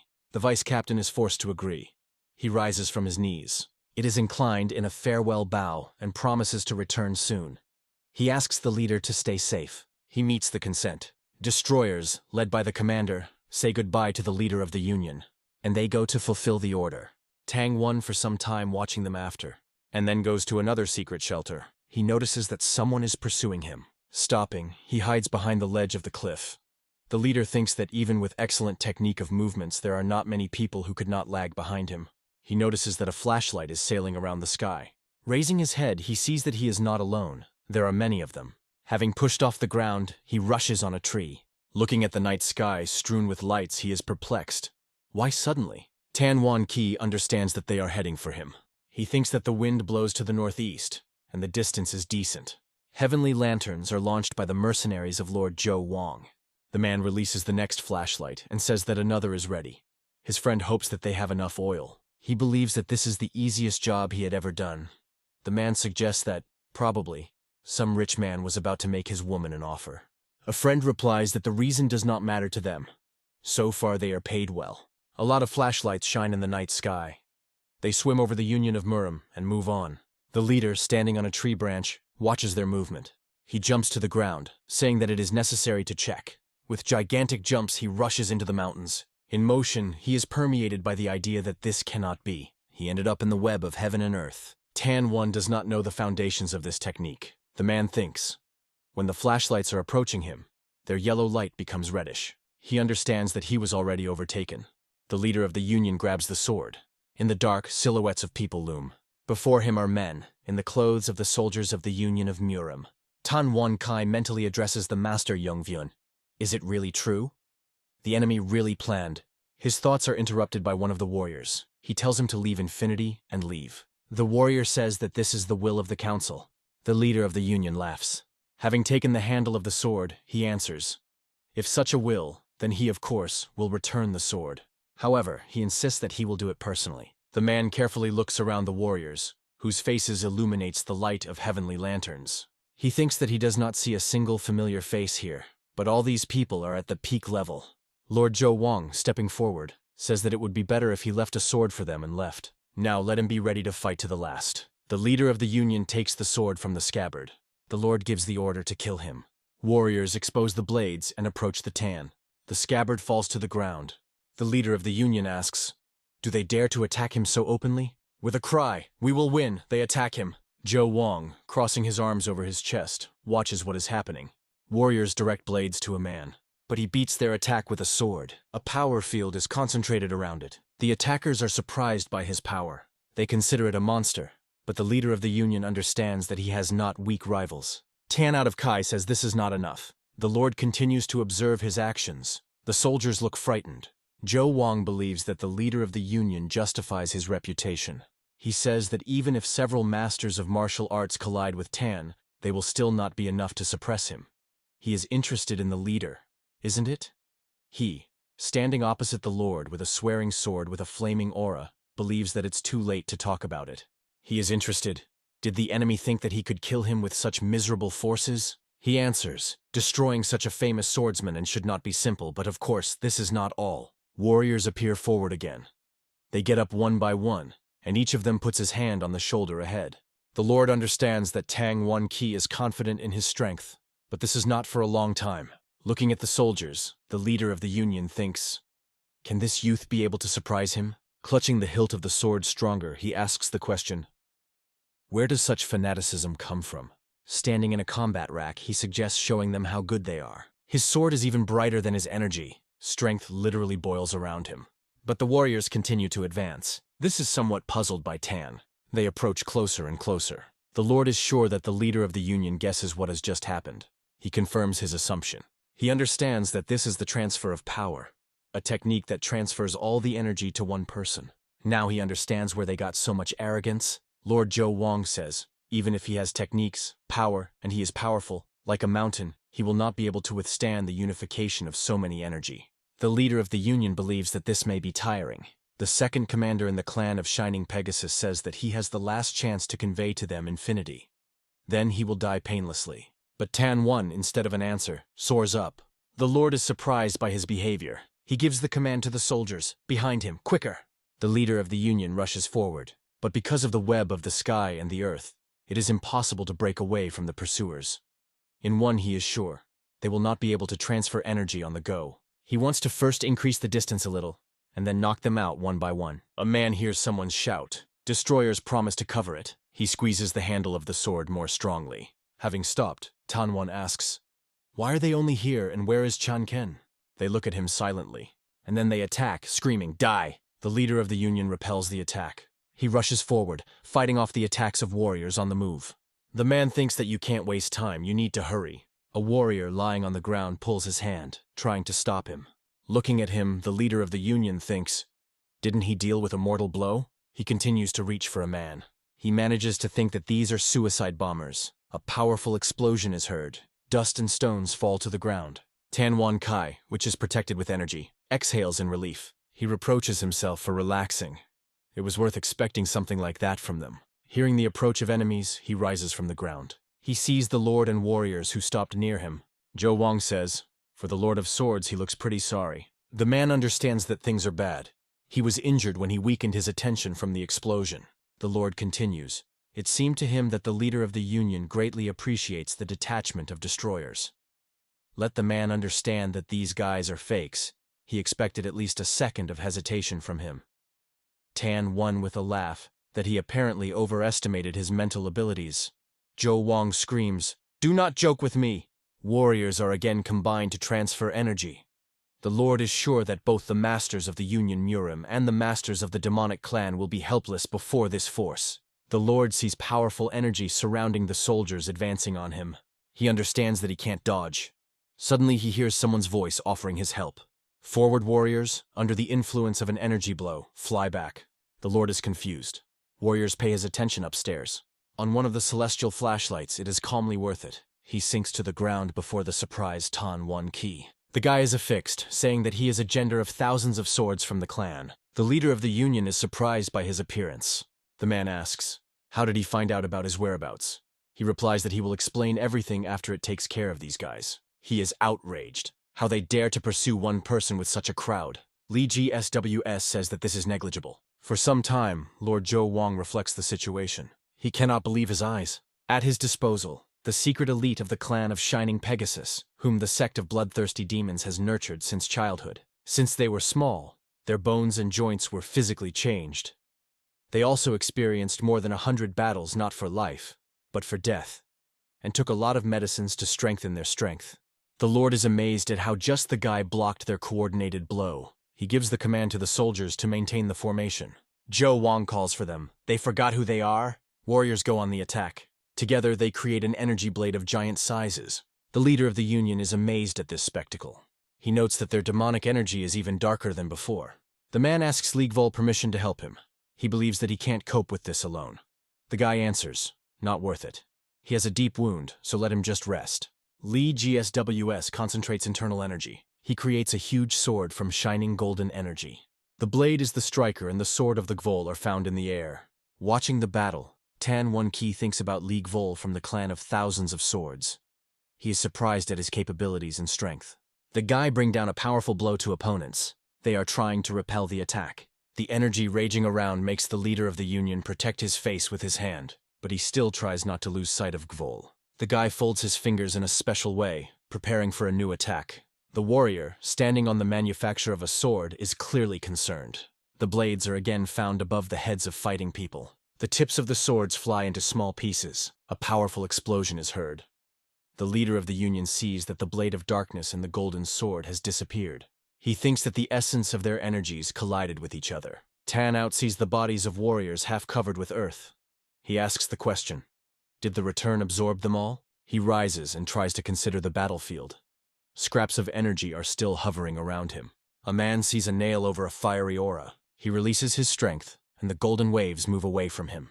Powerful flows of energy burst from his palms, but not monolithic, but, as it were, created from individual elements.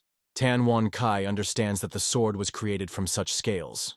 This, and whether it allowed Gvol to avoid damage. The guy asks, is he in order? The leader answers, thanks to him. Whether Ji Sura says that a man in a red mantle escaped and asks, does the Lord of Swords know his lord? He swears and says that it was their leader. Silence reigns for a few moments. Whether he is thinking. The leader of the Union is being decided to ask a question. He is interested. Can it be that his savior has regained his youth? He answers, it is. Tan Wonki is amazed. He is not able to utter a word. He is pounding a nervous trembling. A scream is heard from the forest thicket. A leader. Tan won the voice. This is Chan Ken. The voice calling his voice is approaching. The man smiles. He bows in a bow. The leader says that his name is Tan, the Lord of Swords, and he is pleased to meet Li Gvol. Chan Ken appears in front of them. He is glad that the leader is safe. Behind his back from the bushes, the Omnipotent and the Gong of Jian are peering out. All three look surprised. In a clearing on a stone, Tan won in the pose of the lotus. Nearby is it worth it. Around are dead warriors. Li Gro with a gesture shows them to behave quietly. Tang Qi, having finished meditation, thanks the elder for the guard. The vice captain is amazed at his words. The all-knowing is also surprised by the fact that his elder is GSU. The guy laughs and says that they just met. The leader asks Chan Ken whether they figured out those who attacked the council castle. He responds in the affirmative, but adds that there is one problem. He reports that the council suddenly arrested and imprisoned destroyers. The all-knowing is puzzled by the fact that the council grabbed the destroyers. He asks, does the elders still be suspicious of the leader? The vice captain responds in the affirmative. Chan Ken says, the council did not want the master to resign of his own free will. In their opinion, it turns out that the leader escaped with the symbol of the Muram Union Infinity. Li Gavolu says that the man told him what happened in the Union. As soon as the council appointed him as a leader, hundreds of citizens became influential people, simply retaining their place in society. And his neutral opinion continues to contradict the beliefs of the elders. And those killers, in fact, only added oil into a burning house full of discord. Li Gavolu understands that the leader is confused, but now he needs to solve more urgent problems. Tan Wan Kai, I agree with him. He says that he may have to blush in front of him a little longer than he was afraid. Li Gervis answers, nothing to worry about. He does not want to watch his youngest suffer, and offers to go together. The leader thanks him. The omnivore also wants to go with them, but the guy believes that they are all better for all to stay here. He says that someone should examine this place. Main Buck Jia answers, of course, he will definitely cope with this. The girl laughs. Li GSUS says he will return. He and Tan Qi rush into the heavenly height. The all-knowing looks after them. He thinks, why did the council grab the destroyers? Are they trying to overthrow the leader and put in his place someone else? Even considering that Tan Wan Qi retains neutrality, and does it only have destroyers? He believes that since Give he has gone with him, then there should be no problems. Turning around, he says Chan Kena, so that he does not touch the soldiers lying on the ground. He asks, he just wants to leave them here? Main Buck Jia answers, they will not run away dead. The vice captain says that his word is the law. The all-knowing calls him a smart guy. Then he thinks, perhaps this is sneaking, since whether Gvolu became the elder of the leader of the Union. Chanken replies that for the sake of a leader, he is even ready to make a bone sword. The all-knowing hand tells him to stop. He asks the girl, what is there? Gongjan replies that all warriors are experienced martial arts. They were at least at the beginning of the peak level. The all-knowing says, the leader could not lose to such youths.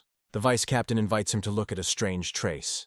On the ground, you can see a moat 1.5 meters wide and 15 meters in length. He says, this is a trace of a huge blow. The omnivorum believes that for such a size you need to use at least the aura blade. Chan Ken is surprised. Can anyone below the master level, as their leader? Main Buck Jia answers, regarding these poor fellows, they will no longer recognize this. He suggests that perhaps they sacrifice something. Gongjian asks them to see something. The all-knowing asks, what did she find? The girl says that she was not surprised by the skills, but the cause of their death. She takes a wand, and he shows him that the zone in the chest of the warrior is too cold, even ice. Men are struck by her words. The all-knowing believes that they could use some evil forces in order to crank it all. He thinks, perhaps it was a transfusion of blood energy.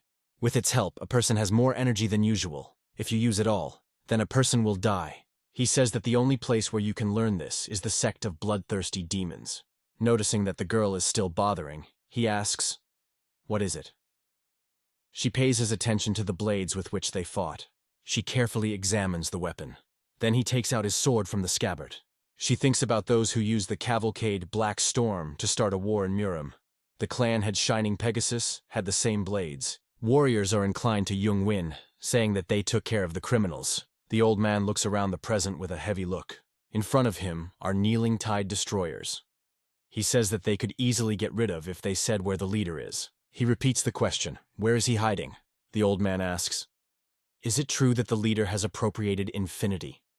Do they still believe in him? He persistently asks, are they sure that the whereabouts of infinity and the leader are worth their lives? Then he says that this is their last chance. Jung Vong tells the decapitation of 5. The warrior Murim brings a blade over the head of one of the destroyers. But between his blade and neck of the sentenced man, a sword appears. A scream is heard.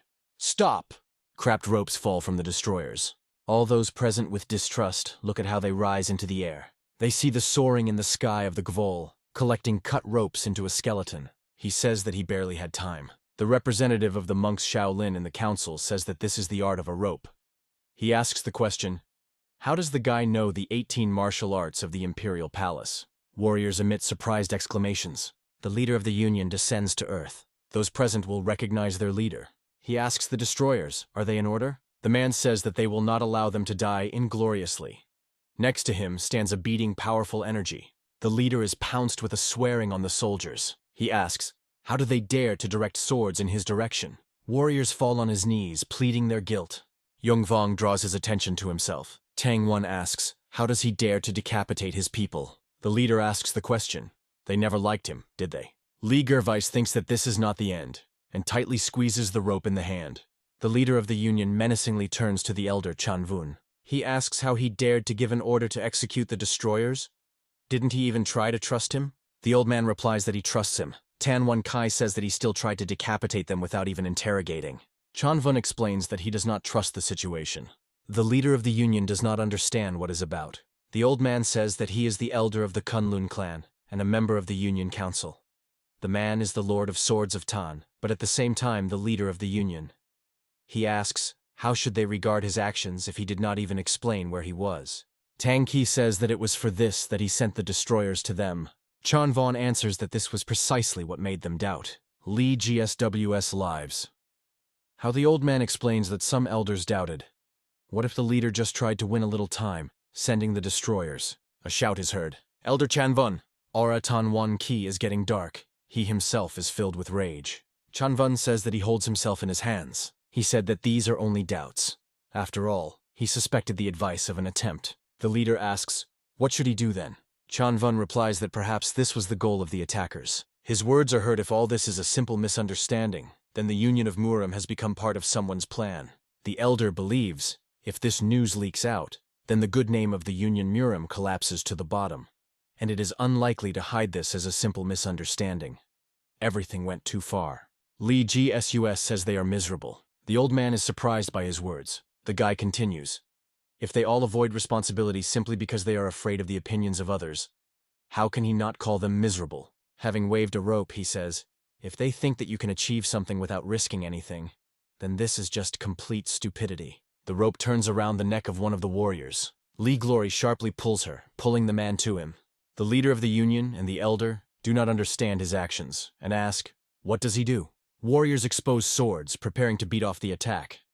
Li GSO says, this situation could also be a misunderstanding. He delays the rope on the neck of the man stronger and continues, since he is trying to kill the follower of the Union for no reason. Chanvun asks Tang Qi, who is this guy? He is trying to explain, but Li Groost stops him with a gesture.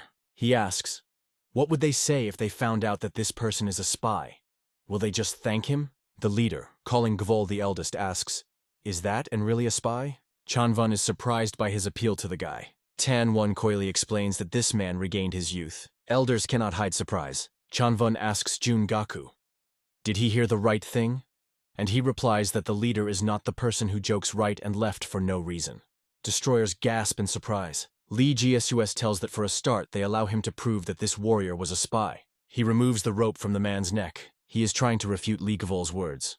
Standing in front of him on his knees, the warrior says that he is an venerable member of hundreds and a first-generation student of the great mountain clan Zhejiang. More than 100 people can confirm his personality. Does Gvoln answer that in this case? Let him answer one question. He breeds the postal pigeons? With the help of energy, he penetrates under the gate of his robe, and it extracts a small bag from his pocket. The man's eyes whiten, and he falls dead to the ground. Warriors inclined over him, trying to understand what happened. They report to the leader that the man had a bit out of the poison capsule. The elders excitedly ask, "What was in his pocket?" Lee Gervis raises his hand with a bag up. In the sky above their heads, a bird circles. She sinks and sits on the guy's hand. Those present are struck by this spectacle. Lee Gsus says, "If they follow this dove, they will find out to whom this man sent the information." He takes the bird in his hands. The proposal sounds to discuss this after they catch the criminal. The surrounders are talking excitedly, unable to believe that this guy is older than their leader. They are wondering, is it possible to rejuvenate? One of the warriors takes the bird. Chun Vun thinks, how is it possible? Everything happens as planned in advance. They conducted a conversation, and then this man intervened and created his atmosphere. Lee Gso says, silence of consent.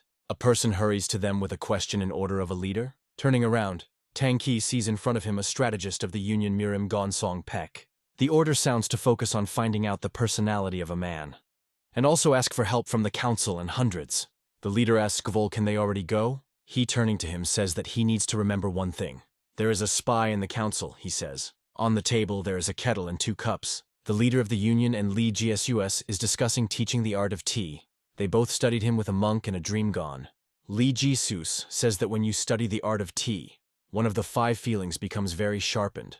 He developed a sense of smell. He is interested. What feeling the leader developed? He replies that he began to hear much better. He asks, with the help of this the interlocutor learned about the spy among followers.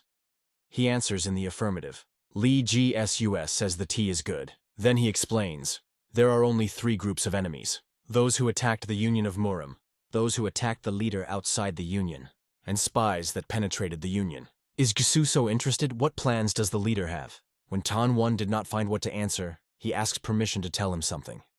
Then Lee Gervis says that he is too weak. The man is amazed at such an assessment of his abilities. Putting the cup on the table, Tan One asks, then he is weak? He is interested in, what does GSU have in mind? He replies that this is not about his strength. Everyone knows that he is the strongest master of martial arts in Murim. But Lee Gsus believes that in fact it does not matter to have power or not. It is important whether he can stand up for himself and make others show unconditional respect. He asks him to think about what happened today. Even considering that he is simply a stranger, he influenced the situation with his charisma. Lee Gsus explains, martial artists can remain simply masters of martial arts. The leader cannot leave politics, the struggle for power and intrigues. Squeezing the hilt of the sword, Tan One recognizes his rightness. He is not weak, but simply not influential enough. He says that he is going to become a master of martial arts again, the Lord of Swords, who cannot be neglected. Lee Gsws believes that he will cope perfectly. He would also like to know what to do himself. The leader is interested. What does he mean? He replies that since everyone became aware of his rejuvenation, many will bother him. Tang One apologizes, saying that this is all because of him. Lee Gervis asks him not to worry about it. People in any case, sooner or later, would have learned about it. He rises from the table, and he tells the leader that he was looking for him in the same way as he was looking for whether Gvol himself. Tanwao asks him to continue to speak. He reports that the Bayok clan is going to start a full-scale attack on the clan of Shining Pegasus. The leader of the Union is surprised by this news. Li Guan warns that he should be ready for the worst outcome. Tan One Kai does not hide that he is amazed at his words. The all-knowing says that he has nothing to say. At the head of the table, whether Gvol is sitting, Gongjon and Mainbuk Jia are on his left and right hand. The man says that they could not get a lot of information from those corpses. Their enemies are careful enough. The girl says that they still managed to find out something. From behind the door is the voice of the leader of the Union, asking permission to enter. Lee Gsou invites a man to the room. The Tan is coming. Behind it is a black snowflake. Seeing Gongjon, she rejoices violently. The same does not understand what is happening. The black snowflake reminds of its belonging to 100. The girl replies that she completely forgot about it. With reverence, turning to Li Gvol and calling him his older brother, the coming head of the house as a beautiful mother asks, can she be here? The all-knowing is surprised by such an appeal. He says that even the leader calls him the eldest. But the black snowflake objects. whether GSWS is rejuvenated, and therefore, now he is young. She is not interested in men, but she knows Gavol the longest. She asks him, calling him an older brother. Is everything all right? He, laughing, replies that she can call him as she wants. The all-knowing grunts displeasedly. Tan Kai offers to get down to business, but Lee Gervis asks him to wait a little more. He says that there is another person who will participate in their conversation. The door opens and a man enters the room.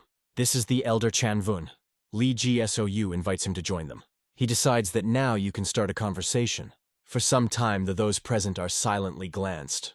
The omnivorum meaningfully grunts. Lee GSUS says he knows that it will be embarrassed. He asks to leave misunderstandings and pride with himself. And he offers immediately to go to business, since the situation is very difficult. Lee GSUS suggests that everyone shares the information that he has. Tan Wan Ki reports that the Council and Destroyers found all scouts and spies in the Union. He says that they all looked unremarkable, without any evidence, allowing them to reveal their real personality. Chan Vun says that all the captured enemies swallowed the poison and committed suicide. They did not even have time to interrogate them. The Omnivorum reports that they also could not recognize the identities of people who attacked the leader. Lee Gervis thinks that they were preparing for this for a very long time.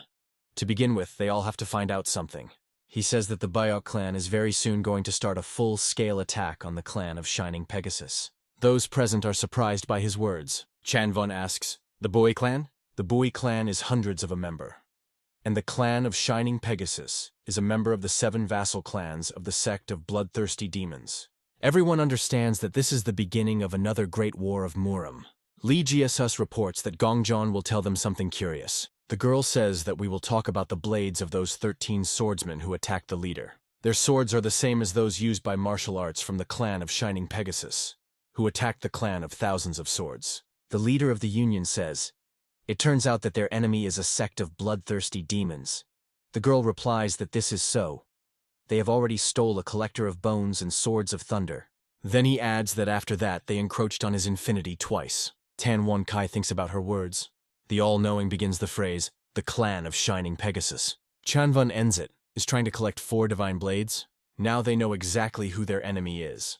The sect of bloodthirsty demons is not the only enemy. Lee GSUS says that behind all the main events that occurred in Muram is a clan of Shining Pegasus.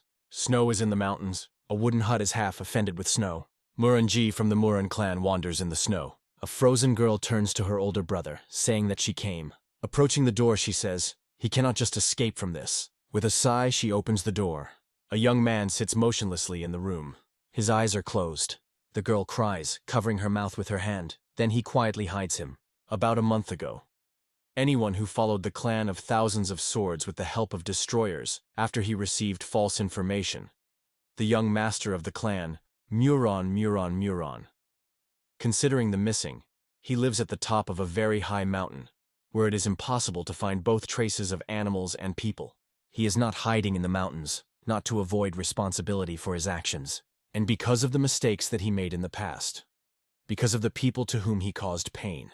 For example, Ligvol from the clan of Thousands of Swords who saved his life when he was ready to die. Why do masters of martial arts exist, and how should he live now? In order to be responsible for his actions in a kind, Muran Chen thought for a long time and suffered. The girl addresses him as an older brother. He asks, "Why is she here?" Muranji begins to cry. She says that her father sent her here. But even if he had not done this, she would still come to see him. The man replies that she wasted her time in vain. He will return and pay for his sins. The girl believes that he should not return. She reports that the leader was attacked, and now the Muram Union demands that the clan Muron take responsibility for trying to kill the leader, since Muron Chen act thoughtlessly using the destroyers. The man thinks that they need a scapegoat. He knows only one person which could order this, and this is the strategist of the Union Muram Gonsong Pi. The girl says, "There are rumors that it was he who coordinated the actions of the killers, but no one in the clan suspects him." Muran Chen sighs heavily. He asks, what exactly did her father order her? She reports that the clan begins Bonman, the time when all events and other activity in the clan are prohibited. Father said that you need to live as before, as if Muran Chen is already dead. The girl adds, he wants a man to abandon the surname Muron. The man replies that he expected this. Muranji takes out a bundle and holds out to his brother, saying that her father ordered her to hand over it to him. He cannot even assume that he is in a package. Muran Chen hastily unfolds him. He is very surprised by its contents. Muran Chen picks up the book. 36 Cutting Winds of Swords is the essence of the Muran clan. Although he was always the best even as a newcomer, his father more often scolded him than praised him. Therefore, he sat that after such an act, he was the end. He thinks that all this is a stupid misunderstanding. The man swears the name of the clan and his father, which will become better with the help of the technique of 36 Cutting Winds of Swords. He continues solemn speech, and decisively adds that from this day the clan Muran will finish bondman and deserve a good name in Murim. The girl promises to help him then can. He says that he wants to ask her about one service. Holding her a letter, he asks her to take him. He says that this is all he needs. Then he explains, so that he would not be so ashamed. Then he pronounces, and to show him what he stands. 15 days after the group of Li Gvol remained in the Union, Black Snowflake asks Gongjon to hurry. The girl replies that he is already coming.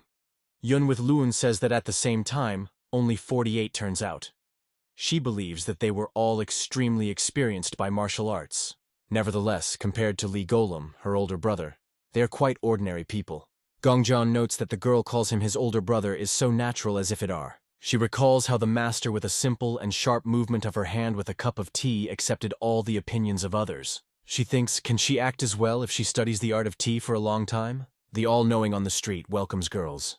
Black Snowflake notes that today there are full of people here. Mainbuck Jia replies that everyone wants to see their own rejuvenated master of martial arts with their own eyes. The girl says, she heard that an opponent in this match is a person who is very gifted in the art of music. To which the man replies that it will be the final match. The omnivore says, Li Gualm said that he would no longer do something like that. The guy sits in front of the table on which there is a cup of tea. His opponent's name is the absolute hearing of the IOC Zun sound. Will the art of music on a rejuvenated master work? Li GSUS is sitting, closing his eyes. He is serious and focused. Looking at the opponent, whose eyes are closed with dark glasses, he says that he first encounters a person who mastered the art of music. They are presented to each other. Li Gervis takes a cup in his hand, telling the man that he can make the move first. He takes out a flute and brings to his lips. He begins to play. Gongjon is perplexed. There are no sounds. IOC Zun sound does not tear the flute from the lips. Li Gvoob calmly sits opposite him. People are talking. 15 minutes have passed already, but nothing really happens. They believe that the art of music has overestimated. Mok Zun Sound thinks that Dantian of an ordinary master would have long been destroyed, and the opponent does not even have a hint of discomfort. Li Histus looks absolutely calm. IOC Zun Sound admits he is excellent. Now he promises to make every effort. The aura around him is thickening. But Li Gervais reflects his energy. It concentrates, and its aura lights up with a golden flame. Mok Zun Song still continues to play. He makes incredible efforts, surprised. How is it possible? The man is blind for a very long time, but he now very clearly sees Li Gvol's hand. The flute scatters into pieces. Li Gervis says, quite good, but it is over. A broken musical instrument lies on earth. Screams are heard. Victory! Li Gvol is called the strongest in the world. IOC Zun Song tends in front of him in a bow. The audience is delighted with what they saw. Someone asks, is it true that he is a student of the Vun Janshan? Li GSWS replies that it is, and he will no longer hide it. If they want to slander him, then they will have to say goodbye to life. He admits that he is a student of the 19th leader of the clan of Thousands of Swords, Vun Yang Chon, and he says that he is looking for swords of thunder stolen from the clan. He promises to thank anyone who owns information. Li Golda notices Gongjon. He makes a pass with his hand. The sword, obeying his will, flies out of the scabbard attached to her belt. Li Jiasao says that as proof, he will show them the revolution of the heavenly gates of the sword. The girl is surprised. The sword is the air supported by the energy of Li Gvol. It rotates in the air, changing direction. People are amazed at this spectacle. Exclamations are heard. This is impossible. Li GSUS continues to demonstrate his skill. He says that there is a revolution with 18 cavities in a sword, and asks everyone to watch carefully. He demonstrates a virtuoso ability to control the sword at a distance, and then he sends him to the scabbard. The girl quietly cries out of surprise. Everyone carefully looks at her. A voice is heard by a representative of the council from the Kunlong Chongvun clan. He says that his heavenly gates are really beautiful. Now he no longer doubts him. The leader of the union agrees with him. He did not fully believe that such a person could exist. Tanwon Kai informs the old man about whether Li Gvolu was warning about the presence of a spy in the council. He asks, Doesn't he need his own person in Murim? The leader of the union hears his name. Turning around, he sees the vice captain who is interested. Was he all the time here? Tang Wen Kai is interested. Something happened? He replies that everyone was gone. There is no one left. Only empty buildings. Tan Wen Qi and Zheng Wang look at him in misunderstanding. Due to the sudden disappearance of the Buyok clan, an urgent meeting was held on socially important issues. However, even after a long meeting, an intelligent answer was never found. The leader of the union is immersed in thought. He thinks how to keep Murim's well-being with such people. The strategist and Li GSU are approaching him. The guy believes that he looks too serious. He offers to talk inside. In the room, they are located at the table on which the map is deployed. The leader asks, "Is it possible to calculate where the spy is located?" The strategist guiltily replies that he is very sorry. Li Gervis says, after an attack on Mendu and rumors about the Bayok who missed the family, he is already starting to worry. He asks the leader, what will he do? Tan Wen Qi replies that this can develop into a real war. Li GSUS believes that they should prepare for the worst. He offers to strengthen Qinshan in the province of Sichuan in the west and Chaonas in the north. Qinshan is located near the border, and it will not be easy to get to Bladmachon. The leader of the union agrees with him. Li Jiasao says that this is only the beginning, the biggest problem from Ma Che Heka. Showing a place on the map, he suggests that, probably, a turning point in the war will come here. This is a place under the name Poshan. Here, because of an active volcano, neither animals nor people can live. Tang Wen Qi is interested in. Then why exactly there? Li GSWS replies that winter will come soon. The Buyok family, which will move over a long distance, will be able to fully use combat power. He believes that they will try to place the base in a warm beach. The leader agrees with his opinion. He cannot believe that Lero could calculate everything. He acts as if he had previously commanded a huge army. When everything became more or less clear, the time has come. Li Jisus decides to go to Mache Keku. He wants to take Gongjun with him. The Omnipotent asks the question, will everything be all right with them? It doesn't matter how fast they will be, because the war almost began. Li Gervais asks him not to worry. He says that they will be much faster than before. Does Gvolu ask the Omnivore, can he go to the Imperial Palace? He objects. The Emperor was looking for him. Clutching a message in his hands, he is worried. Will everything be in order if he appears there instead of Gvol? The guy believes that it will be even better. He will be there for the first time. He tells the girl that it is time for them to hit the road. The black snowflake, taking her hands, says that she always listened to her heart, and promises to be more patient. She believes that Li Gervis is obliged to protect the girl, and he promises that he will definitely do this. There are farewell words and wishes of a good path. Li Gual and Gongjian soar up. The all-knowing asks the black snowflake, is she worried so much? And he receives an affirmative answer. She believes that even though they are very strong, but this time she feels that something can happen. Li Gold Gongjian. He asks her to give up to the maximum. They have very little left. The girl is back from the master again. He thinks that she moves too slowly. She had to go alone. Then he objects to himself. It is impossible. He is from a side branch. He must do everything possible. Li GSOW tells the girl that they may not be in time. She asks for forgiveness, and he promises to try even more. He decides that he will have to change the approach. The guy says they need to get to Ma Che Hek to tomorrow. The girl is a little scared by such a statement. She asks, is 8,000 in one day? Is this possible? He grabs Gongjian by the hand. Hugging her, Li Jem warns that no matter what happens from that moment, she should not be surprised at anything. They begin to fall down rapidly. The girl screams scaredly. Li Gual and Gongjian fly into the abyss. The girl clearly sees boulders below and screams, afraid that they will break now. But from the sleeves of Li Gvol, fuel, ups of energy consisting of scales burst. They fly ahead of falling people. The girl falls silent and watches with interest what is happening. The flow of energy acquires the shape of a huge sword. He picks up Gvol and Gongjian, and then rushes forward.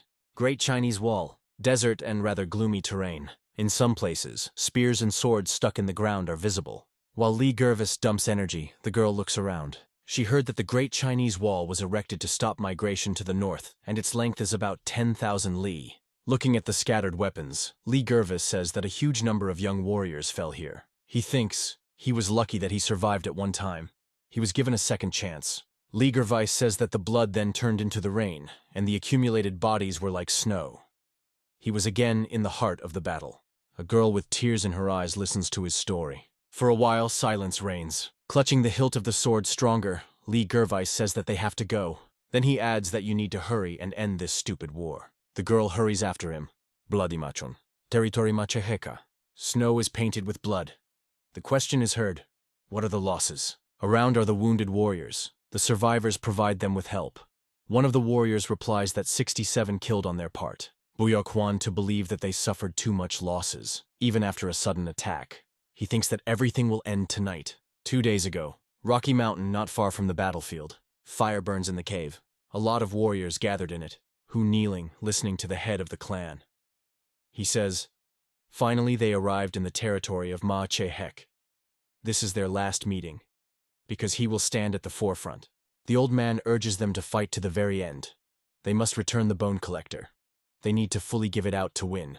Warriors among whom are Yomvu Lian and Gvak Chulil shout, cheers! Sir Yangon and Gon with Ki are also here. The question is heard. Is everything ready? Kavan says that they have already completed the preparation for a sudden attack. The old man, having shook his hand on his son's shoulder, says this is the last chance for them. Buyok Mukwan asks him to give a word that he will not die before him. Hwan thinks about his father. He again plunges into memories. Warriors are preparing for an attack. ManhwaCapped does not yet know what they are here. This is their chance. Hwan calls to return them to the stolen. He says that even if it is a sudden attack, the enemy can still be ready for her. So, in the worst case, they can die like a bait. Hwan continues. Those who are not ready to give their lives can stay. One of the warriors replies that they all understand that they are going like a bait. The second supports him. They think, if their lives can bring them victory, then they will give them without looking back. Hwan is touched by words. He thanks the soldiers for their dedication and devotion. The night came. Screams are heard under the fortress. Open the gate, or are you afraid? The horsemen shout. If they are given all the food and women, then they will save their lives. From the fortress wall they are ordered to get out. One of the warriors asks, they are not tired of these 2 days? The second believes that they need to be scared properly, and they will leave. Behind them, Machek appears with the question, what are they doing? Warriors are respectfully inclined in front of him. The man says that they do not even know whose land they came, and do not experience a drop of respect. He asks the warriors again, what are they doing here? Then he says that he himself will decrease everything, and jumps down from the fortress wall. Machek takes out the blade shining with energy, and tells the attackers to go to him. Jumping on the horse, he asks, how do they dare not to know the great Mahehek? Opponents decide that it is time for them to leave. Machek attacks in a jump, screaming that they all end. He overtakes one of the riders. Their swords are found. Machek falls to the ground. He raises his head to consider the enemy and asks, who is he? Kavantu says, he came to return the collector of bones. Machek is trying to get up. Sev, he says that his opponent is not a simple guy, but he came to the wrong place. He thinks that the owner needs to urgently inform. A cloud of arrows rushing in the air. Machek is cursing. Hwan is standing over a defeated enemy. Warriors hurry to him, worrying. Is he in order? He replies that everything is fine, and he asks the warriors, are they ready? Hearing an affirmative answer, he says excellent, and offers to bring a rustle. They remove the lid from the box in which there are bags of gunpowder. They are tied to the arrows. Sounding the wick, archers are preparing to shoot. Want to give a command, PLO. A hail of burning arrows falls on the fortress. A warrior on the fortress wall is frightened at approaching arrows. An explosion is heard, then one more, and more. The head of the Buyok clan, who's in the cave, says it began. The old man leads the warriors, now their turn. Their spy risked his life to collect information. He was able to find what could turn the course of events. This is a secret tunnel leading to Nason. Mu clan and his detachment are met by warriors saying, welcome. Pointing to a huge boulder, they explain, if he can break through it, then they will enter Nason. The head of the clan says excellent work, and asks to lend him their strength. Yomvu Lian, Gvakchul Il, Suryang Gon and Gon with Ci, standing behind him, answer, without problems. They line up one after another, putting a hand on the shoulder ahead of a person. They are united to deliver a crushing blow. The old man concentrates, thinking that they have no right to make a mistake. His hands emit incredibly powerful energy. He uses the unification technique. The passage is open. Buyok Mukwan calls the warriors behind him. He rushes forward. Nason. Lord Zhou Wang, leaning low to the floor, asks to kill him. The current leader of the clan Shining Pegasus is calmly interested in why. He thinks that the elite warrior was so easily defeated. Are they so strong? A man thinks for a while. Then, hearing the noise, turns around. The door opens, and the warrior reports that they were attacked. The Lord demands that he say in more detail. The warrior tells everything he knows. Haekin Lin believes that there is only one clan that could do this, the Buyok clan. Rising from the chair, he tells the lord to follow him. Leaving the room, they soar into the sky. Haekin Lin thinks, no matter how strong he was, if he weakens his grip, he will die immediately. The clan leader believes that if they use such weapons, then they are directly related to the government. He wonders, who helped them, since they attacked him using explosive bombs? Haekin Lin looks at the results of the attack. It stands near the destroyed burning fortress. The lord is swearing. Taking a fragment of arrows in his hands, the man says that now they should be ready for everything. The leader of the clan believes that a real war has now begun. He promises that those who did this will answer for everything. The lord hides him. An arrow with an explosive bomb flies to the target. Zhou Wang shouts, "More carefully!" The leader, reaching forward, concentrates the flow of energy. He creates a protective cocoon around him, and it changes the flight path of the arrow. In the distance, an explosion is heard. Lord Zhou Wang says, as expected, the current leader of the clan, Shining Pegasus, now realized where the enemies are.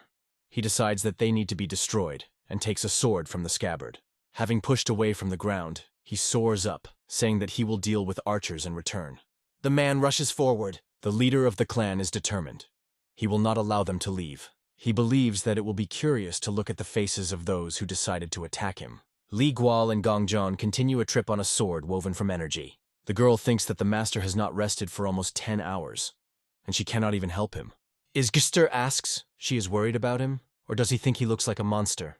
Having taken her hand, he is interested. How can the monster have such warm hands? He asks her not to worry about him. Its internal energy is now in a state of resonance, so it is quickly replenished. Li Gso says that they are almost in place. He thinks that it smells of gunpowder, and he understands that you need to hurry. An explosion is heard. Everything around is covered by flames. The warrior says Kvan to the fact that they have already used almost everything. He believes that it's time to act, but he replies that it is too early. He says that the enemy needs to be squeezed to the end, until they entered the defense. Kvan pronounces, "The collector of bones is not just a sword. This is the story of the Buyok clan. Today they must return it. He came here to die." Warriors reply that they are with him to the end. He thanks them. Then he tells them to divide into groups. One will follow him. The other two will continue the attack. Kvan to say that they continue to use bombs. Mentally, he asks for forgiveness from his father. It seems he will have to break the promise. He is sure that Buyok Mukwan will be able to return the bone collector. Screams are heard. "This is the wall of Nason. Leave it to us." There are blows on a stone. Warriors are trying to break her. Yom Wulian tells the head of the Buyok clan that they are almost at the goal. Soon they will be on the battlefield. He answers, "Good." Sir Yangan rushes warriors. "You need to break the wall before the attack ends." The old man hopes that his son is safe. The team sounds to prepare arrows. Then the next, shoot! Explosions are heard in the enemy camp and flame blazing. Kvan to think that their warriors had to hit. Sitting on the horse, he orders the men to move east and join their detachment. He will go the other way and see what is happening there. He drives the horse, trying to achieve the goal faster. Having stopped, he examines the flaming building, thinking that the second detachment definitely had to hit. The one saw makes him be surprised. Hungry, he descends from the slope. He cannot believe his eyes. Around are the bodies of killed warriors. Grabbing his head, Juan to ask the question, "How could this happen?" Looking at the body, he notices that everyone has deep wounds. He cannot understand who could do this. Warriors are naked. He says they had to go east and asks, how were they here? They reply that they completed the order, but there are all dead there too. The warrior says that even a divided group died, and believes that the enemy understood everything. He believes that it is too dangerous here, and you need to urgently leave. They are trying to leave the battlefield. A scream is heard. "Stop!" Juan turns back too. In front of him is the leader of the clan, Shining Pegasus, and spawning of energy is visible around him. Kvan to know him. This is Haekin Lin. He says, "Is it still a Bui clan?" He asks, "Did they come for a bone collector?" Juan to give a command into battle. Haekin Lin reproachfully says that he hears everything. The archers prepared to shoot arrows with explosives attached to them. The leader of the clan, Shining Pegasus, asks them only not to scream too loudly. He hit them with energy flows. Kvan understands that his body is not moving. He thinks, at least a little. Heck is interested in Lin. Did he really need a bone collector so much? Juan to make incredible efforts, wanting to budge at least a little. The leader of the clan, Shining Pegasus, asks, why did they all have so much hung on him? They look like worms that dream of something unreal. Warriors cannot counteract his strength. Haken Lin asks a question. He came not alone? He believes that Father Juan was cruel to Heavily, sending him a bait while he himself bypasses from the back. He says, "Nothing, this place will become a grave for you all." Turning to the Juan before, he pronounces, "Humble himself and die first." The son of the head of the Buyok clan, trying to pull out the blade, tells him to shut up. He manages to expose the sword, and he raises it, preparing to repel the attack. Haken Lin considers it funny. Juan shouts that he will be at the forefront. He gives the command to attack the enemy. The leader of the clan, Shining Pegasus, calmly looks at archers. The energy around it is twisted with a spiral. He again beats on archers, depriving them of the opportunity to shoot. Explosives explodes. Juan lies on the ground. Smoke swirls around. He understands that the explosion was too strong. They cannot win. The man thinks he went so far. Will he really die now? He is not afraid. He was already ready for death. At the end of his journey, he is still sure that the enemies of their clan will be rewarded according to merits. His death will become a step to achieve the goal of his family. Juan asks the question, why does he recall the face of that man at that moment? His name was Weather GSUS, and he seemed to him quite strong. Could he defeat this monster? Juan smiles at. Hike to Lin, sending a sword at him, says that few people accept death with a smile. The leader of the clan pronounces Shining Pegasus, goodbye, and waves a blade. The shock group of the Buyok clan fell at the hands of Hike to Lina. Looking at the glow, the warrior is sorry. When will all this end? The second says that opponents can already be considered corpses, because their master personally came out against them. The interlocutor thinks, if you think about it, it seems that they were declared war. A friend asks, scary? He answers negatively. He says that finally he will be able to check the blood to taste. Suddenly they see an enemy warrior approaching them. They are at a loss. A man with a wave of a sword straightens with them. Looking back at the head of the Buyok clan and the warriors accompanying him nearby, he says that, finally, they are in the wagon. Mukwan replies that the war is beginning now. The head of the clan believes that now they need to be found before Ma and the collector of bones. They are attacked by a thug with a club. Seeing him, they believe that they have a monster in front of them. One of the three leaders, Hake Cholgon, invites them to come closer. He waves a huge club. The leader of the Buyok clan rushes at him with a sword. He strikes the enemy's weapons. The old man understands that the healthy man is much faster than it seems. Hake Cholgon turns to him. Yom Wu Lian offers to attack everyone together, and the first rushes on the attack. The rest support him. Mukwan commands, forward. Hake Cholgon is trying to defend himself, but someone still manages to inflict a mortal wound to him. Swaying, he loses his balance and falls to the ground. Yom Vun Liang says that they seem to be approaching the bone collector. There are more and more strong opponents. Jivek Chul-il believes that they will still be stronger. The interlocutor warns that he is not so narcissistic. They still do not know what the enemy hides in the sleeve. Screams are heard, here, found up to Ma. The head of the Bui clan rushes forward. He enters the dungeon. There, with hands in shackles, there is a captive. The old man says, here you are. To Ma asks, who is here? He answers, the Buyok clan, and he asks, where is the collector of bones? The bloody demon laughs, finally they got here. He says that there is no bone collector here. The old man asks, what is he carrying? He is trying to say something, but the coughing interferes with him. The captive still answers. Haken Lin circled them around his finger. The old man understands that the leader of the clan of Shining Pegasus. One of the warriors entwines him. He says they were surrounded. Enemies are everywhere. Lord Zhou Wang, heading a group of warriors, stands in front of him. On the right and left hand there are two armed people, impressive in their size. The Lord gloomily looks at the opponents. The head of the Buyok clan and his associates prepared for battle. Zhou Wang is interested. In front of him is the head of the Buyok clan, right? Looking at the old man's companions, he says that he gathered many famous people around him. Quan asks, where is Hick himself in Lin? The Lord asks him not to worry.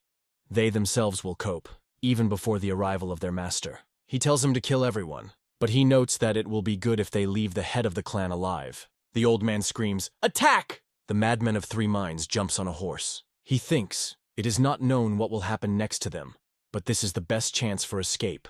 The man rushes the horse, saying that he rinses faster. Today it will be hot here. Below the buildings of the fortress are burning. Gongjun is asking Gavol, who is looking at the fire from the cliff. Are they late? He responds negatively. It all has just begun. But you can't hesitate, he believes. Healthy men, anticipating reprisals, chuckle. Warriors rush on the attack. Yom Wu Lian uses not only weapons, but also internal energy. The palms of Gon from Ki cover the fiery aura. He directs the flow of flame to opponents. Sir Yangon, playing with a whip, offers to attack him. He believes that the battle is much more interesting when the enemy is not a weakness. Having waved a whip, he says that he will definitely not lose. Jivak Chul-il, standing aside, notes that it seems that his friends have fun. He cannot wait for his turn. The warrior shouts that their brothers fight and offers them to help. Lord Zhou Wang is outraged. He addresses his henchmen. What are you doing? He believes that they dishonor their master. He orders his people watching a fight to go and help the others. The head of the Buyok clan is covered with a sword. But the lord is wrapping his blow. For some time they exchange blows, not inferior to each other. The old man asks, "Where is their head?" Zhou Wang considers him a strong opponent. The lord replies that he will know about this only when he kills him. All the warriors of the Bui clan bravely fight enemies. One of the warriors, noticing the whip in dangerous intimacy, warns the comrade in arms to be more careful. Sir Yangon beats the attacks of a man armed with a sword, mockingly interested in this. Is that all that he is capable of? Having intercepted his weapons more conveniently, he swears. Having waved a whip, he screams, "Get it!" And with one blow, the blade of the blade flashes. Gan with Qi is surprised by the power of his attacking enemy. Yom Wulian rushes to his aid. Gan with Kai believes, if they are delaying, then reinforcements will arrive, and offers to finish everything right now. One of the healthy men is trying to strike him with a sword. The battle is in full swing. Healthy men consider opponents to be insolents. They are confident in their victory. The team sounds. The equipment technique. The warriors of the Bayok clan rush to the attack. The head of the Jacket clan attacks Zhou Wang. He successfully closes with a sword. The blade in his hands begins to radiate energy. The swords of opponents are found. They themselves drill each other with angry glances. The head of the Buyok clan repels the lord and he flies back. Zhou Wang is surprised. Was the Buyok clan always so strong? But he has no time to think. The head of the clan again attacks him. He knocks a weapon out of the hands of the lord. His sword turns into the air several times, and then sticks into the ground. Zhou Wang grabs his injured hand. The tip of the enemy's blade is at his throat. The lord thinks that the old man is strong, and he is not an equal to him. Now he understands what the power of the Buyok clan is. A loud laughter is heard. The big man falls to the ground. Gan with Kai sighs in relief, standing over the body of a defeated enemy. The question is heard, "Where is your head?" In response it sounds, "You do not need to know." Zhou Wang believes that they will die soon, so why would he say something to them? The head of the Bayok clan answers, since he does not want to speak, then death awaits him. He raises the blade. His associates freeze. Yom Wulian shouts warningly, "Sir!" The old man turns and sees the leader of the clan, Shining Pegasus Hike and Lena, holding something in his hands. Screams are heard, "He came!" A man stands, looking around the battlefield, on which there are not so many survivors left.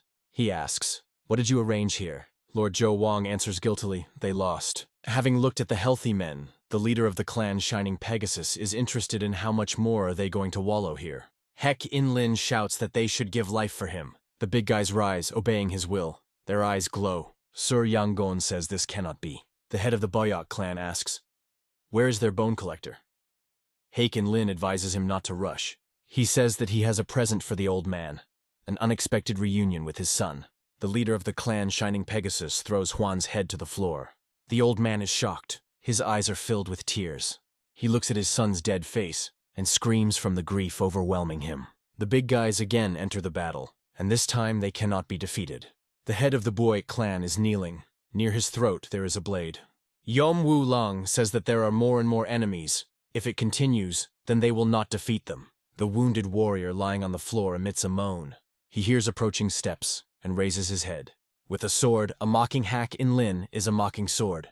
The head of the Buyok clan screams, "Enough!" He asks, what does he do? His warriors can no longer fight. The old man says, "Better kill me." Haken Lin offers to wait for this. First, he must see how his clan will die. The head of the Buyok clan turns to heaven asking, "For what?" Crying, he asks how heaven could create such a disgusting creature. Haken Lin asks, what he does not like. They first attacked him. Anyway, how did it happen that the collector of Kostya became the relic of their clan? The old man thinks, if he could find him, then he would definitely turn the course of the war. Li Gvolu is watching Gongjon, bowed over a dead warrior. He says that they still used bombs. The girl asks, "The war is already over?" To which he hears in response that she is in full swing. Li Guan reminds her that after the battle they first help the wounded and collect corpses. She thinks as expected from the master. Even at such a moment he is completely cold-blooded as she was once. Something clings to the girl's gaze. Looking at the box with bombs, as he asks, maybe let's try it? Then adds dash for the sake of interest. He raises his hand, saying, let's see. Holding the shells in the air with energy, he asks the girl to collect them as much as possible. A big man with flaming eyes rushes on the attack. Sir Yangon, under his onslaught, falls to the ground. He desperately tries to reach the whip, which, falling, dropped from his hands. Yom Wu Lian, with a stream of blood flowing out of the corner, tries to catch his breath, relying on the sword. Gvak flies back. Having fallen, he tries to laugh. Haiken Lin asks, and that's all? The head of the Buyok clan answers. Despite the fact that they lost, they will live forever. He adds, because the collector of bones with them. Haken Lin answers, collector of bones. He offers to speak correctly. This is just a piece of iron of not the best quality. The man believes that there is nothing special in him. The old man demands that he shut up. He is not worthy to hold him in his hands. He, shaking his finger, replies that he is already starting to bother him. Turning to the healthy men, he says it is time to finish. The order sounds, to kill them all. Do not regret anyone. Haken Lin says this will be a good example for the rest of the clans. The old man mournfully lowers his head and asks for forgiveness from his son. An explosion is heard. The leader of the clan of the Shining Pegasus looks around in surprise. Explosions are distributed one by one. The warrior screams, these are bombs. Run away. The explosion rumble again. A scream is heard. The walls collapse. Heck shouts to Lin, who dared? He immediately soars into the sky, hurrying to understand the situation. Li Gervais looks thoughtfully into the distance. He says nothing, although he felt energy here. Some movement attracts the attention of Gongjon. A hand stretches from under the stones. The girl calls Li Gvol. Before Ma, from under the blockage, asks to save him. Is Xu, so asks, who is he? And the man calls his name. The girl cannot believe that in front of her is the same Tama. Whether GSWS with the help of energy lifts it into the air. The man exhales in relief. He thanks Gvol. He asks, where is the head of the Buyok clan now? Tama answers, I do not know. He came here for the collector of bones. Li, Hased, having sensed something, was alarmed. The girl noticed his condition. He asks the question, what was it? The ropes on the hands of the head of the Bui clan are cut. He rushes forward rapidly. Sir Yungon waves a whip. The old man orders those who survive to go to the posture. Screams are heard. Forward, we are leaving. Lightning sparkles over the cliffs.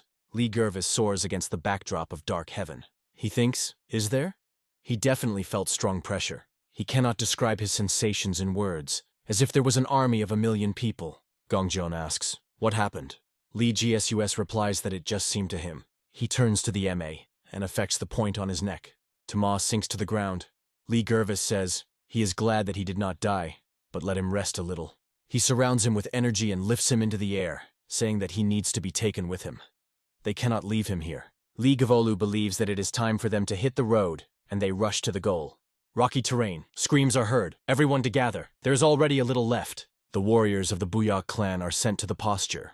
They are haunted by the leader of the clan, Shining Pegasus, and his minions. Heck is interested in Lin. Where are they in a hurry? Really for the collector of bones? The head of the Buyok clan, looking around, sees how he soars in the air surrounded by a powerful, radiant aura. One of the warriors screams, he attacks! Heck is interested in Lin. Did they really think that he would just let them go? He adds, when in the next world they will ask how they died, they can safely declare that they died in torment. How miserable dogs. His energy hit men, knocking them down. The head of the Buyok clan grabs the sword. Sir John Gun asks him to go forward, and Gvak Chulil adds that they will detain him. The old man looks at them alarmed, and then he asks, no matter what you survive.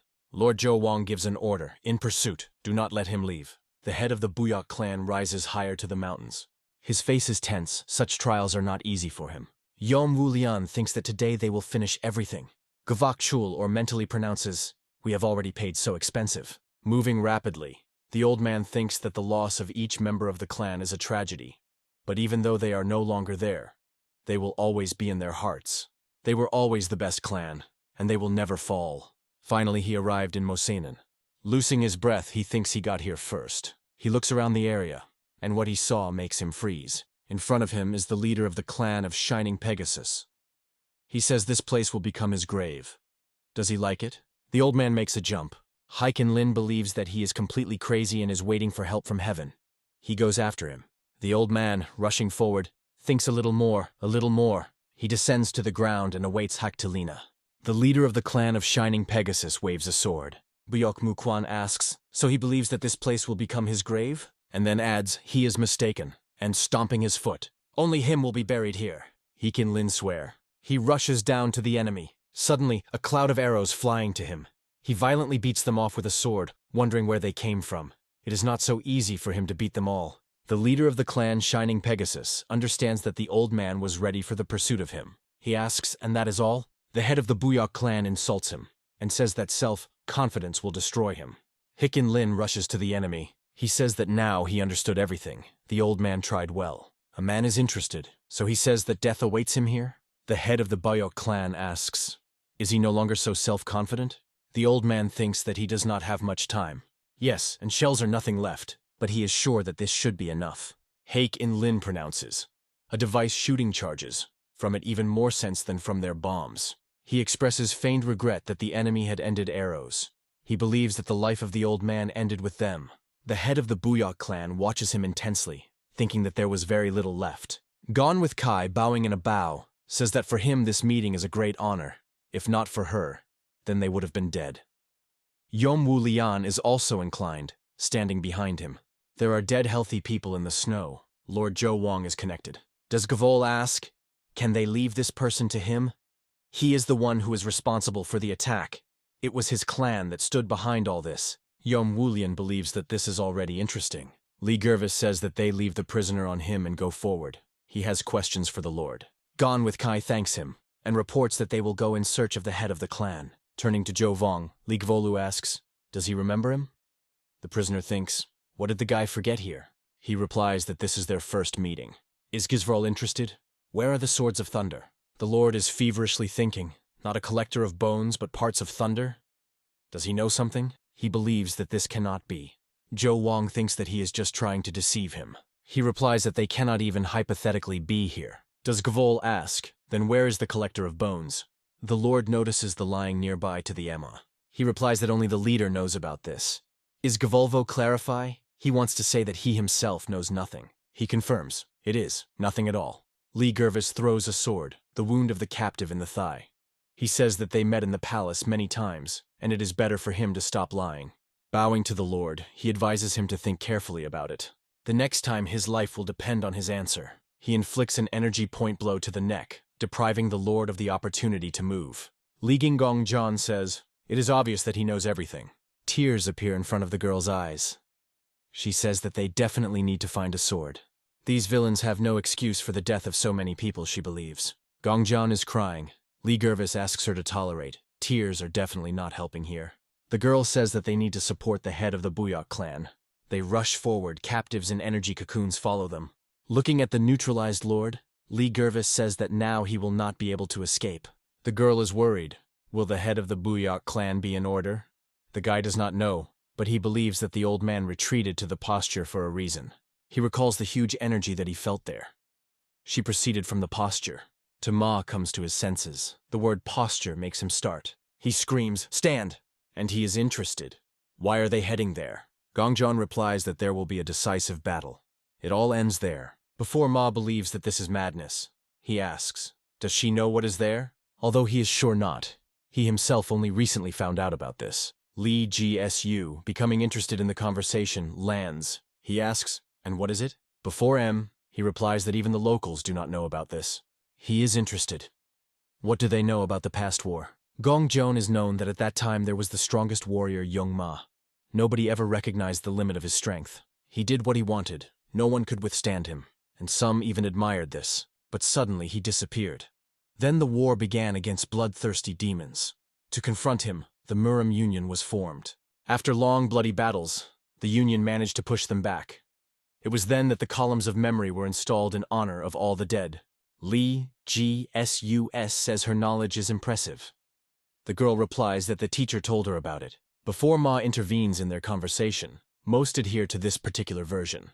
However, this is not entirely truth. He says that the war ended precisely in Restonia. He also reports that Young Ma is alive. Voices are heard. We arrived in the posture. You need to find the chapter. Thin streams of hot lava flow along the slopes of the mountain. Warriors notice that he, along with the enemy, is below. The leader of the clan, Shining Pegasus, is covered with a sword radiating powerful energy to the old man. He attacks him. The head of the clan manages to evade. but the effect of his aura simply blinds. An explosion is heard. Warriors do not understand what is happening. Is the volcanic eruption? After the explosion, the flame blazes. In the raging fiery element, you can see a person sitting in a lotus pose, protected by the energy that creates a sphere around it. He is absolutely calm, and it seems completely immersed in his thoughts. He opens his eyes and rages in them a furious flame of indomitable inner power.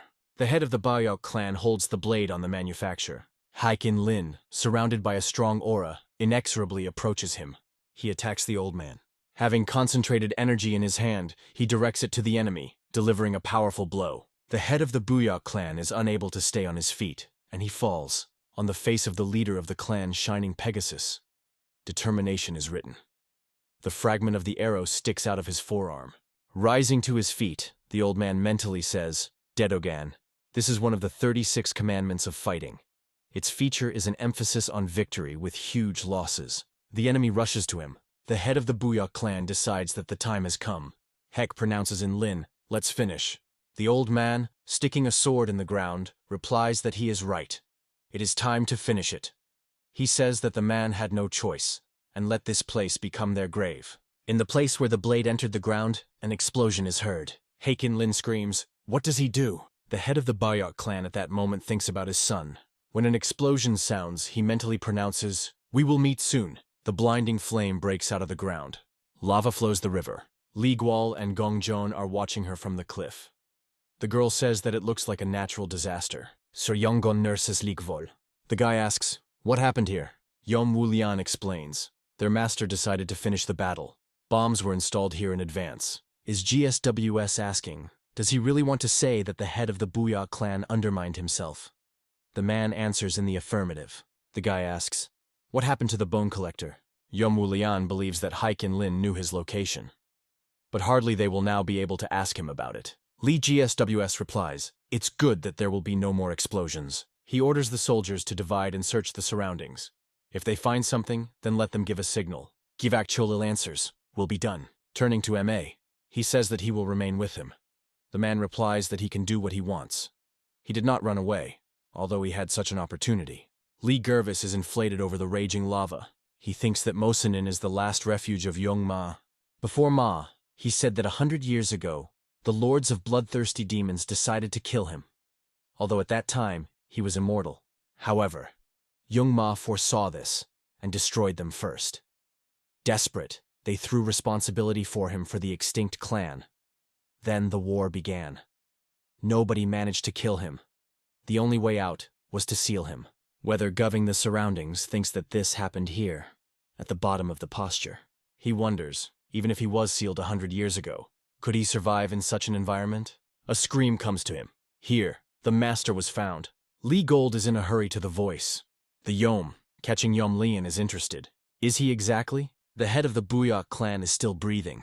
The warriors are surprised. How could he survive after the explosion? They notice nearby and Hek and Lina. Li GSWS says he seems to be alive. The leader of the clan of Shining Pegasus lies on the ground with his eyes closed. Sir Jangon considers what was happening strange. He was sure that only they were here. Turning to the side, he, seeing something, screams, who is it? Whether Gold, seeing a person surrounded by a radiant aura, asks a question. How is it possible? He was here all the time, but he did not even feel him. The person's face is not visible, but he seems young in appearance. The guy is trying to understand what he does. Meditating? Having spread his hands wide, he says that they surrender. Human behavior is worried about Gvol. He dares to approach him, and holds out his hand to check his condition. Incredible power throws him back. Stones collapse, and it turns out to be buried under their weight. Gongjon is concerned about his condition. Sir Jangon calls everyone to see what is happening in front of them. A person with a face distorted from rage seems to be going to attack them. Standing to them, he says, Emperor Enyuv was the father of Kvonjon. Kvonjo gave rise to Dojon, who gave rise to Chanzon. 10 years after the death of the emperor, Chkanzon began to rule, and then the last descendant of dragon blood was born. Warriors do not understand what is happening. Sir Jangon calls them to be careful. Who knows what this person can do? The man finishes his speech. This is he, the great Yongma, who inherited the martial arts of Emperor Ench. Then he adds, who had to die for a long time. Everyone carefully watches Changma wake up. It looks out of the stone to the Ma. Yom Wulian asks, Did he call himself Great Young Ma? Did he hear correctly? Sir John Gon says that in Marim there was only one person with the name whom everyone knew. Givak Chul Il adds, and he has been dead for decades, He asks, could it be that Gvolu immediately understood who was in front of him? Young Ma is in airspace. Around him energy swirls. Sir Yangon shouts that this is the same Young Ma and calls not to lose vigilance. The man approaches the ground. Sir Yangon asks, is he crazy? Then he adds, is he the great Young Ma? Uncertainly and stammered. The man says that he is Young Ma, the great warrior Young Ma. Suddenly he grabs his head, squeezing it. He clearly feels unbearable pain. Sir Yangon asks the associate, he lost? Gon with Ki answers, perhaps, after which he was sealed. Young Ma screams in pain and scratches his body. Finally he freezes. Then he stares intently at the head of the Buyak clan lying on the ground. He holds out his hand in his direction. Gavak Chul Il shouts, trying to stop him. Blood is pouring from the old man's mouth. Young Ma exhales and bends. Jivak Chul or rushes forward. He screams that they cannot just stand. He will definitely not talk to them. Yom Wulian says that you need to save the chapter. Gon with Kai warns the girl to be more accurate. As she sees, their opponent is not in herself. Ma is watching what is happening from the shelter. Then he breaks down and runs to Young Ma, not turning to the warning of others, which is dangerous there. He screams that he will help the Lord. Falling on his knees, Ma says, his servant was also used and thrown out by the clan of bloodthirsty demons. Everyone is amazingly listening to his speech. Bowing low, Ma promises that he will serve a man and can help avenge. The girl understands that the irreparable will happen now. Young Ma raises his leg, and he robs her to the head to the Ma. Sir Yangon tells his associates to gather. He says, if they do not attack the first, then they will die the next. The girl hopes that everything is in order with Li Gvol. Meanwhile, he is under the rubble. Li GSUS does not feel his body. He thinks, what happened? He cannot even move his fingers. In his head, the words of Young Ma, pronouncing his name. Li Goldem thinks that it was his mistake. Young Ma was sealed in the fiery hell. It was necessary to be more accurate. In his head there are the words of this man. Emperor Ench was the father of Kvonzon. Kvonjo gave rise to Dojon, who gave rise to Chanzon. 10 years after the death of the emperor, Chkanzon began to rule, and then the last descendant of dragon blood was born. He mentally sorting out the sounding names. They were all masters of martial arts. Each of them created many great techniques. Is GSU the question as a question? Is this person who studied all their techniques and has become a monster, their descendant? He thinks that now it is not so important. He needs to get out of here. He still has the opportunity to awaken his strength. He understands that there is no other choice. Gongjon is now in danger. First you need to concentrate. If the body does not move, then you need to use the resonance. Mentally, he asks the girl to hold out a little more. The body of Young Ma writhes in pain. It is staggered from side to side. Sir Yangon thinks, until he has completely recovered, they have a chance. Yom Wulian says it's time to move. He advises using all the forces that they have. Sir Yangon agrees. If they are laid out on the hole, they will be able to stop him. With a cry, we take revenge on our chapter. They attack Young Ma. Gongjon offers to unite forces. Young Ma raises his head when he heard a scream. Die! An unbearably bright energy field flashes around it. An explosion is heard. The girl asks, is he still alive? Yom Vu Lian answers is unknown, but he doubts that this is so. A strong hand, appearing from the puffs of smoke, is enough for the whip of Sur Yangona and pulls to himself. Young Ma easily tears the warrior from the ground. Dark threads are clearly visible in his aura. He throws the dead body of Sur Yangon behind his back. Yom Wulian thinks that now he realized two things. The first is the real Young Ma, and the second is not to win, and it was stupid to try to resist him. He tells everything back. They fulfill his command. The girl asks the question. Why did they not immediately understand that he was not equal to him? She thinks that he was able to win even the master. They have no chance of winning. The blade flies out of the hands of Yam Wu Lane. He makes a dying scream. The sword is spinning in the air. Then a strong hand grabs him. Young Ma looks at the blade. He makes them several lightning-fast strokes, adjusting to the weapon. The girl screams, back. Gon with Kai says she leaves. But too late. Young Ma, having dealt with Gon from Ki, is already in front of her. They are trying to interfere with him. Jivak Chul Il tells her to get together. He says she needs to run. The man believes that he is no longer a tenant. So why not at least try to resist this monster? The girl replies that she will not leave him. The two of them are going to withstand Young Ma. Gongjon says she is with him to the end. With force, an abandoned blade throws the body of Gvak Chul Ilya far back. Having fallen, he hardly pronounces a few words. Dying, he asks her to leave. The girl looks at him with horror. Then she rushes at Youngma. Gongjon uses the mounter's crushing technique with one blow of the sword. She wounds the enemy's hand. Youngma gloomily looks at the girl. The sword flies out of her hands. She screams scaredly. Her body ceases to obey her. She rises into the air. Youngma takes all the actions with just a glance. He recalls Li Gvol buried under the stones. He is interested. Who is it? It again acts by force on a girl soaring above the ground. His deadly energy is wrapped around her neck. Youngma demands that she tell him the name. The girl pronounces, Li Gervis. The man repeats him after her. He decides that now she can die. There is an explosion that knocks down Youngma. The girl falls to his knees, thinking that this is the end. Closing her eyes, she asks for forgiveness from the master for not being able to do anything. Whether the liberated GSUS picks her up in his arms, Youngma is again inflated into the air, getting out from under the blockage. Approaching Li Gvol, he says that he was waiting for him. He answers, he was waiting to die. Gongjon is unconscious on earth. Li Gvol's body is enveloping the golden aura. He takes out the sword, preparing for the battle. Youngma attacks him. He waves his sword, preparing to strike. Their auras clashed. Li Gervis beats an attack, and is preparing for a new attack. A blinding flash illuminates the tops of the mountains.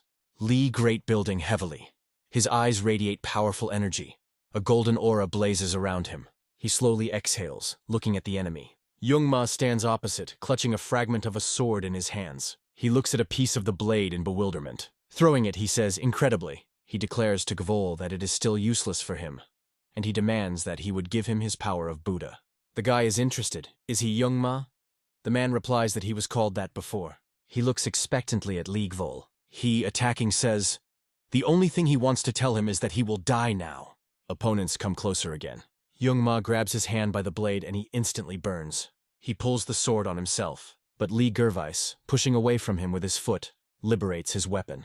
From the cut in the palm of Youngma, blood streams. His aura acquires a bloody red color, but he immediately heals the wound. Then, taking the combat rack, he pronounces, good, and whether he offers Gvol to show him his strength. Youngma beats the first attack with a wave of leg.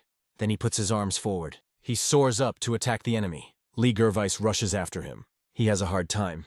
The enemy's aura allows him to fight with his bare hands. As he thought, with every second, Youngma releases more and more his strength. He easily beats off his attacks. He understands that now is not the time for thought. Youngma, shrouded in a fire aura, rushes to him. Li Gervis throws a sword. He quickly moves towards the enemy, deciding, if he cannot kill him, he will die. Youngma waves his hands, direct energy to Li Gvol. The sword flies to him. He stops him with his hand, speaking, weakly. Li Gold thinks about Gongjon.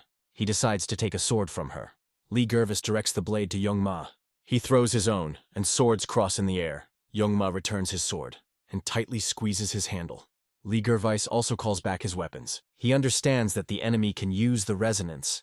Youngma asks, is this sword too from the Buddha? He says he wants to know something. Li Gervis silently expects his question. Youngma is interested in, is he familiar with the technique of Chongomun? How did he learn about the technique of the great river Chongomun? Li Goldum thinks, it cannot be that Youngma was its creator. He does not want to believe in it. But, be that as it may, it turns out that in front of him is still the creator of this technique. Youngma says that everything already understood from his expression. Does Gvol ask, why did he talk about her? The man answers, it seems he guessed. The guy asks, how is he connected with this technique? He says that he is the great Youngma, and explains that this is one of his technicians, 18. He believes that Li Gvol managed to completely master it. Youngma is surprised that a person like him was found. He asks, who is his teacher? Li Gervis indicates a blade of dead warriors. On the ground are the dead warriors of the Bayok clan. He says that they should not have died.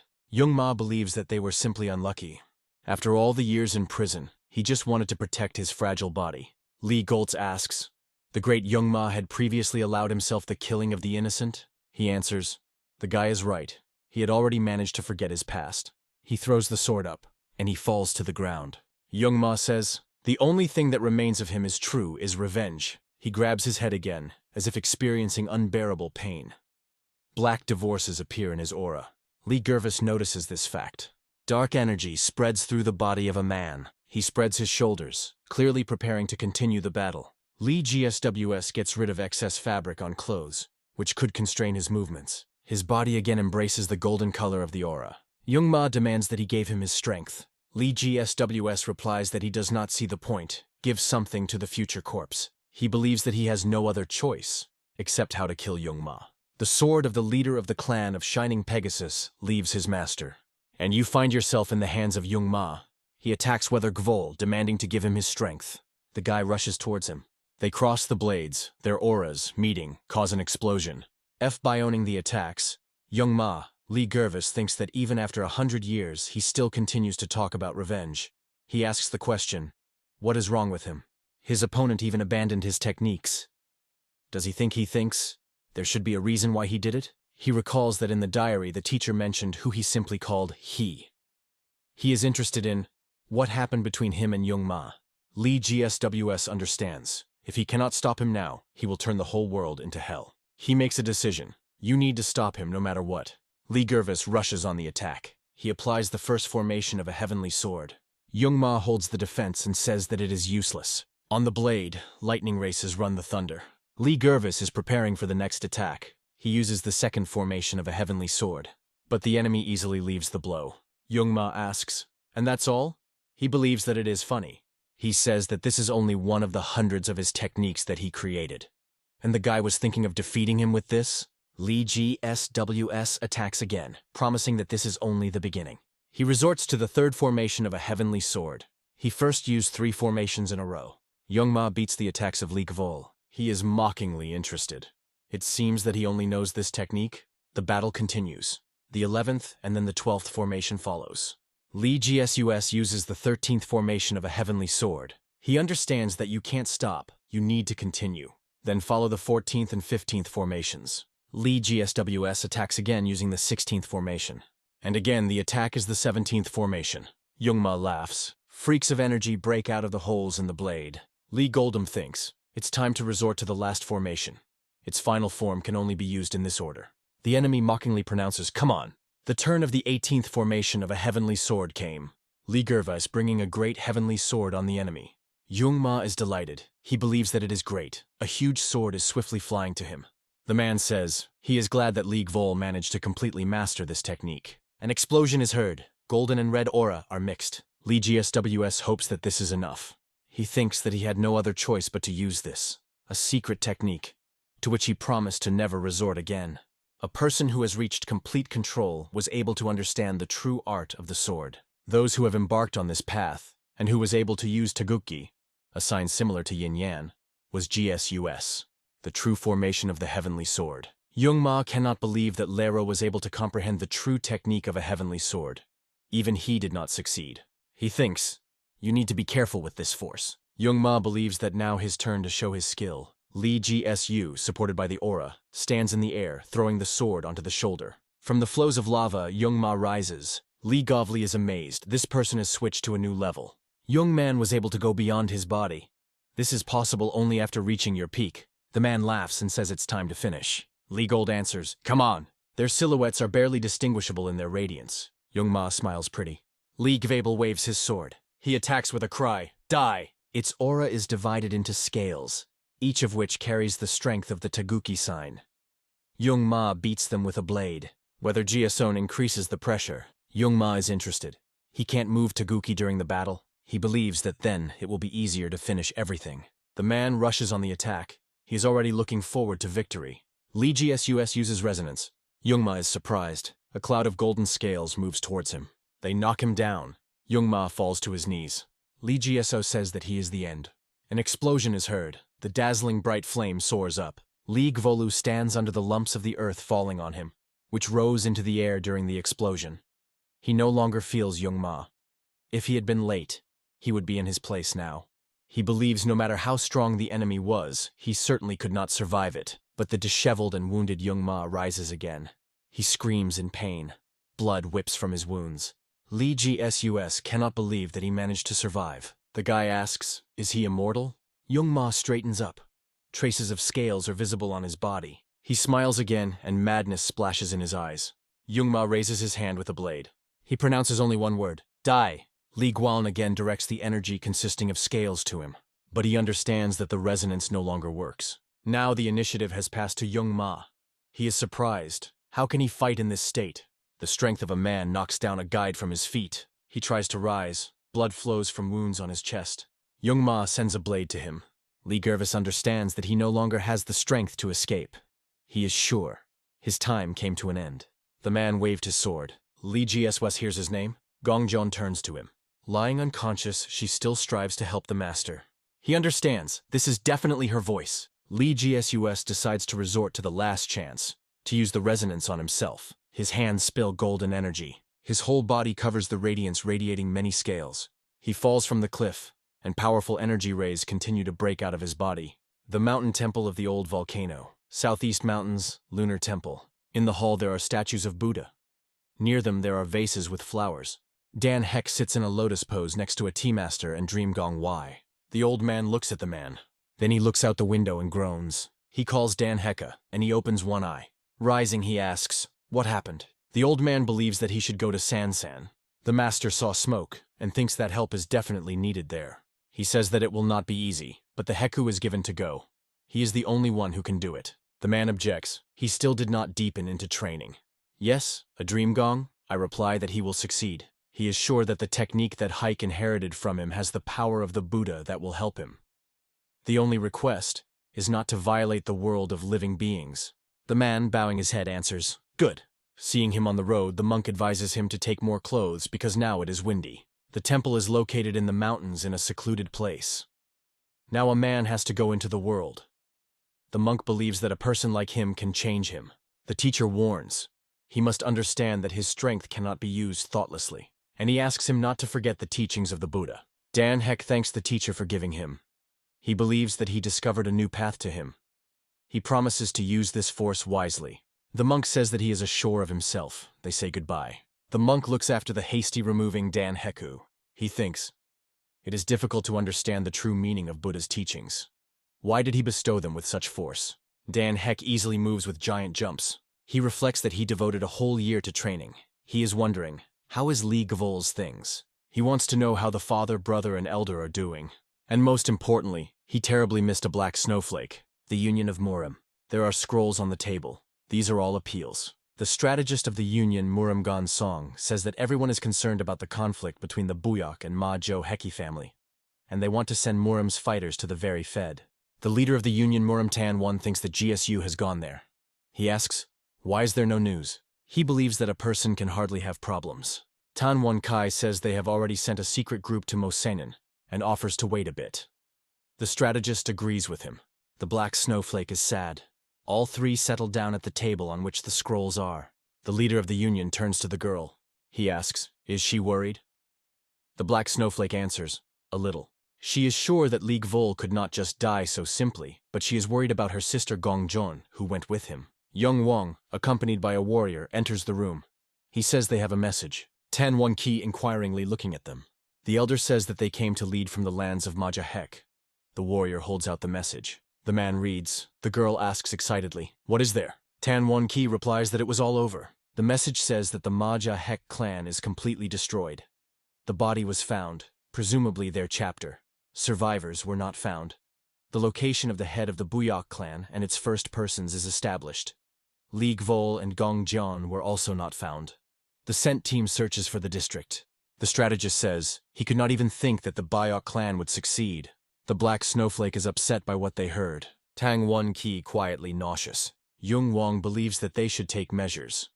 The leader of the Union replies that the situation is quite complicated. The elder says that now is not the time to succumb to emotions. It is necessary to act until all other clans know anything and until the Great War began. Tan One remember the words of Lee Gvol, who decided to give him advice before leaving. He asked whether the man knows why Murim shuns the battle between Maja Hek and the Bui clan. The reason is simple. The power of the emperor is now not impeccable. If their war will affect the life of ordinary people, and they will begin to doubt the strength of the imperial power, the emperor's army will immediately begin to act. He asked him to be careful. The leader of the Union replies that the blood is already shed enough, and further conflicts are unacceptable. He orders them to stay here and monitor the actions of the emperor. The leader himself wants to see what happened there with his own eyes. Black Snowflake says she will also go. Tan One Kai, they can go together. Between the cliffs, the lava flows the river. A voice is heard, notifying that they arrived in the posture, and they need to hurry. Chan Ken, who headed the search detachment, gives an order to everyone who is now here to look for surviving people. Inspecting the terrain, he says that masters of martial arts were beating here. This is immediately visible. The vice captain hears someone's moans. He rushes in the direction from where the sounds came. Chan Ken sees the unconscious Gongjon. He is trying to bring her to life. Opening her eyes, the girl is interested. What about the master? The man replies that the group examines the surroundings. He asks her not yet to talk. She is in very poor condition. The girl cries, saying that everyone is dead, even a master. The war between the Bayok and Majo Heka clan led to the complete destruction of both of them. From the end of the war, the search for the survivors of the last battle, but only one person survived. Gongjon survived. It was a war in which countless warriors died, but this is only the beginning. The temple of the Buyok family, located in the province of Hobuk, Gonskan with Ki, Yomwu Lane, Suryangona, and Garchu Ilya. These are those who possessed incredible power, and those who fought for justice. Buyok Mukwan and Boyfanto. They close their eyes, fighting Majo Heka and Jungma. Near the graves is Gongjon. The girl has a bandage on one eye. She whispers, "Your lives were not given in vain." She promises that she will never forget them. In the distance you can see the silhouette of a person. The girl's crazy hope flashes that it is GSUR. She recalls his words. A master of the highest rank can say a lot about a person, just looking at him. And he sees talent in her, and asks her to remember this. The girl thinks, she will never forget this battle. Each of her seconds crashed into her memory forever. Mentally, she turns to him. This is the place that he protected remained without him. She promises to protect him. The main hall, in which the members of PEK Jungfi gathered. Gongjon sees an unfamiliar girl. She asks, she needs something? She replies that she just heard that she stopped here. Gongjon is interested. Who is she? The girl seems to be her name Muronji. She is here to convey the message of her brother. She holds out a letter. Gongjon, remembering the man, apologizes. And obviously it is in no hurry to take a message. Muronji says he understands her, but still asks her to read the letter. Having given the message, the girl immediately disappears. Gongjon, sitting in his room, unfolds him. Moring Chen simply wants to tell her what he had held in his heart for a long time. He first saw her when she won the Muram tournament, and from that very moment he cannot forget her. She stayed in his heart for a long time. These feelings took him in the wrong direction. He has no right to ask her to forget about it. He knows that it will be difficult to return the trust that he lost, thanks to his pettiness. Therefore, it is not permissible for him to even think about her. He grieves about the untimely departed Huantu. Muring Chen thought about everything for a very long time. From the moment that man gave him a new life, he reflected on how to live on. He tried to become a noble warrior who would follow the path of justice and cleanse this world. Changing many times, he hoped that they would meet at least once. With this thought, Moring Chen got up from his knees and walked on. He will take revenge on everyone who dared to harm her. Gongjon thinks, what a strange person.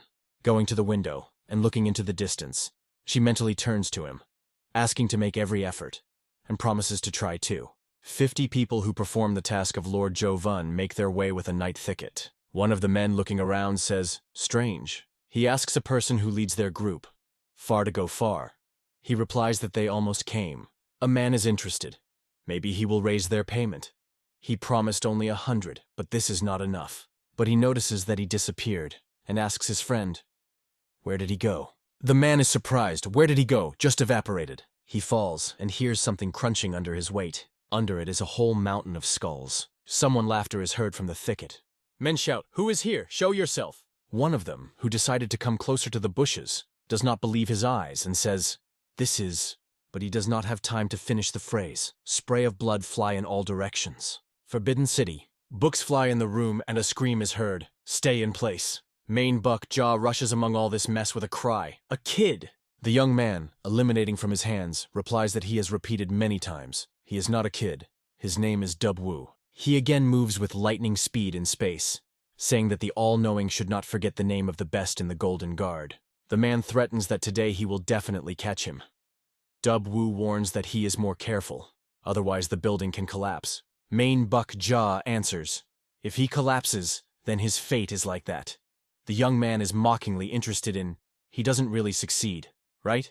In the room the Juice appears, a member of the Great Army. He coughing, wanting to attract attention. Dub Wu is immediately inclined in a welcome bow. The all-knowing freezes behind him, holding a cane in his hands. He asks the juice for the omnipresent. How does what he asked for? Mainbuck Jia says he came here in vain. If he knew what kind of task it would be, he would go around this place for thousands of li. The man, laughing, asks for forgiveness. He assures, as soon as the work is completed, his name will go down in history. He puts a note on the table and says that this is what he should see. The all-knowing unfolds the letter that Gong Joan sent him. He asks, how could this happen? E-Bomb Juice says that you need to hurry and find it. Northern Mount Yonenga. This area is famous for an incredible cold. Sounds come from the cave. A voice is heard, complaining that the enemy was so strong. The wounded Young Ma sits in a cave, propping his head with his hand. Now he realized that there was still power in him. He believes that it's time to take revenge. He approaches two boxes. They lie Lord Zhou Wang and Hake and Lin. Young Ma says that he is still entertained with them. Whether GSUS is immersed underwater. Pictures of the past and voices are carried in his head, but he is not able to even move, and his body slowly sinks lower. He sees a blacksmith, and hears a voice, promising that now he will be able to relax. Li Gervais sees the grave of the teacher. He recalls the first meeting with a black snowfield. Li GSWS hears someone says that he should move on, but he does not want to return to the bloody path. He recalls his decision to become a monk, but death itself always reached for him. He again experiences the battle with the Dark God. He recalls the meeting with Vun but Elam. In front of him is Gong John's face. The leader of the union says that he was waiting for him and calls him Gvol. Continuing to immerse himself, he recalls that his name is to GSU, and he will remain him. His eyes are slightly opened. There are three great forces in this world. The first is a muse, driven by a powerful Chong clan, which supports order and martial arts. The second is the mysterious organization of Gemakon, connected with the Mama family, which acts with the shadow. The third force is considered neutral but extremely dangerous. It is a Savarwan who do not obey anyone, eliminate any threat, and take up impossible missions. Their origin began with exiles. It was among them that the first king of Nanga, Sakvarun, he not just gathered the fads. Sakvarun took responsibility for those who were once used as a blind weapon. Thanks to his leadership, humiliated and proved significance. Suddenly the table thundered, and in the air was indignant. What do you get? Words could no longer resolve the situation. The atmosphere in the room was tense. The girl was boiling from rage because 50 people of her clan disappeared, and her husband kept peace in front of her. The smiling manager of Shansa tried to discharge the situation and politely asked her to calm down. However, she refused to address the Lord. This girl held the post of Deputy Chairman Sakvarwagan. Buryunju Yun was sitting with a cold look and ordered to put everything from the beginning. Her people immediately understood the task. Kavak Khan said that it all started about 2 months ago when a request for fireworks was received. In his memory, he came to the day they were preparing for the event. The ball was written on the balls, and everything seemed suspiciously planned for late hour. He kept confident and calm. Everything was strange, but the request was fulfilled. The girl asked if they managed to find out who stood behind it. Kvak Han, with annoyance, confessed that he failed. Everything was organized very cunning through several intermediaries. The next moment someone hit the table. The faces of the audience shuddered at the sudden rage. Brown Zhu Yuan looked cold and harsh. Her anger raged. How did it happen that she only learned about it now? Did they just wanted to write off 50 people? The boys stood in tight, barely squeezing the words. They explained that they first wanted to understand on their own. They were unable to get the answer quickly. The Kvak feet was silent, sweaty and embarrassed. Burjun Zhu Yuan pressed on him more than any punishment. In his memory, how recently this harsh girl was a small orphan. He helped to educate her after his mother's death. The tears acted in the eyes. He remembered how beautiful she was. When did she turn into such a ruthless leader? Burun was looking at them with cold indifference, as if she had not been waiting for her people. Getting out of place, she strongly said that she was now taking up the case. This decision shocked the guys. They knew it is dangerous, but she stood on her own without leaving space for objections. They looked at each other, puzzled. Her behavior seemed unnatural. But at the same moment an elderly man appeared behind. He hastily drove them, and those who were embarrassed left the room silently. The sky was purple. The sun sat down for the horizon. The mighty rocks rose above the river, like stone giants that were silent. The girl stepped down the shore, confidently and thoughtfully, not looking away from the water. In her thoughts, the questions were spinning. From the founding of the organization, they have never lost so many people. It was suspicious. With his arms folded, she stared at the distance. The river originated near the big wall, and she did not believe that someone could have sailed it. Suddenly she shuddered when she heard her name behind. Someone called her. It was Kvak Han. He stood calmly and said that this place causes memories from the past.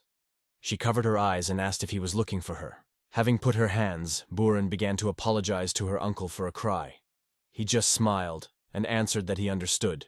She should always remain strong. They stood opposite each other. Kvak Han confessed that he still did not understand why the owner entrusted the case of such a young girl. She just smiled quietly. But suddenly something strange began to come from the depths of the river. This immediately interrupted their conversation. Buren's face was whitewashed. What she saw scared her into the bones. The body flowed from the water. It was covered with blood. It was necessary to immediately pull it ashore.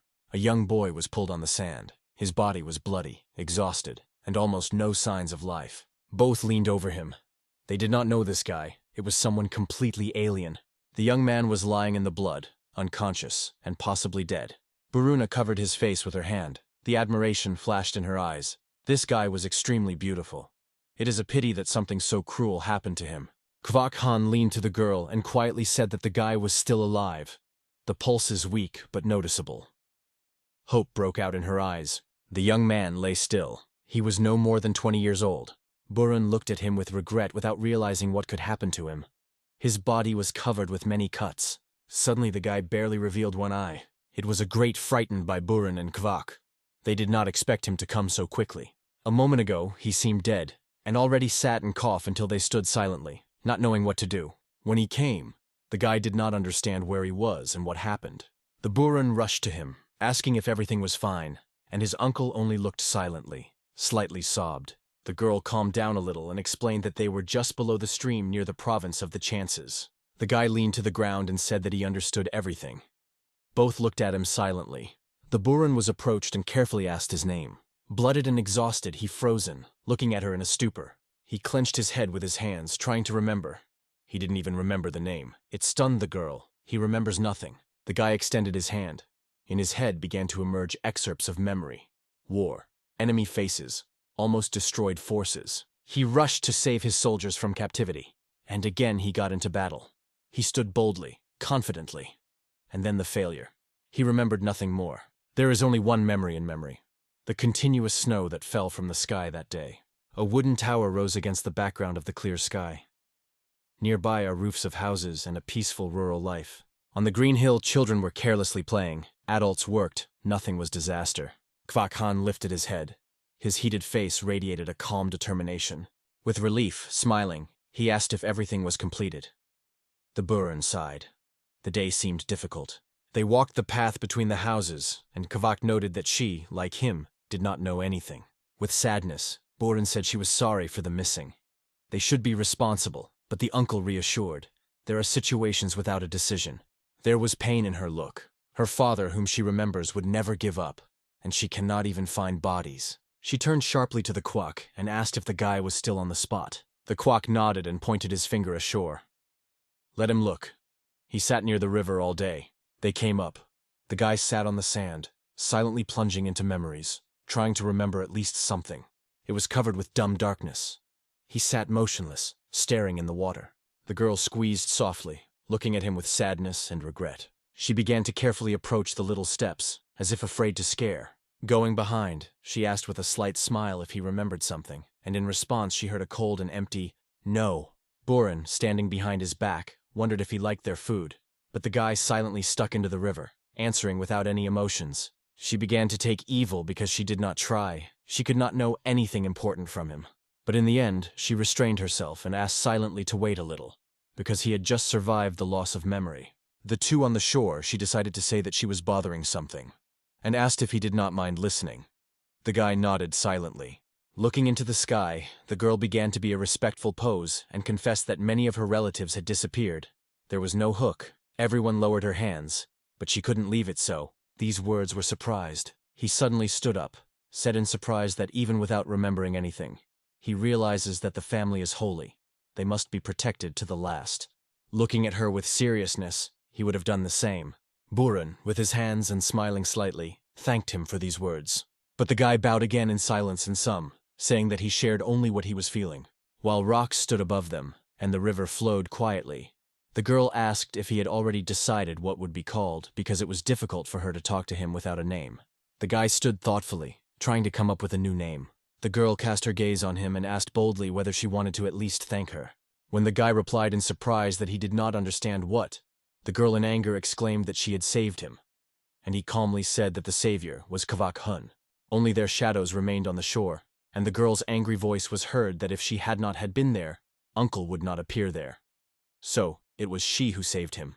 And the background of the bright sky branches trembled from the wind, the building stood near it, and a voice was heard behind the scenes that it was time to go.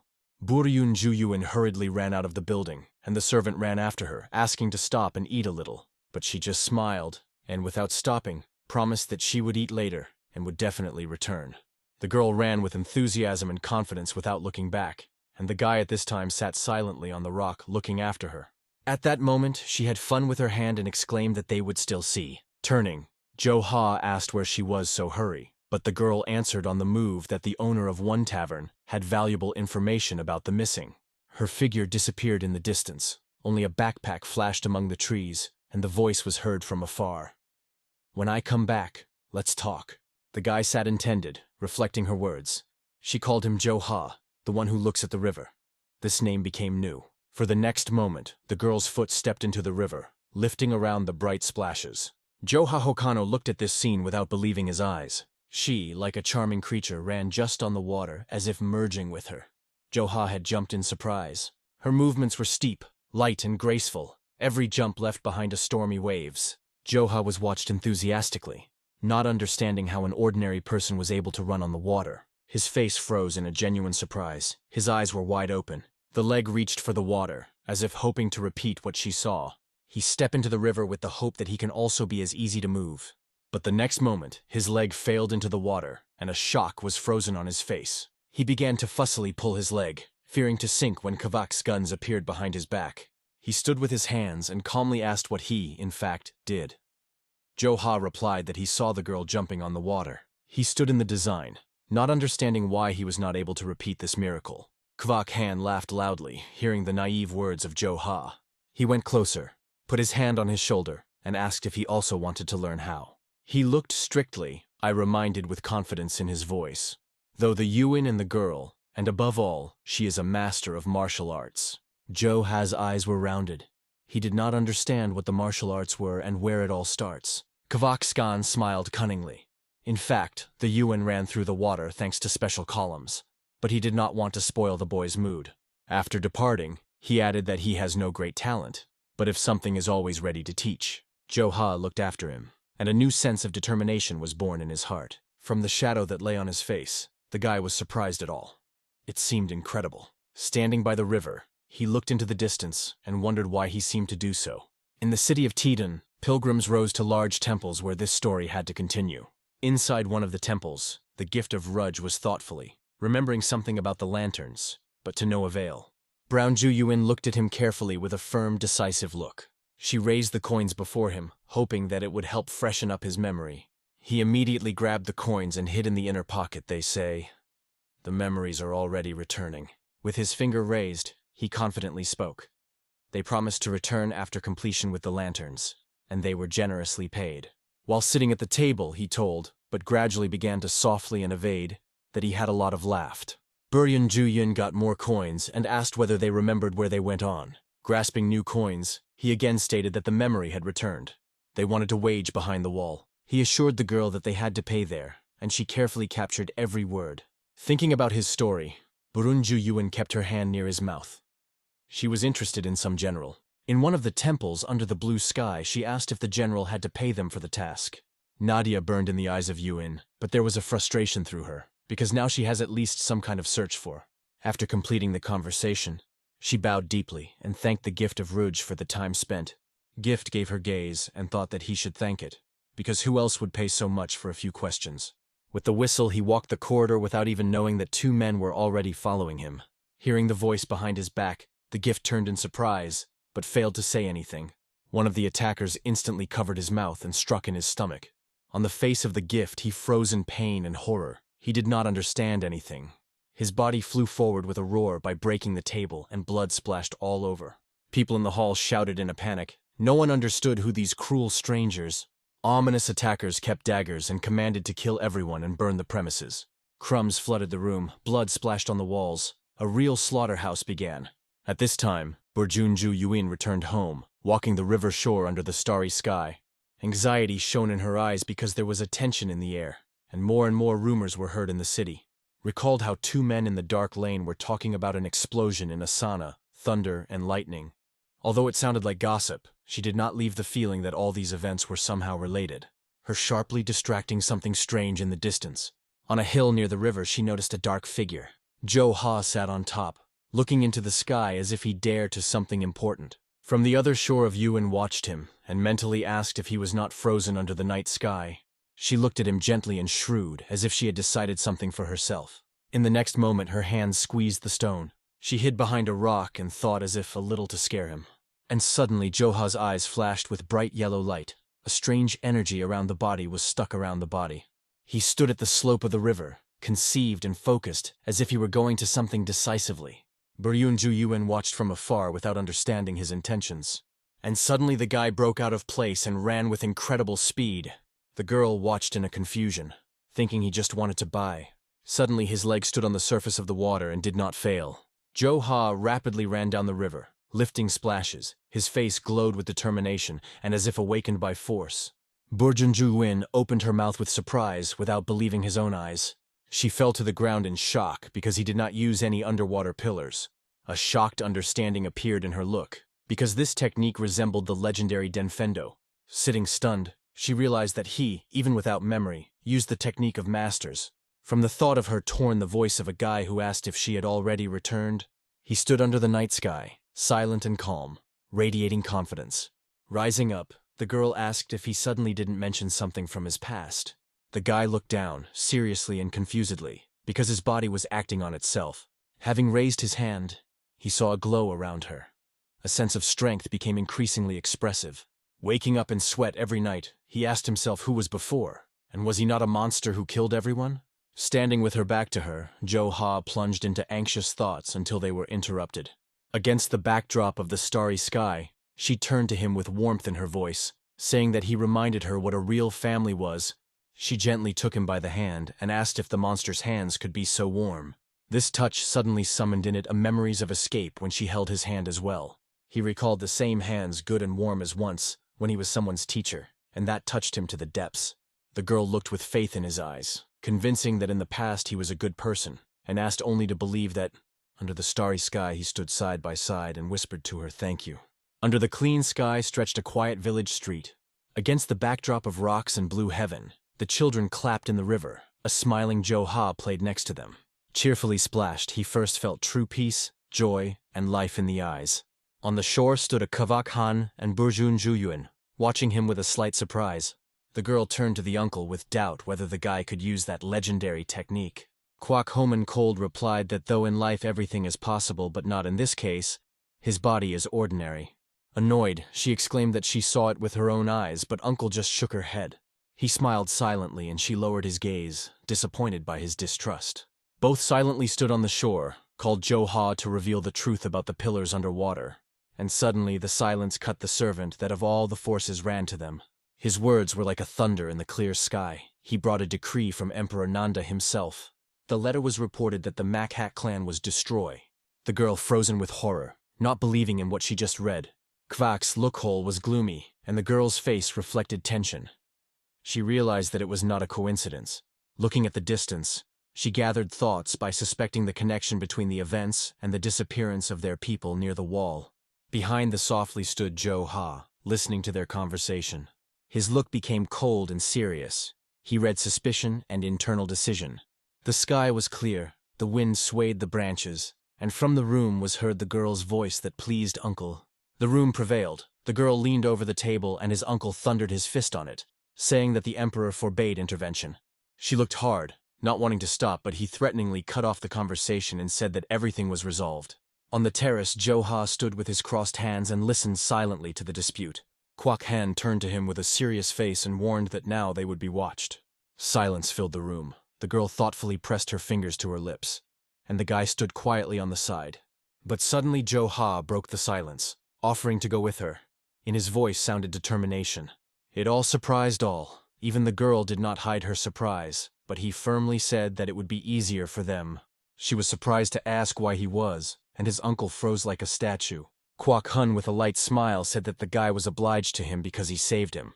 But the next moment with a harsh tone added that he did not even want to thank. But Joe Ha sharply answered that he was saved by Burinju Juin. Kwak's face has become cold and angry. In the air again tightened tension. His gaze was full of misunderstanding as a guy that was silent yesterday suddenly wants to take risks, and Joe Ha calmly added that a girl is acting for her family. Joe Ha looked at his uncle with cold confidence and said that he who sincerely appreciate the family could not be evil. The words belonged to the girl, and in her eyes was surprised. On the face of Kwak Hun's face appeared annoyance. His eyebrows died. He decisively rose from the place and realized that the words would not get anything. Being opposite the guy, Kwak Hun strictly said that the stubbornness can only be solved in one way. His hand reached for an axe, and he calmly said that it would solve it by force. The ray sliding the roof, the branches were noisy, and Kwak Hun went out to the yard. His gesture was a direct call. He kept weapons confident, knowing that a guy without energy and memory, but if loses, let them do what they want. Buryun Juyuan screamed to his uncle, but he calmly stated that he had no other choice. On the mouth of Joe Ha appeared a barely noticeable smile. The guy looked confidently and quietly allowed to start a duel. The landscape opened from above. River, wind, and silent silence that preceded the battle. The sky stretched over the rocks, and his strength caused respect. It appeared like nature itself, was racing rapidly like a shadow, defeating an experienced martial arts master and leaving no chance. Both ran forward. The uncle fulfilled his promise, allowing them freedom. And the girl looked at the boy and saw something from his father. In her gaze mixed surprise and doubt, who he was before the loss of memory. With each instant, the boy's strength grew, and between them seemed to be an invisible distance. She ran forward like a ball, firmly deciding to help him remember everything and be near the end. But when the destinations were given, only the fire and ruins were seen. Buryun Juyuan stood in the middle of the ashes and did not understand what happened, because recently everything was whole here. Joe Ha Waitley looked around, his view appeared suspicion. Down the rock with traces of blows, and silence around frightened more than destruction. He whispered to the girl that was surrounded by six and not yet know that he noticed it. She looked in surprise how he understood it, and the guy answered. Heard them smell. After showing a finger, he reminded her that this was once a tavern. The guy looked calmly and focused, catching the smell of blood and dampness. His senses were not failed. The girl's gaze became serious. She rotely twisted her head trying to calculate the threat. The tension increased. Both were on the open lawn, where armed attackers were already released. Among them were silent figures in black, with masks and icy views. Joe Ha was silent, but his eyes were watching every movement of enemies. One of them was terrifying through the mask, accusing them of spying. Buryun Juyuan decisively made a step forward. In her eyes, she blazed anger. She asked directly if their hands on the right. The attackers stood confidently and threatening. The leader with a cold voice replied that his patience was over. The atmosphere became depressing. Without hesitation, the leader ordered them to destroy them. The enemies rushed on the offensive, and the blades flashed in the air. The girl reached to the sword, a moment to collision. But Joe Ha suddenly stopped her hand without allowing you to get weapons. He smiled slightly, tilted his head, and showed his eyes that he could handle himself. The girl was near, excited, but trusted him. The attackers did not believe the eyes. The guy came out against them without weapons, but for the next moment he rushed forward. His body broke out with energy, and the movements were accurate and relentless. The cloak rose in the air like wings, the blow hit with lightning force. Opponents flew a cut, not even having time to get over. The earth was immediately filled with shouts and moans. Buryun Juyuan expanded from shock. She couldn't believe in what he saw. In front of her stood a guy who overcame all the enemies. His cloak wandered in the wind and the look remained cold and focused. Joe Ha returned to her, suggested to know who these attackers, but the girl could still not get off. Around the beaten, exhausted enemies, only heavy breathing and moaning violated silence. Buryun Juyuan came closer and asked one of them who they were, and in response heard only a hoarse request for help. Two of the wounded finally confessed. They only executed the order and had to clean anyone who was looking for information about the lanterns. Joe Ha and the girl stood over them with serious faces, trying to find out the name of the one who hired them. The sword touched the neck of one of the enemies, and he said in a panic, "General." On his temple stream of sweat, and in his voice trembled panic. He received an order directly from a general who works on a person behind a wall. After these words, tense silence fell. A girl and a guy stood amazed without expecting to hear that name. The fortress, hidden in mountain fogs, stands motionless in the midst of the fiery sky. The harsh walls keep the silent secrets of the old wars and do not release the spirits of the past. Two shadows froze on the edge of the rock, looking silently at the horizon. The sun sits down the mountains, painting the sky with restless shades of anxiety. Jo-ha have met in her eyes a bitter sadness, as if in the past had to say goodbye to her relatives, so she now seeks to protect a new family. Everything around the memories, too, stand on a break, and the girl confesses that she does not remember the face of the mother, because death took her to the first words. Perhaps that is why she is afraid to lose again. The distance grabbed her gaze, sadness appeared in her heart.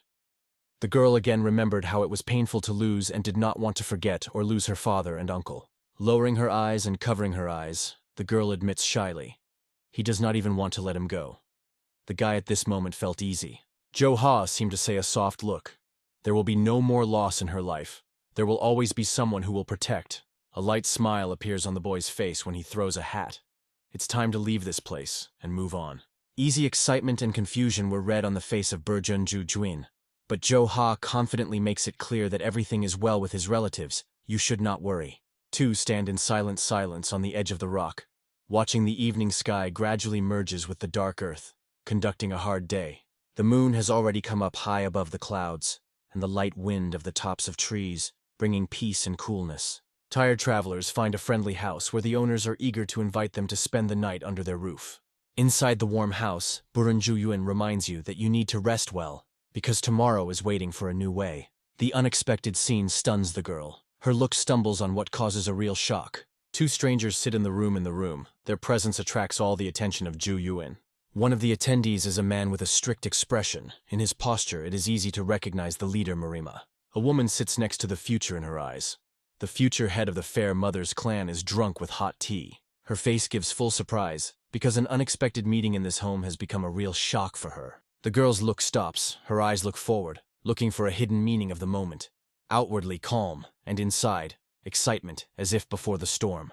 Jun hides near wooden blinds, without bringing their eyes from strangers in the room, keeping tension and alertness. The audited conversation makes Ju-juin throw a tense look over his shoulder. Anxiety flicks in his eyes, because the confrontation between influential forces increases, and she feels it every cell.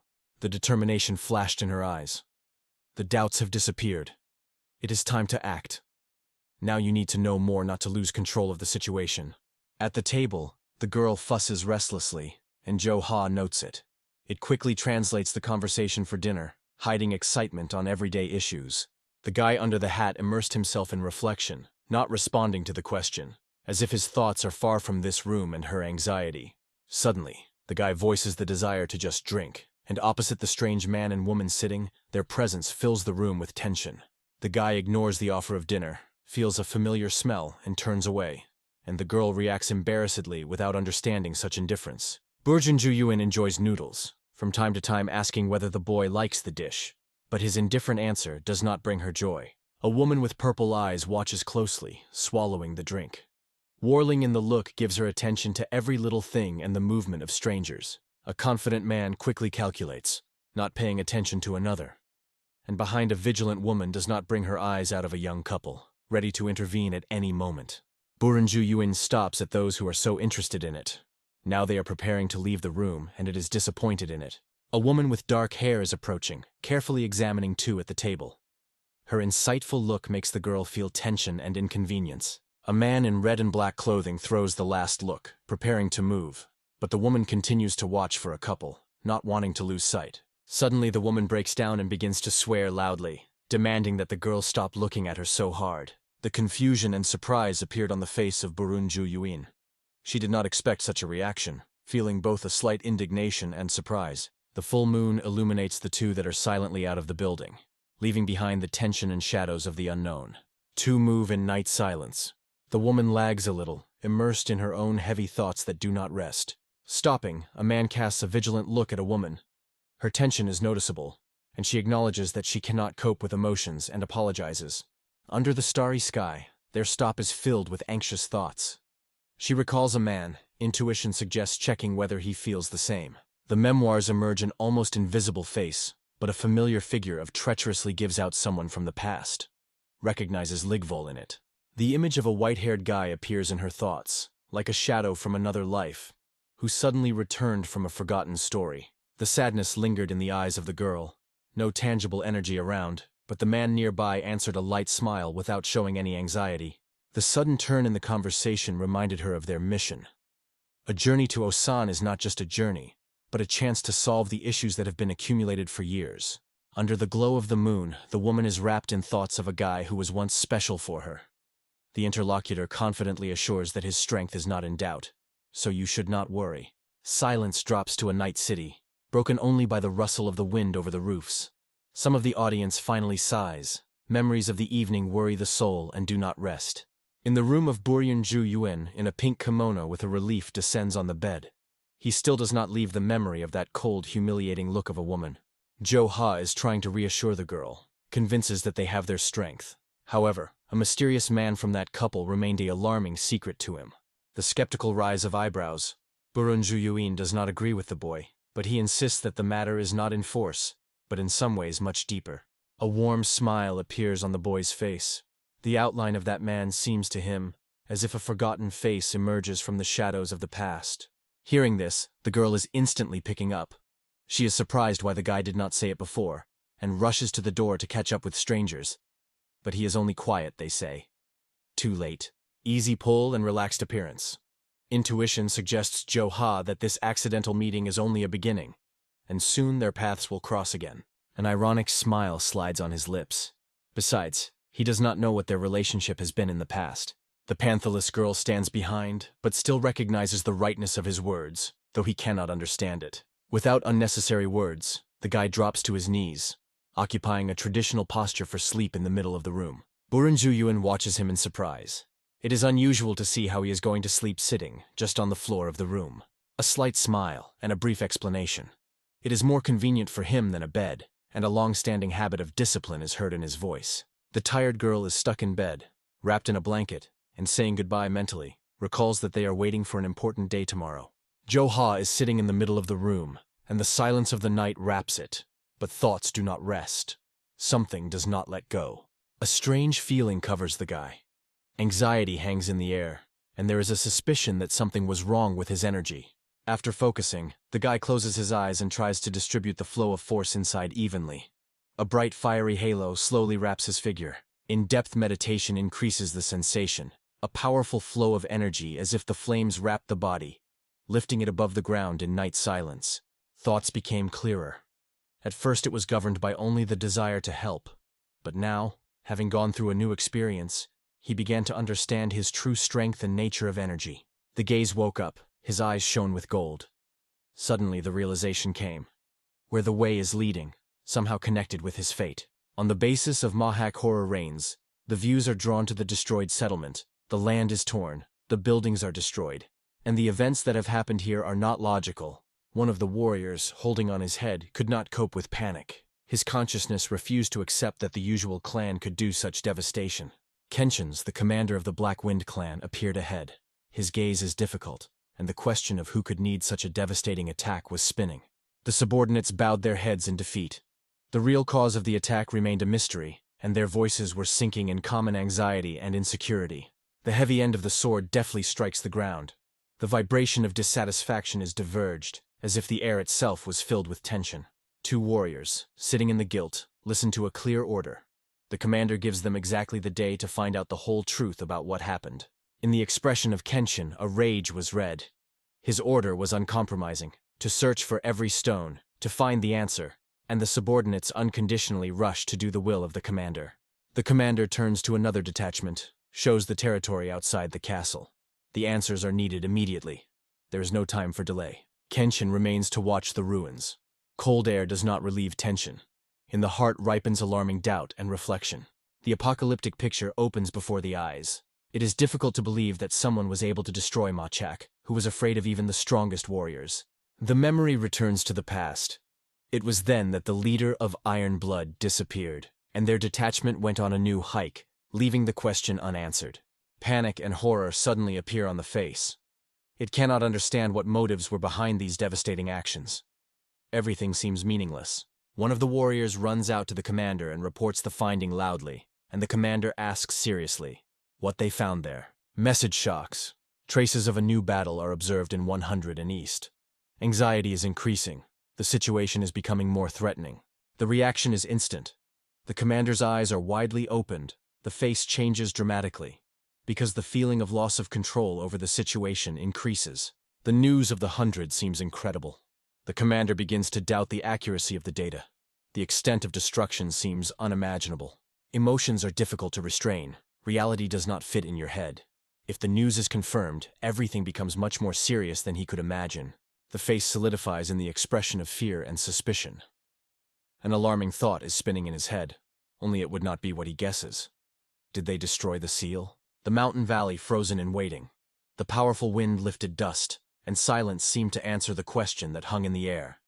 Anything was not possible again. The commander looked into the eyes of his subordinate. In response, silence and a difficult look. The tension between them thickened faster than words could explain something. The confession was caution. During the investigation, it was possible to find out that more than 10 people had visited this place. Against the backdrop of the burning sky, the commander froze on the rock. The cloak rushed in the air, and the look cut through the night, looking for an answer in the dark. The tense look shuddered. Something squeezed inside, as if the air whispered about a close trouble. The body of the commander cried out the invisible fear. The subordinates felt the change, carefully approached, trying to understand that he had so struck. The face partially hid the shadow. The order sounded cold and decisively, to isolate the city immediately. The warriors did not immediately believe in heard. The eyes were anger. The voice became sharp. The commander demanded that even the ant be able to penetrate through the security. The warriors instantly moved to execute the order. After them, only traces remained, as if the wind had taken their determination. The rocky terrain emitted a strange, spooky atmosphere, as if the earth itself remembered the tragedy. The commander inspected the terrain. It was clear on the ground. There was a brutal battle between the masters. Ancient images emerged in memory. It seemed that he had already seen these deep traces somewhere in the past. A serious facial expression issued his thoughts. These traces belonged to the one who fought against the extremely strong opponent. The gaze poured into the distance. If the winner was fighting here, why there is no trace where he disappeared? The commander froze in front of the cliff. The deep trace of the battle stretched up, and now he finally realized the seal is destroyed. The story is transferred to the conversation of two commanders. The Kenshin was on his knees, turning to the interlocutor about the war of the time of John Ma. Opposite was an adult with a serious facial expression. He was only 12 when the horror began, which left a mark for 2 centuries. It was Chokman, the head of the Chokan school. He said that it was their school, part of Hobo, made a decisive contribution to the victory, and his father was then unusual. In his eyes, Sumi flashed. He remembered the day when the demon brought to their world destruction and unspeakable pain. Kenshin listened silently. Chokman told how only through unity and a serious struggle it was possible to injure John Ma. In the view of Chokman, the dims of sadness and hidden frustration. The world considered that day the end, although only a few knew the true truth. The excited Kenshins tried to catch the meaning of heard, but the confusion was only deeper in his thoughts. In the shade of the room, next to the window, the old man began the story that the overthrow of the John Ma was not a coincidence, but part of a deep plan. The light anger flashed on Kenshin's face. He did not understand why to kill such a legendary warrior. The annoyance made it in every movement. He sought to understand what the hero of the past deserved such a fate. Once upon a time, MA was owned by an unbreakable force. One gesture decided the fate of entire clans, leaving everyone in tremor. His independence and power caused fear of the authorities. They saw in it a threat that cannot be controlled. Even before the world has come down, his magic wiped dozens of clans. That is why there are so few associations left now. At the decisive moment, Clan Gamacho assumed the burden of war, realizing that only they can stop the threat. Kenshin's eyes opened wide. The shock paralyzed the body. The heart turned everything he believed in. The battlefield turned into a sea of blood. Thousands fell trying to stop it, and even in ruins, it remained insurmountable. Only in the autumn managed to impose a seal. Neither the sword nor the magic stopped him. but the ancient ritual cried out his power forever. After learning the truth, the guy trembled. The eyes were filled with determination and anxiety. The feeling of fear sprouted deeply. He was struck by the fact that John Ma did not die or obey. Only the seal stopped him, leaving a stain on the history of the masters. The senior mentor reminded that the past was left behind. The guy was waiting for the guy an unknown but important road. The master looked into his eyes seriously and told about 3 things capable of destroying the seal Jongma. From the words of Chokman, Kenshin's body was fossilized. The realization that the whole world would endanger made the heart beat faster. On the day when John Ma again opens his eyes, red is shed, a symbol of bloody death and the beginning of the end.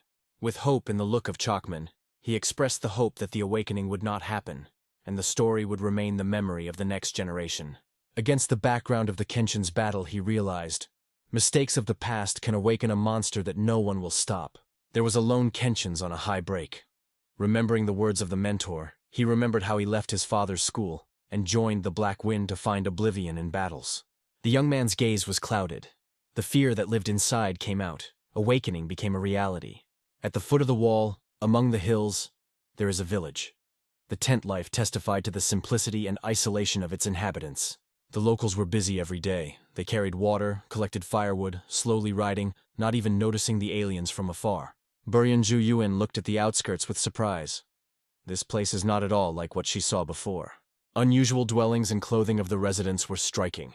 Everything looked alien and far from her familiar world. She turned to the peasant, hoping to find out about mysterious travelers with lanterns. The old man with the alertness specified whether the foreigners arrived from Jongvon, receiving the confirmation. A short pause came. The expression of his face has changed. Anxiety and surprise appeared. In the end, the peasant pointed his hand southwest. It was there, near the mountain, according to him, that a trace could begin. Jo Ha looked at the old peasant. Something in his gaze seemed strange, as if in a simple answer were hiding more than words were allowed to say. The old man looked after them while they left. In his expression, a restrained anxiety that testified he hid the important truth. The vertex of Dahusan rose ahead.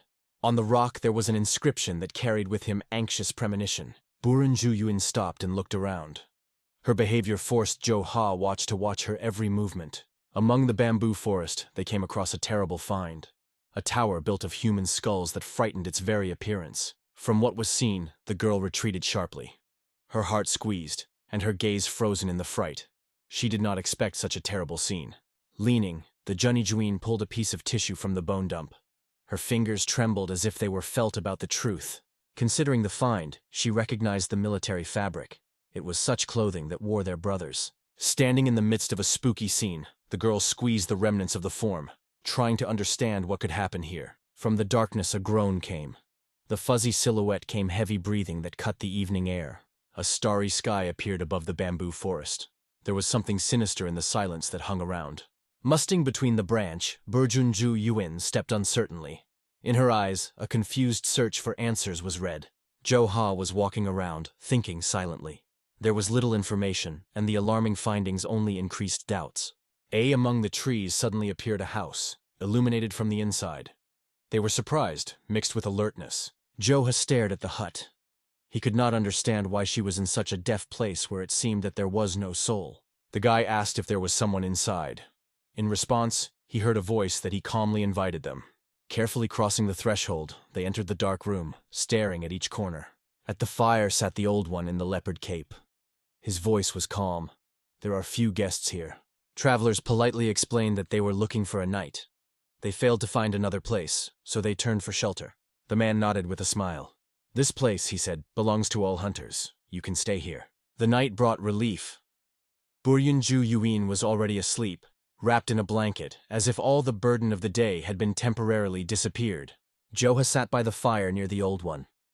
The owner reached out to him, offering to taste treats. The guy thanked the hospitality and took food. The look remained focused. Trust did not come instantly. The hunter chewed meat and acknowledged that they were surprised. He then asked if they saw the Tower of the Skulls. His gaze became predatory. He confirmed that the tower is real, built of human bones that he collected himself. In the glare of the flame, the hunter began the story. Once upon a time, a man was born to Dongun, who gave up glory for his return home. Only this story was heard in the silence of the forest. The story struck Jo-ha. In his eyes the question was read. Who was the man? Holding a piece of meat, the hunter with a smile answered. Only one was so well known. It was here that the great Chong-ma was born. Heard the guy changed. The determination and alarming anticipation was flashed in his eyes. He felt that he was facing something great. The moon hangs high above the clouds. The air pervaded the depressing tension, as if the night was waiting for something to happen. The guy with the girl looked at everything in the hut that stood in the dark forest. They were disturbed by every shadow. In the thick of the forest, in the dark, strangers appeared. They pulled weapons as if they were waiting for an order, ready to act at any time. Jo-ha froze with surprise when he learned that they were home to the homeland. His eyes were filled with alertness. They sat by the fire, but there was anxiety in the boy's eyes.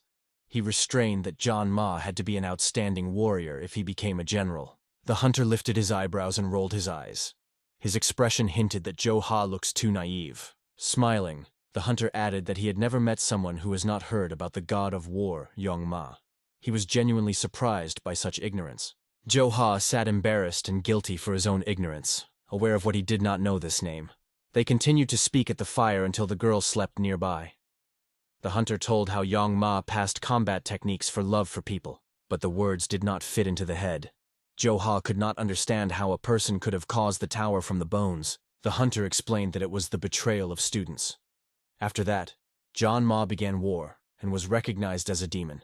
He destroyed all the former students, building a tower from their skulls. Muram now only passes his will to successors. From the herd, Jo-ha was starved.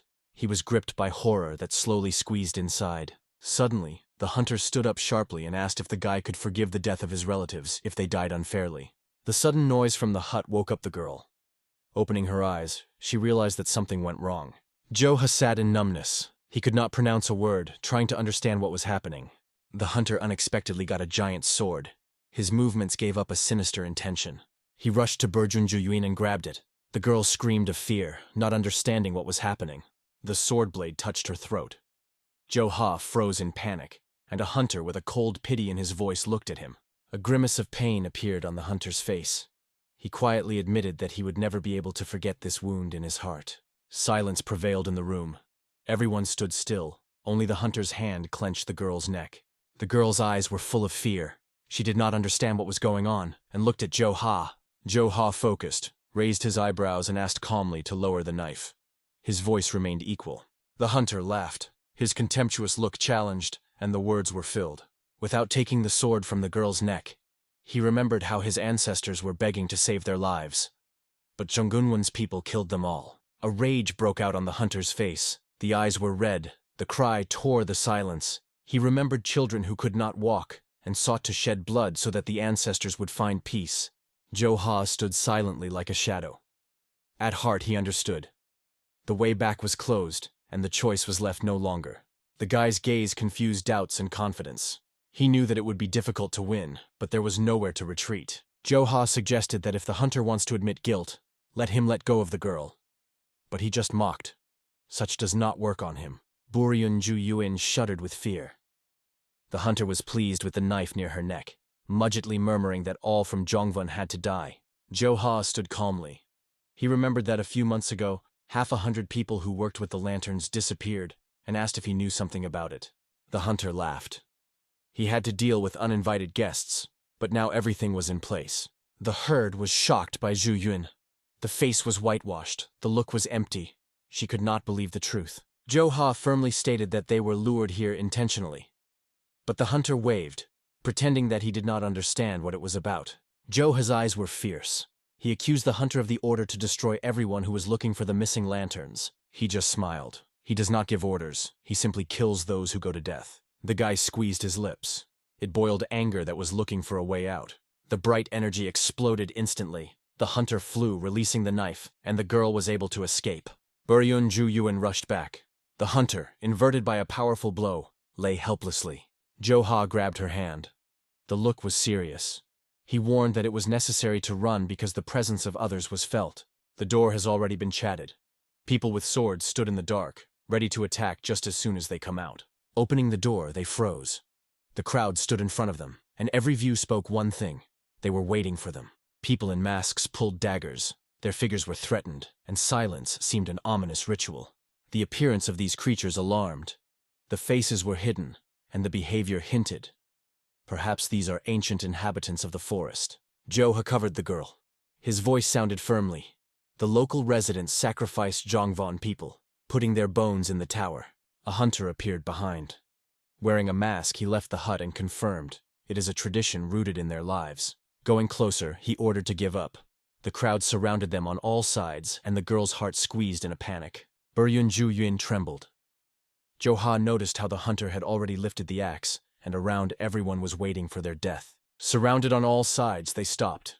The girl hid behind Jo-ha's back, and the response to the mystery of the missing was found. They were killed here. Masked figures rushed forward. The daggers shone in their hands, and the cold, dry-ented around. Jo-ha's eyes shone with dazzling light. Invisible energy swept his body, like the element that broke out. The fiery force broke through his hand.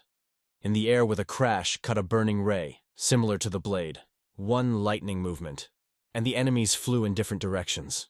The guy destroyed the resistance in a moment. Grabbing the girl, he rushed up. Their bodies were rushing by air, disappearing among the trees. The hunter froze in shock. The voice broke the silence. He screamed, ordering to find them immediately. The full moon hung over a silent landscape. The river shone between the rocks, and the shadows seemed alive. The water flowed into a deep cave where light slid through the stone. The atmosphere squeezed the chest anxiety. Jo-ha lowered to the river, drawing his palms with cold water, eagerly quenching his thirst. He approached a girl sitting under a rock. He said that the water is clean and safe. You can drink. Buryun Ju-yun asked if her family was destroyed by John Ma. The guy replied that they were actually lured here. They stood silently. There are many questions about views. Who stands for all this and why this cruel game is he? Wiping tears, the girl said that her father knew few even in her own clan. Maybe someone wants to eliminate it. Tears flowed continuously. She assured that although the family was not perfect, she never made evil. Why were they supposed to die? The exhausted girl fell asleep near the rock. Jo-ha stood nearby, watching anxiety. When she fell asleep, the guy left. He was pulled on, as if something was calling on the night. He stopped at the break, staring at the river. He was tormented, but at the same time he burned confidence in his chest. They remembered the moments when even without inner strength, he defeated Kavak-Haz in one blow and overcome everyone on the lake. Thoughtfully staring at the night. Even using only the wind stream, it won the crowd. But why was he certain that he could? Under the star and moon, he felt the force flowing from the earth. This place was a stranger to him, but energy was native. Standing on the hill under the moon, he tried to understand who he really was. The answer slipped, leaving anxiety. His eyes were reflected in doubt. He may still be too inexperienced to understand his true nature. A confident leg touches the ground, the first sign of approaching important events. Two stand on the edge of the rock, the starry sky above them, and one of them says, "It's too late." Under the night sky, among the tents and fires, the guards blocked the entrance. The enemy is already near Osan. Lord with a tense look turns to a woman. They are looking for something. In the eyes of a woman, pain and anxiety when she mentions the missing brother with pain. Standing on a high rock, the Lord says that there are too many strangers around. It's time to go to shelter. They walk silently under the starry sky, immersed in their own thoughts. Suddenly the Lord stops. Someone calls him from the rock. A man in a mask jumps out of the darkness. His movements are chaotic. The voice is excited. They immediately rush to the place where the guards are already standing. One warrior stands in a stable, welcomes the mistress. He praises their work. Among the silence of the rocks, the Lord learns. Shiha survived. The smile touches his face. Glad for her. Though he could not talk because of her condition. The woman asks next to, who did Li Gil fought with? The warrior explains. The battles swept Manjo and Osan, Li Gole and Xia fighting together. He says that the Bui clan used the bombs and awakened the ancient power to destroy the enemy. The woman's face is pale. She does not understand who she is talking about. But the name of Chongma changes everything. They are horror. The warrior says that the god of war, Zhongma, again appeared. And it is dangerous. The sun rises above the rocks, the beginning of a new day. Under the rock heard a weak cough of Burjunju Yuin. She opens her eyes, looks around, holding her throat. Touching the skin, understands. The wound healed completely. She is still on earth and realizes Jo-ha looked after her all night. Her look falls to the side. Something surprises her. In front of her stands Jo-ha with his back, silent. She is afraid to disturb calm. But his legs begin to rotate. He returns and gently asks whether she has woke up. She is embarrassed. Against the background of the sky, he asks what he will do next. It replies. Returns. Jo-ha offers help, but she politely refuses to hide the pain. Among the shadows of bamboo are two in the masks. Jo-hae and the girl step on the night forest, not knowing what they are watching. Something makes him turn. The danger is approaching. Movement among the stems. It rotates, but the pursuers disappear. But in the ambush, enemies are chatting again. Jo-han turns and says, they are safe here. On the rock, memories break silence. John mated, deprived of faith. The guy stares anxiously into the distance, knowing that the anger of Chonma is still alive. Thoughts about the past tend in the heart. The chain of revenge continues. Meanwhile, the mountains of Uzishan remain indifferent to human pain. But it is here that everything will change. The sudden look of Jo-ha is reminiscent of the original goal, and Baronju Yuen emphasizes the main thing. It is necessary to convey the news of the attack immediately, which has changed everything. Awareness of the terrain in the eyes of the boy meets a silent confirmation of the girl. A light smile and a short nod. They are faced with a rapid mountain, and Baronju Yuen quietly explains that her father lives here. The grandeur of the Yulyahana combines the blue sea and covered with fog ridges, creating an incredible contrast. There is a playground along the landscapes, where travelers stop to be saturated with beauty. Above the rocks rises the Tower of Manjushri, silent guard for anyone who wants to rise higher. There is peace and generosity inside the tower. Everyone is allowed to quench hunger for free. Among the noise of the hall, the guy's gaze fades in the diversity of Luchjo, where traditions meet travelers. The unexpected admiration interrupts the touch of a girl who gently leads the satellite further. The gorgeous hall with arches and lace grates breathes peace and ancient legends. A thoughtful young man is waiting in the shadow of pillars where reality seems trembling. Silence is broken when the girl returns and apologizes for the delay, inviting to go on. A confident gate leads the boy to a room where important people expect him. The heavy doors open, exposing the inner hall for a serious conversation. In the middle of the light room, the owner contemplates the landscape outside the window, expressing the focus. Without rotation, he welcomes the guest, keeping majestic inviolability. The Lightbow Jo-ha is accompanied by a sincere surprise from the unusual atmosphere of the place. The vigilant owner calls Nassau Tower and directly asks about the loss of memory. The guy confirms, but notices a shadow of distrust in the view of the interlocutor. A short pause gives surprise in the young man's eyes because of such a reaction. The owner wants to know the cause of arrival. Jo-ha firmly replies that he protects the girl who saved him. The following is the question of the answer that the Ju Yuan should be given by. And the owner does not understand what is the point. The guy's confidence is replaced by cold sadness when he remembers the death of the 50 people of the clan and the future choice of a girl. The tension appears on the owner's face. The suspicion will strengthen. Jo-ha's silent look contains hardness and hidden doubt at the same time. The sudden glimpse of a surprise in the eyes of an older man when he looks more closely at the young guest. The mood changes sharply. Laughter breaks from the owner's mouth, recognizing the unusual nature of the young man. The invitation to sit down fixes the beginning of a serious conversation. The guest is grateful to take place opposite. A high wooden tower echoes the solution. Thank you for your daughter's care, but it cannot be a common future. The frozen breath of the guy gives his shock after a strict verdict. The piercing look of the older does not leave space for objections. The finality of the young hearts. In the shade of the room at the table, they sit opposite each other. Jo-ha is full of anxiety. Once again tries to find out why he cannot stay with the Jews. Brief forehead, trembling lips. Irritation flashes on the boy's face when he does not get the answer to the painful question. The head silently lifts the cup to the mouth, in the eyes of peace and reflection, as if weighing every word before an important answer. Silence is interrupted when he puts a cup on the table. The voice is calm. It has everything outside, but inside is a void. The past does not reject, although it recognizes it false. Raising, he stands before the boy and without hesitation opens the truth. He is the father of Juin. The compressed fists of Jo-ha are trembling with anger, but the head does not stop. With deep seriousness speaks of the greatest value of the father who has a daughter. He looks straight into the boy's eyes. His voice does not tremble, the most important thing in his father's life, tears and pain of his daughter. A wave of astonishment swept through Jo-ha's face. He does not understand what he hurts, but the head immediately reassures. He has no doubt, but the eyes of a man intimidate anxiety. He is not frightened by the present, But what happens after the boy's memory is returned? The storm burns inside. Anger is mixed with impotence, and Joha's heart breaks from the internal explosion of emotions. The head turns away, does not add anything. He orders a break in a cool tone and reminds, in the morning he must disappear. The tension reaches the limit. Joha eyes narrow, jaws are stuck. The silence is louder than a cry. Every word that has just sounded hurts. The tall tower rises in the sky, a symbol of strength, traditions, and power. Inside, the girl's voice is heard. Because of silence, he asks how everything went. In a spacious hall filled with aroma of dishes, Burjunju Yuin looks straight and asks, does he go to move on without looking back? But instead of the answer, only silence. The guy slowly lifts the bowl to his mouth, hiding emotions in the shadow of the look. Joha look becomes vigilant. Leaning forward, he sharply demands the truth, what she said to his father. The girl is lost.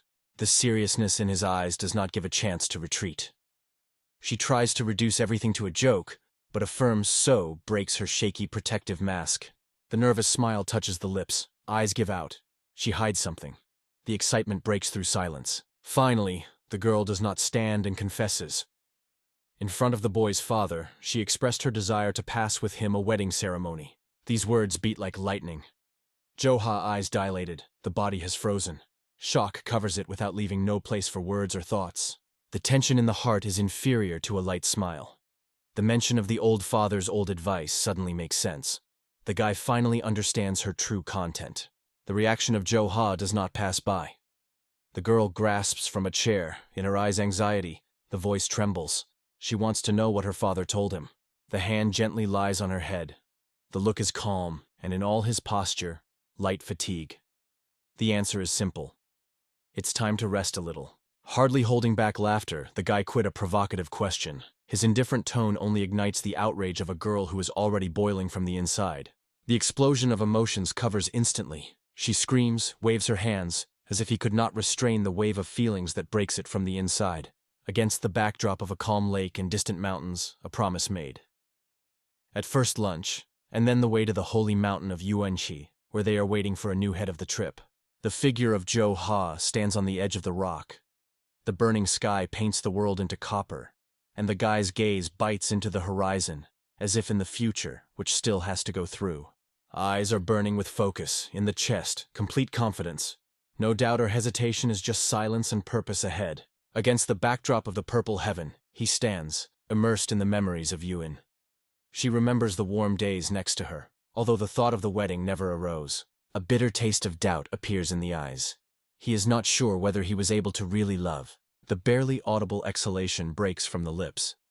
He may have already had a family in the past, and now he realizes that it is impossible to live so much. The leg is sharply pushed away from the ground.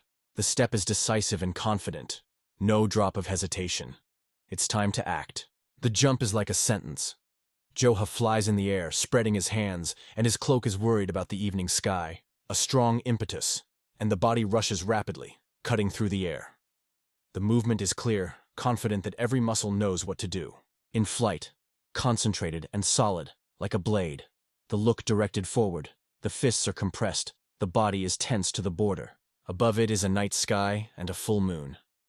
Inside, the thoughts of life he had time to get used to. But now, only the movement forward. Counts the days left behind. It is not in place. It flies towards fate, not allowing yourself to look. Muscles hurt. The body asks for stops. But he does not allow himself weakness. His promise in his chest drives him further, through pain. Flies through the dark sky like a shadow. Rain and wind only harden determination. He has no right to stay near Yuan until he awakens his force inside. In the depths of the eyes, unwavering determination. This choice is for her, but even more, for yourself. Existent, Joha rins through the night. The eyes are burning. Who was the one who lost? The heart is staring in search of truth about the once. The bloody moon pours red light, painting rocks and face into spooky shades. Finally the stop. At the very edge of the breakage, heavy breathing breaks out of the breast after a long run. The look slides down the river, the same river that once brought it here, reminding of the beginning of the path. The opinion of the jump will drill the brain. Will the fall of memory be wiped? How would the water be wiped? The step is closer to the failure. Under the feet the wind roars, and the flow is crazy below. The sudden glare to the left makes it turn sharply. The hand grabs a golden fragment from the crack, as if pulled out of the heart of the mountain itself. The golden scales shimmer on the palm, pouring mysterious sparks. Dozens of the same scales, densely littered in stone, are opened as if someone's conscious label. Curiosity is stronger than fear. The body bends in the jump and Jo-Ha rushes down. The flow of cold air whistles in the ears when it flies rapidly, confident in its own strength. The look sharp, the lips are compressed. There is no doubt in flight, only the goal ahead. Landing is soft, like a predator. A short exhale dissolves in a gulf of the gorge. Strapped, he looks at the new, unknown world under the rock, trying to understand where he found himself. Something strange is shining nearby. Eyes immediately catch the shimmer below. Near the feet were carved unclear traces, far from human. Easy tremor runs through the body. The look is full of shock and anticipation of danger. The palm lies on the forehead. Sweat flows with cheeks. The heart beats in a frantic rhythm. The knees are rolled up, and it descends to the ground, burdened with a new mystery and exhaustion. The face is distorted by panic. The breath is heavy and fragmentary. Fear completely covers it, forcing the heart to beat even faster. The body burns from the inside. Every movement is like in a shortness of breath. Clothing seems to be shackles that need to be dumped. Before the eyes, a strange waterfall opens. Black spots are flowing along its dark streams, like a shadow of another's reality. The eyes are wide open, and the breath is durable. Everything seems surreal, like a nightmare. The heart is crazy in the chest, and the pupils expand. The body does not withstand tension. The legs tremble, losing resistance. Something is wrong, as if the whole world began to shake with it. The eyes are rolled under the forehead. The body loses balance. Consciousness fades like a fire in the wind. In Brazil, it falls down. The unconscious body flies simply to the dark pond. Mysterious energy unexpectedly wraps it. Something ancient and powerful wakes up inside. Flying through the air, he sees excerpts of the past. Voices whisper not to give up, not to lose. Eyes flashing with a glow. A wave of force is twisted around it. Unearthly, burning, alive. Suddenly, he opens his eyes. He does not understand what is happening to him, but something has changed. The hand stretches down as if trying to grasp the last chance or truth in the dark. Gold rain would pour from the sky, as if the world began to respond to its awakening. The air is saturated with voltage. Gold fragments fall around, as if the ancient seal breaks. Its fall stops a soft, radiant canvas, golden like the sun. It takes it from the sky, from the tips of the fingers to the heart. The body fills the frantic force, as if the element is awake. Standing in the middle of the glow, he feels the energy weaved into it, turning weakness into power. The fire flashes inside. The flesh is erased, leaving only force. He is no longer the one who was before. Eyes burn with pure light and an incredible stream of force, straight and relentless. The sword begins to move in the air, flying just to him, as if called by his soul. In a moment, the blade is in his hand, and the energy is circling around, creating an aura of unheard-of power. The hand compresses the sword with the confidence of the warrior. There is no more fear. There is only will. Outside the strait, the look clear, as if a real name is back from the depth of memory. The eyes flash, all the doubts disappear. He remembers again. His name, Li Gil, general of great power. The guy stands in the center of a stone gorge. A powerful pillar of energy erupts from his body. Everything around trembles, awakens a force that slept in depths for a long time. Casting his head, he is lit by light. Li Gil, a great warrior who once left the battlefield and lived in loneliness, lost in his own glory, comes to life in memory. A look turned to heaven. Silence presses on all sides. After returning memory, an alarm is awakened in it, which compresses consciousness and does not release. In the look, the shrill determination, the face is tense. Among the memories is John Ma, and with it increases internal tension. The force fills each muscle. He remembers the powerful leader who lived in the harsh world, headed the clan, and did not know the mercy. Eyes glow, memories flash. He remembers the ancient wound that the enemy has caused him. Although weakened, it realizes that the desire for revenge is only growing. The look is confident and focused.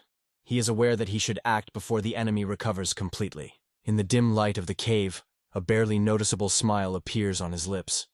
Fire burns in the eyes. The thought flashed in her head as a warning. The space cuts the flame light. The orange lightning permeates the darkness. His voice is heard among the stone walls, emphasizing that he has something to say. The deft knocking of the steps on the tree brings the stranger closer. The silhouette gradually comes out of the darkness. She opened the door.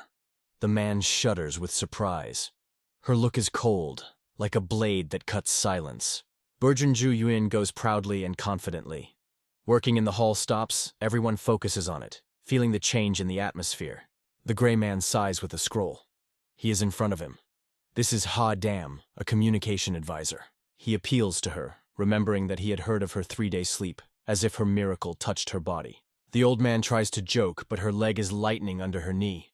He does not have time to agree. Her voice sounds sharply and firmly. The voltage pierces the air. It requires answers, and he screams with pain, squeezing his leg. He neglects that he did everything as she asked. He asked in the Hubian office records of the war of spirits and demons, collecting data all over Kancho. A knight is lowered above the palace.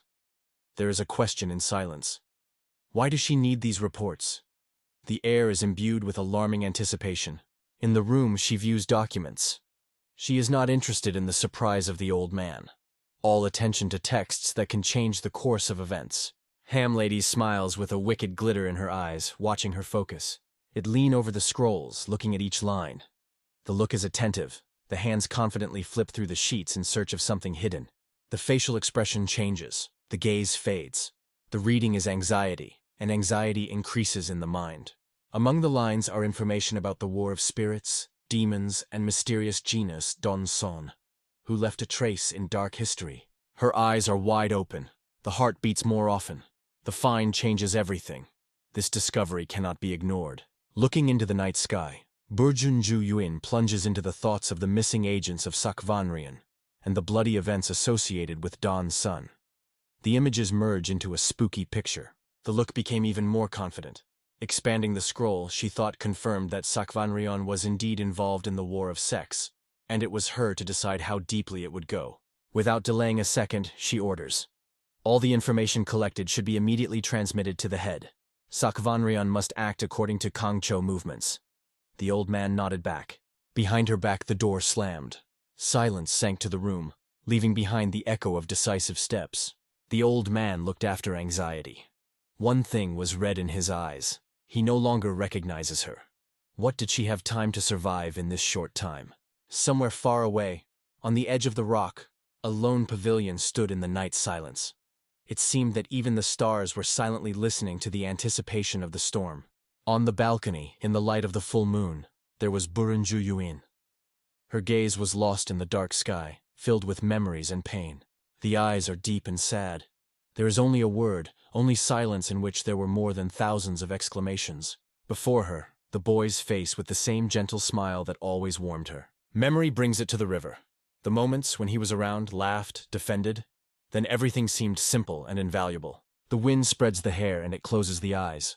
Sadness covers the soul due to its disappearance. A light smile appears on the face. She tries to convince herself that time and work are treated, but it is only a cover. The real question is rushing into the head. Why does the pain not disappear but rather become stronger? And why is not even a month able to comfort? Standing under the night sky, she felt a familiar call. The voice from the past came through the distance, so native and warm. Closing her eyes, she heard her name. Something shuddered in the chest, and the lips trembled. The eyes opened sharply. Her body strained from surprise. She turned. The heart missed the blow. The anticipation came true. Just in front of her stood Joe Ha, covered with a cloak, like a shadow under a moonlight. He looked with a light smile. Tears appear in the eyes. The smile fights pain. She touches her face without believing in what sees him again. Her mind covers an outbreak. His memory returned. Everything falls into place. The moonlight is covered by the pavilion. He begins to talk about the ancient clan on the river Somso, a clan of thousands of swords. The guy confesses that he is a 19th student of this clan. Her heart fades from shock. The mind covers a guess. If he is 19th and the Shi Master was 21st, then Joe Ha is older than the whole generation. He calmly confirms that everything is that way. Neither objections nor doubt. It looks around, confused. There are many thoughts in your head, but no answer. His voice is heard again. He asks whether she heard about recent Murim union. She thinks. Recalls rumors of a young winner. But some argued that his age may be completely different. Burjunju Yuin is filled with shock. Suspicion becomes almost confidence. He is the same guy. Joe Ha does not deny, only calmly answers, Lee Gil. In the moonlight, she repeats this name as if trying to make sure all this is really going on. Thoughts spin around. He, whom she considered even, was completely different, incomprehensible. Holding on her breasts, she does not understand how possible. He is over 90, and he looks like her peer. He confesses that he was frightened after his return. A person who never knew intimacy suddenly realized how much she tied to her. She is silent. In her eyes, excitement and surprise. His words penetrate deep into the heart. He adds that he could not go without opening the truth. His look is calm, honest, and firm. The girl's heart shudders. For the first time she hears not the promise, but the sincere truth she has been waiting for. Jo-ha lowers his eyes. The moonlight draws a shadow on the face, emphasizing the importance of the moment. Even if it was a mistake, he does not regret. Because for the first time he said everything, he did not escape and accepted himself as he is. When he returned, her hand suddenly detained him. One quiet gesture said everything without a word. Berjun Yun, through tears, asks him not to disappear, even if the path is difficult. Hugging him, she asks to stay. Her voice trembles, but sincerity in every word. He leans and whispers the answer. It is so simple, but the most important. It will remain. In the moonlight, he asks if she really does not want to hear about his past. She is ready to listen to everything, even if the night lasts forever. Suddenly silence breaks a rough voice. Like a thunder in the clear sky, her father appears in front of them. Both shudder. The girl's face is pale. In the eyes, fear and anxiety. She is not ready for his presence right now. They are faced with a father with an icy look. In his eyes, anger, power, and parental anxiety were mixed. Among the night silence is a father. His look is harsh, vigilant, like a blade, ready to hit. Berjun Juyuin is confused. Anxiety shines in the eyes. Her heart feels that this conversation will not be easy. The look of a man is difficult from disappointment. The arrangements are commemorated. He does not understand why the guy again next to his daughter. The guy does not take his eyes. The calm posture conceals determination. He is not afraid, and is not going to retreat. The facial expression is distorted. Anger and surprise are intertwined in one look. He needs an answer. The guy calmly talks about the return of memory. It causes the father to froze. He understands that the situation has changed. The head of the head becomes even deeper. His question is simple and sharp. If you mentioned everything, who are you really? Aura of force flashes around him. The daughter stands nearby. There is a threat in the air. Eyebrows are erected. The look burns. The head is no longer angry. He is ready to act. In the glow of his power, the head looks at the guy. But when he poses a question, it even more ignites his anger. The hand rises up. Energy gust cuts air. He demands an apology without restraining forces. The air explodes with a whirlwind. The earth trembles. Nature seems to run away from the force that has escaped. The scared cry of the girl pierces the space. In her eyes, panic and despair. Everything goes out of control. The head tries to protect. The hand is raised. The body is in tension. It covers rage and anxiety at the same time. All three hang in the air above the abyss. The wind tears clothes. The moon shines from a height, as if all this is just a ghost. The guy holds them in the air. His voice is calm, but the warning is clear. If so continues, everyone will die. Despite the tension in his words, confidence. This time it will not allow anyone to fall. The air is buzzing. The hearts beat faster. The feeling of fall erases peace. Tension increases. The head flies at frantic speed. His skill in levitation does not guarantee salvation. He is not he, but a daughter. Her body falls into the darkness. Her cry breaks the night. The guy flies. The voice is sure. He reassures. No one will hurt. But his father breaks anger. There is a magical glow in the sky. The energy thickens around, turning into a new form. The next moment, everything is in the center of a huge vortex. The golden structure restrains the fall. Seeing is stunned. What happens goes beyond ordinary magic. A bright footprint appears in the night sky. The glow cuts the darkness like a wing of light. The giant golden bird rises into the sky. His body carries all three through the night. Lee Crowell holds the girl firmly. The look is concentrated. The heart does not allow him to lose control. The head is shocked. In his memory, a legend is disrupted.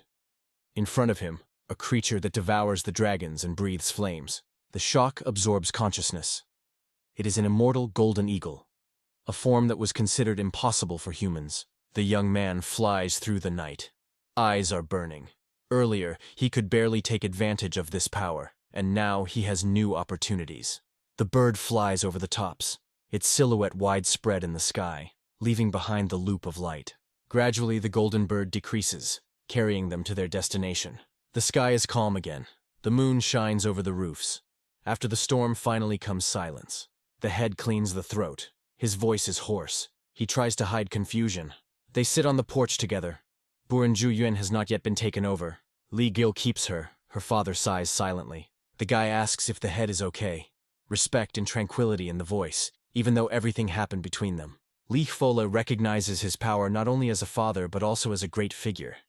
His words sound sincere and dignity. The father nods silently. His harshness weakens. It replies briefly but sincerely. Looking into the sky, he asks how such a power could appear in such a young body.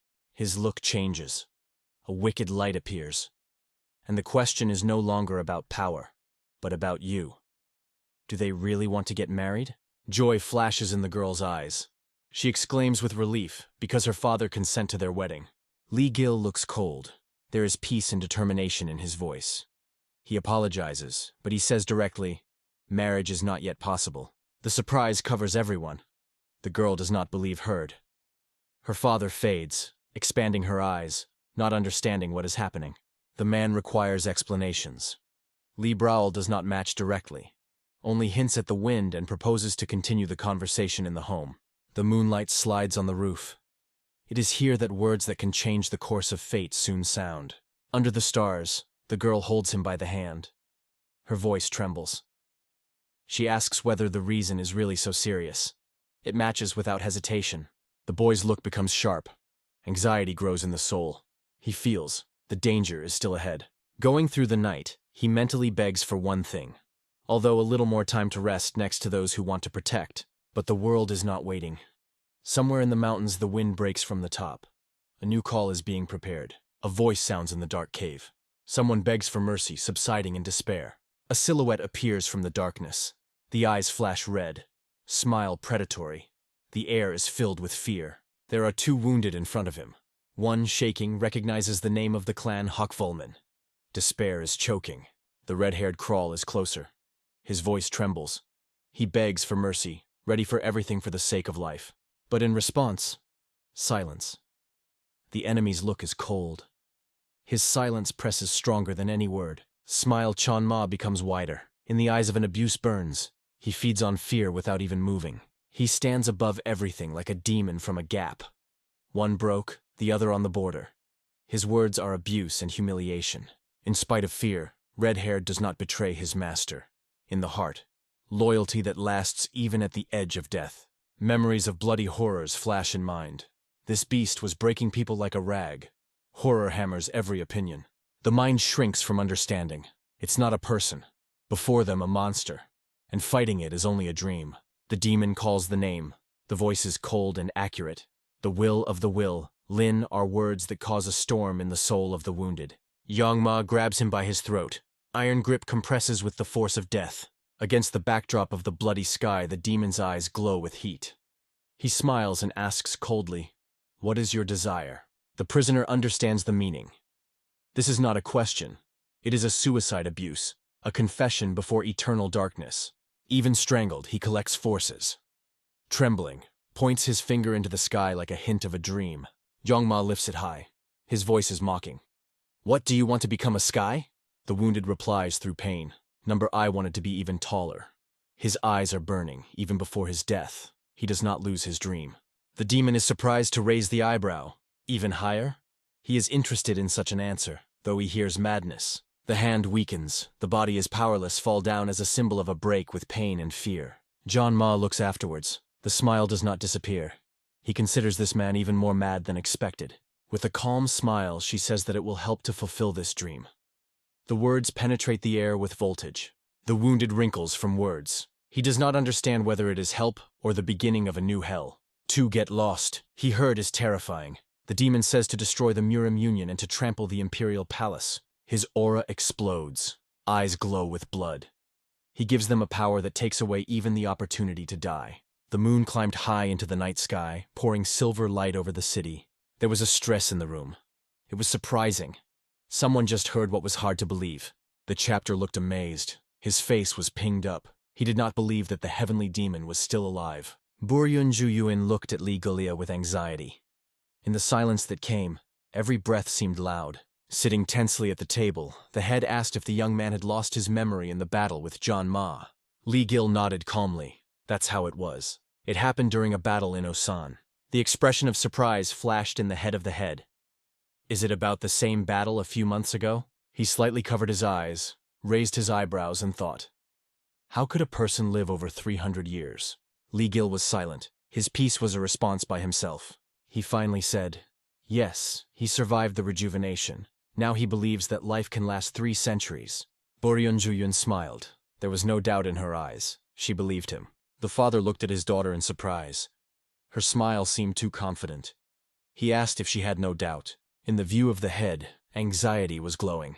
He mentally returned to the threats of the past, which deeply rooted in Kangcho. Li Gil took her hand. His touch was solid and protective. Holding her hand, he said that until the heavenly demon disappeared, Kanth would have no rest.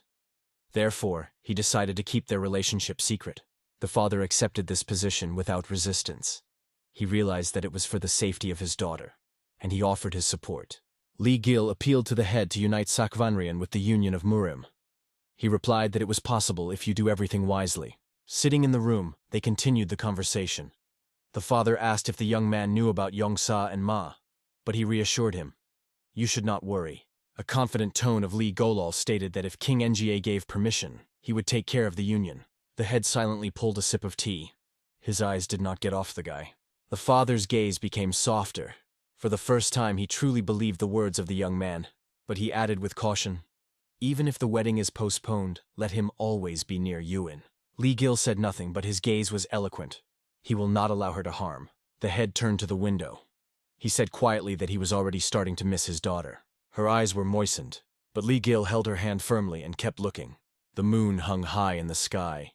He illuminated a building that just reached an important consent. The morning has come.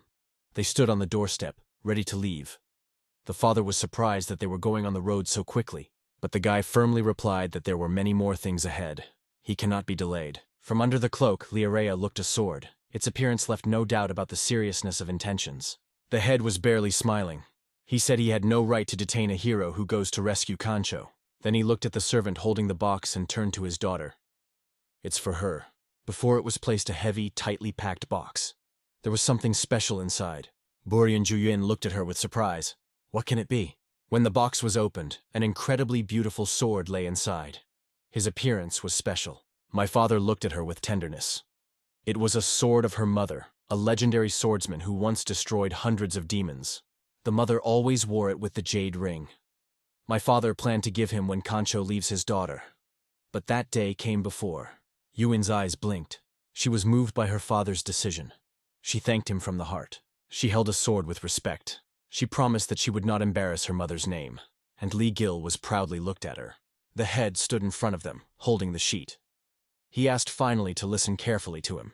Reading from the letter, he said that the Murim Union was planning a reorganization. The tank leader has announced the dissolution of Baekjeong CV. Considering the letter, Li Gola realizes that Tan Hubube finally exposed himself and started an open game.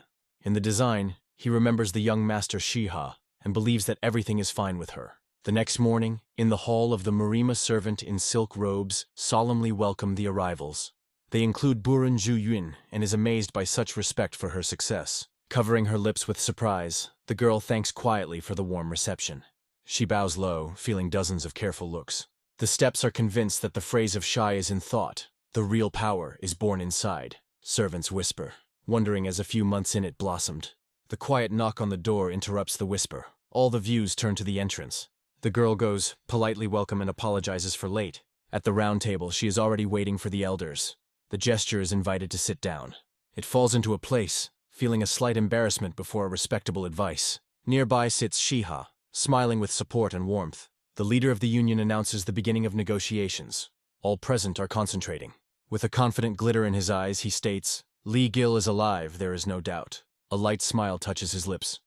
He wants to show the hero the alliance, which will not be ashamed. The disappearance of the young man will be officially announced to emphasize his status of a powerful ally. The senior advisor is in surprise to raise eyebrows without understanding such a step. The leader in a firm voice explains that it is necessary to reorganize the union. He insists, without the authority of Li Gil, the structure will not work. Shiha is amazed. A serious look does not leave space for objections. Another path is excluded. He repeats that all the truth said and the decision is final. Eyebrows are fed, the voice is calm. Baek Chon Kave will be disbanded. The hall subsides. Fear and surprise cover everyone who sits at the table. One of the advisors notes that nowadays leader and Baek Chon have the same power. Stroking the beard, it adds that it gives Baek Chon a chance to blame the leader himself. The leader closes his eyes, acknowledges that the forces are equal, and capabilities open to all. He firmly says that there is little reputation in chaos. A new hierarchy based on abilities is needed. The words fall into silence. None of the audience dare to deny. He turns to Kansvat, announces him with a new head of fighters, which stuns everyone. The look goes to Sh, and So Ren asks to listen carefully. From the icy steel in his eyes, he promises to personally teach both the art of battle. Girls fade, shock and trembling mixed with the expectation of great honor. The unbreakable look of the leader says it is impossible to stop the decision.